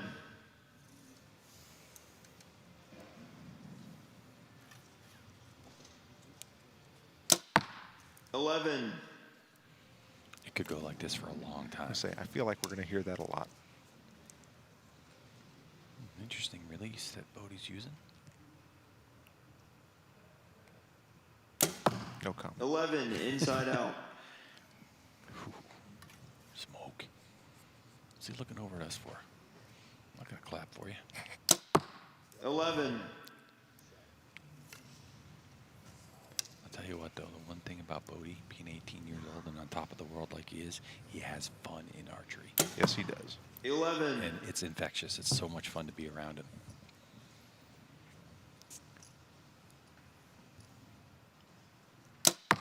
11's for everybody.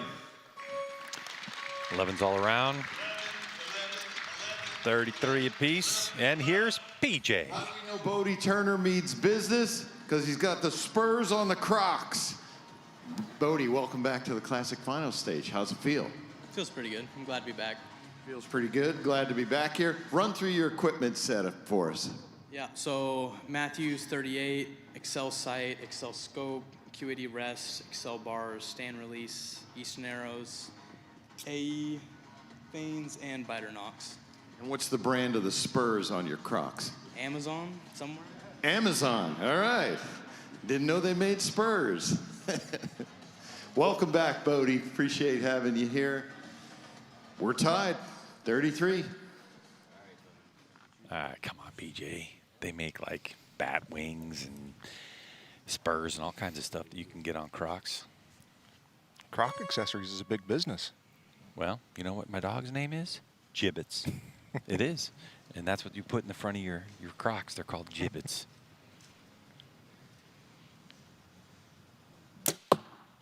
11.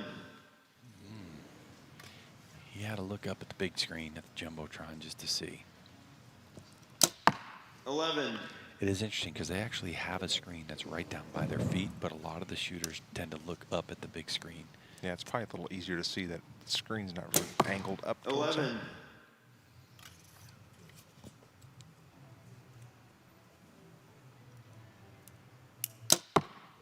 them. Keep hearing that same thing over and over and over again. Poor Connor Caulfield. 11. I mean, all you have to do is look to the 10. bottom right part of your screen at our arrow tracker. Douglas's arrows are in purple and Turner's arrows in green. 11. Okay. I mean, right now you have Bodie at a 10. I didn't hear a 10 being called. That one was a little low, and he immediately turned around and pushed the 12 button. He's like, all right. Guess we got a rodeo. When you're practicing at home, before this tournament, Let's go to PJ. 12 ring. Yeah, I'll shoot a handful before I get here, and then obviously, warming up for this and stuff. But with my shooting style, it's not hard to aim at different targets and things like that. All right. Well, it's clearly working for you. We currently do have 1 point lead for Kyle Douglas, 66-65. Well, Dan Yazza, actually, I think what Kyle just said kind of brings up a point if we're looking at archery overall and not just this indoor game. Do you think that it's a good idea if you're a shooter who wants to shoot more like field or some other disciplines just to always aim in the middle, always shoot in the middle? Because there are certain instances where aiming off can make a difference, no? Yeah, I mean, especially for the field game, the unknown side's like your first arrow is always unknown, and then you're going to aim off of where that arrow impacts. So learning how to aim off is a very, very valuable skill, and then especially to win if you're going to be shooting outside. There it is. You're going to be shooting outside 50 meters or any other that kind of stuff. Being able to aim off for wind drift is very, very beneficial. 11. So there you go. Dan Yazzo with some advice to you young shooters. Definitely you want to practice in every situation you can think of, but also if you haven't experienced it, get out and shoot. Get out and shoot your local shoots if you don't have them. 11. Try to find, at least make up some of your own. All right, so with that 12 from Bodie, that basically as Kyle keeps shooting 11s, you can see of our dead center scoring that we are all tied at 88. The 12.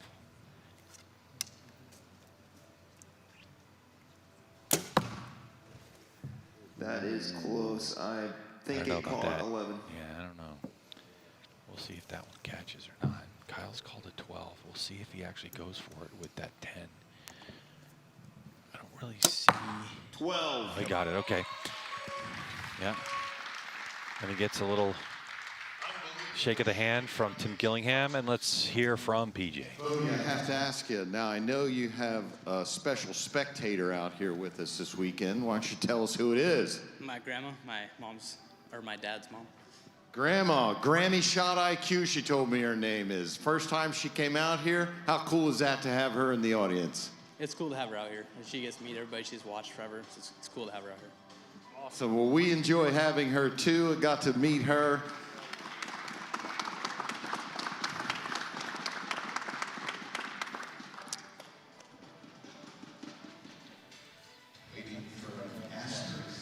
All right, well, we're getting deep into it now. There she is, Granny Shot IQ. Came out to see her grandson, try to continue his domination.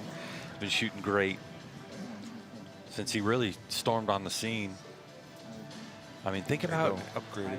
Yeah, out there from Washington, and he was really, you know, I talked to a bunch of shooters out there because I get to go out there a couple times a year and talk to his local club and shot at his local club and field course with him one day. And, you know, when he was 13, 14, he was already beating everybody in the area. So when he went to shoot Vegas at 15 years old, no one in the area was surprised. Yeah, the fact that he won, they were like, well, of course he did. Like, he's crushing it here. Yeah, look what he does in the field course. I mean, field national champion. I mean, he can shoot everything. Everything. So, 10 years younger than Kyle Douglas. 12. There we and go. Oof, that's nearly inside out. 3 12s here from each of my bet.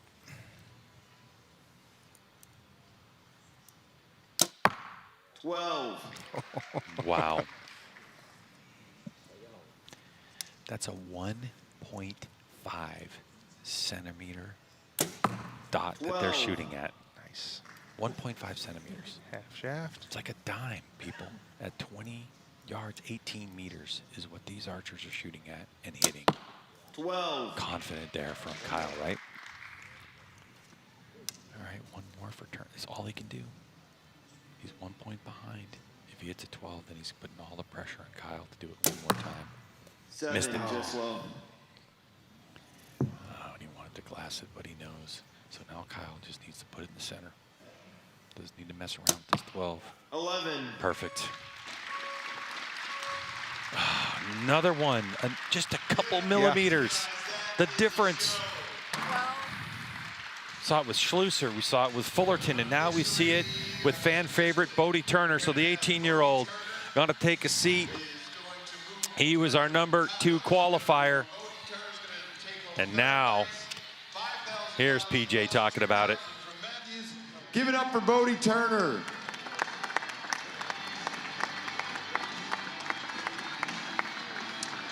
And our number 1 seed. He is our reigning 2025 Classic champ from New York, Jacob Slusars.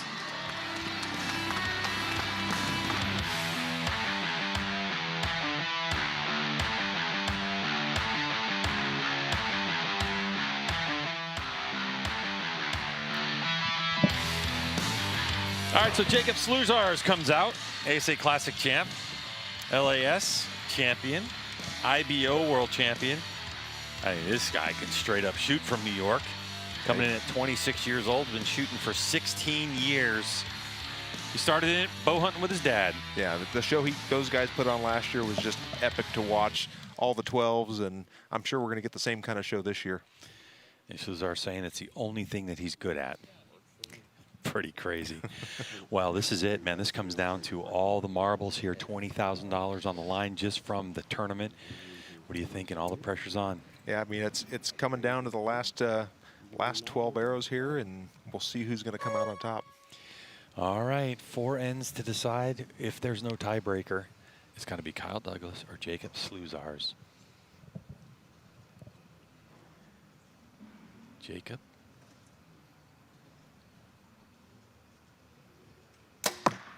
$11, inside out. But I was holding my breath there for a second. Yeah, I mean, Jacob's got a really intense anchor position where his 11. elbow's up real high and he's really buried deep into his face and pulls super, super hard. It's like when you watch him shoot, he looks like he's just trying to rip that bow apart. Mm-hmm.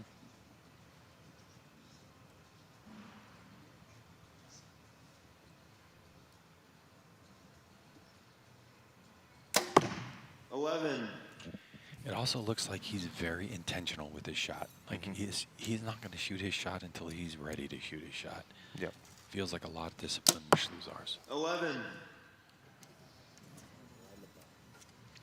Yeah, I know he said he talked to either a mental coach or a sports psychologist or something before he kind of went on his run last year, and he said that made a lot of difference for him, was getting someone to say it's okay to succeed, it's okay to do well, it's okay, like getting the confidence in him to be able to shoot like this. And seems like after he went and talked to that person, he's just been on a roll. Certainly has. I saw Jacob make an adjustment in his sight. I did too. 11. I don't know if he's going for a 12 next. He hasn't called it yet. And sometimes you don't want to give your hand away, you know? He may have just been making sure something was tight, or it looks like he's got a light, so. Here's PJ. Good, how are you? I'm pretty good. So you're last year's champ, come in as the #1 seed. How does that feel? What seed did you come in as last year? Number 1. #1 as well, so that you're just used to this. Get lucky. Tell us about your setup, Jacob, because I know you shoot Darton. They're one of our large sponsors here. Tell us about what you're shooting this weekend. All right, shooting the new Tritech 35, B3 sight and scope, gas bowstrings, AAE rest, Black Eagle arrows, Conquest stabilizers, B3 release too. All right.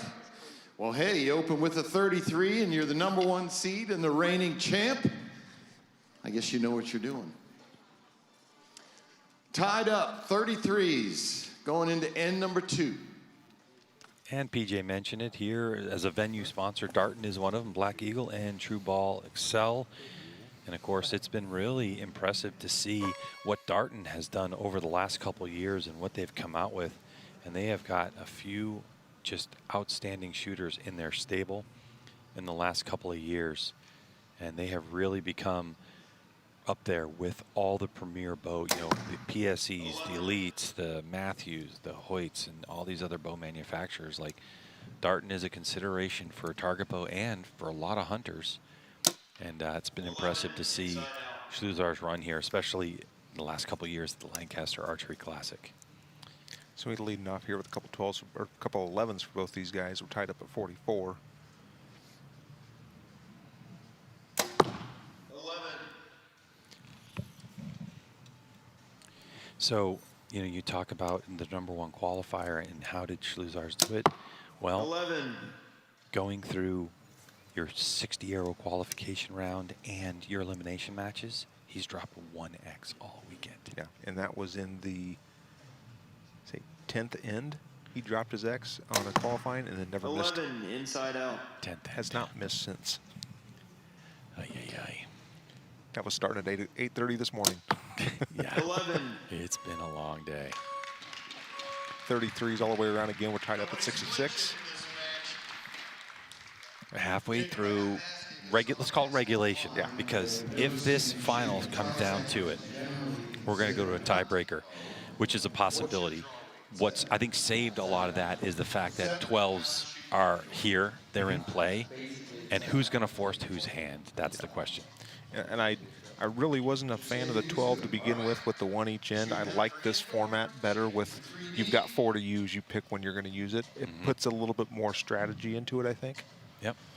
And by the way, these shooters, after 2 ends, so good, they're changing targets right now. They needed to clean target faces in order to get those line calls just in case, because this is what it's going to come down to. Just because those holes in the middle weren't middle enough. Yeah, exactly. The final 2 here at the 2026 Lancaster Archery Classic for $20,000 plus and your face on next year's banner. Just above us in the stage, above the targets, we have banners hanging from 22, 23, 24, and 25. It is so impressive what Lancaster does to put on this tournament. It's not just a tournament, it is an absolute show. And we appreciate you tuning in and watching. We know a lot of people are on their way home with 11. weather in the area. So we want to make sure, and we definitely hope that everybody gets home safe who is here competing. I see Maddie in the background with a camera. 11. He's actually taken over part of the Lancaster Archery Supply social media team. He's actually taken a shot. That's funny.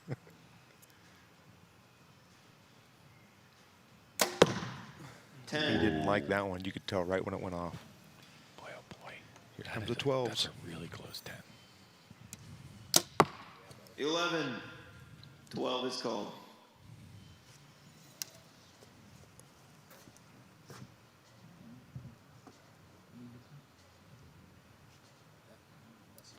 That was only his second X missed this entire weekend.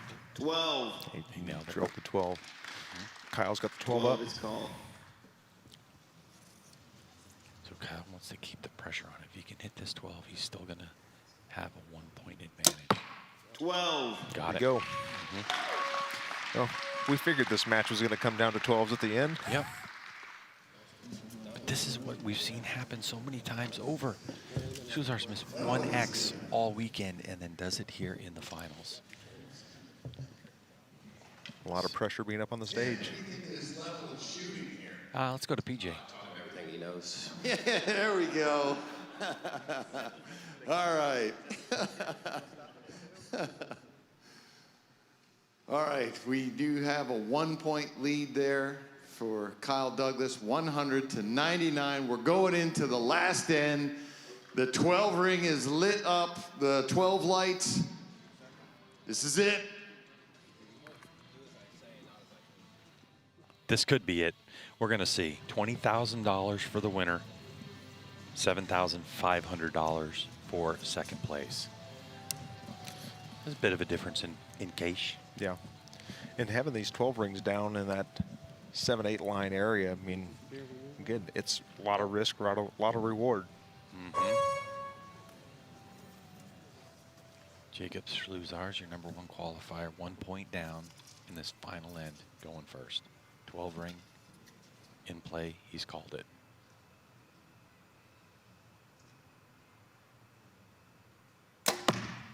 $11.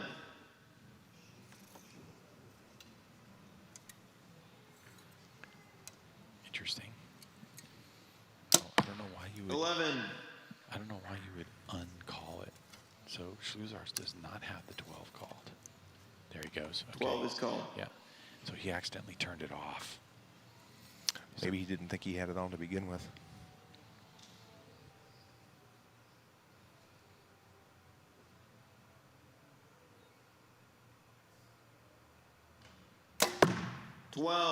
Got it. Oof.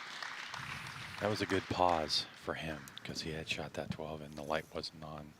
He would have been upset. He turned it off. Can I see what? And turn it back on.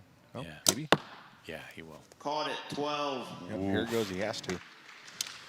Second place, take home $7,500 from us, $3,500 from Darton. Give it up for Jacob Schluzars. And your 2026 LAS Classic Open Pro champ, $20,000 from us, $10,000 from Matthews, Kyle Douglas. Kyle, how does that feel? That's a good one. I've been chasing this one for a while, so it feels good to finally pull it off. Tell me about your match, though. You looked like you were just locked in, like you could miss nothing. Yeah, it was just a good day, you know. When I'm on, it just kept rolling and felt like I had total control over every arrow. All right, well, congratulations to you, Kyle Douglas, Open Pro Champ 2026.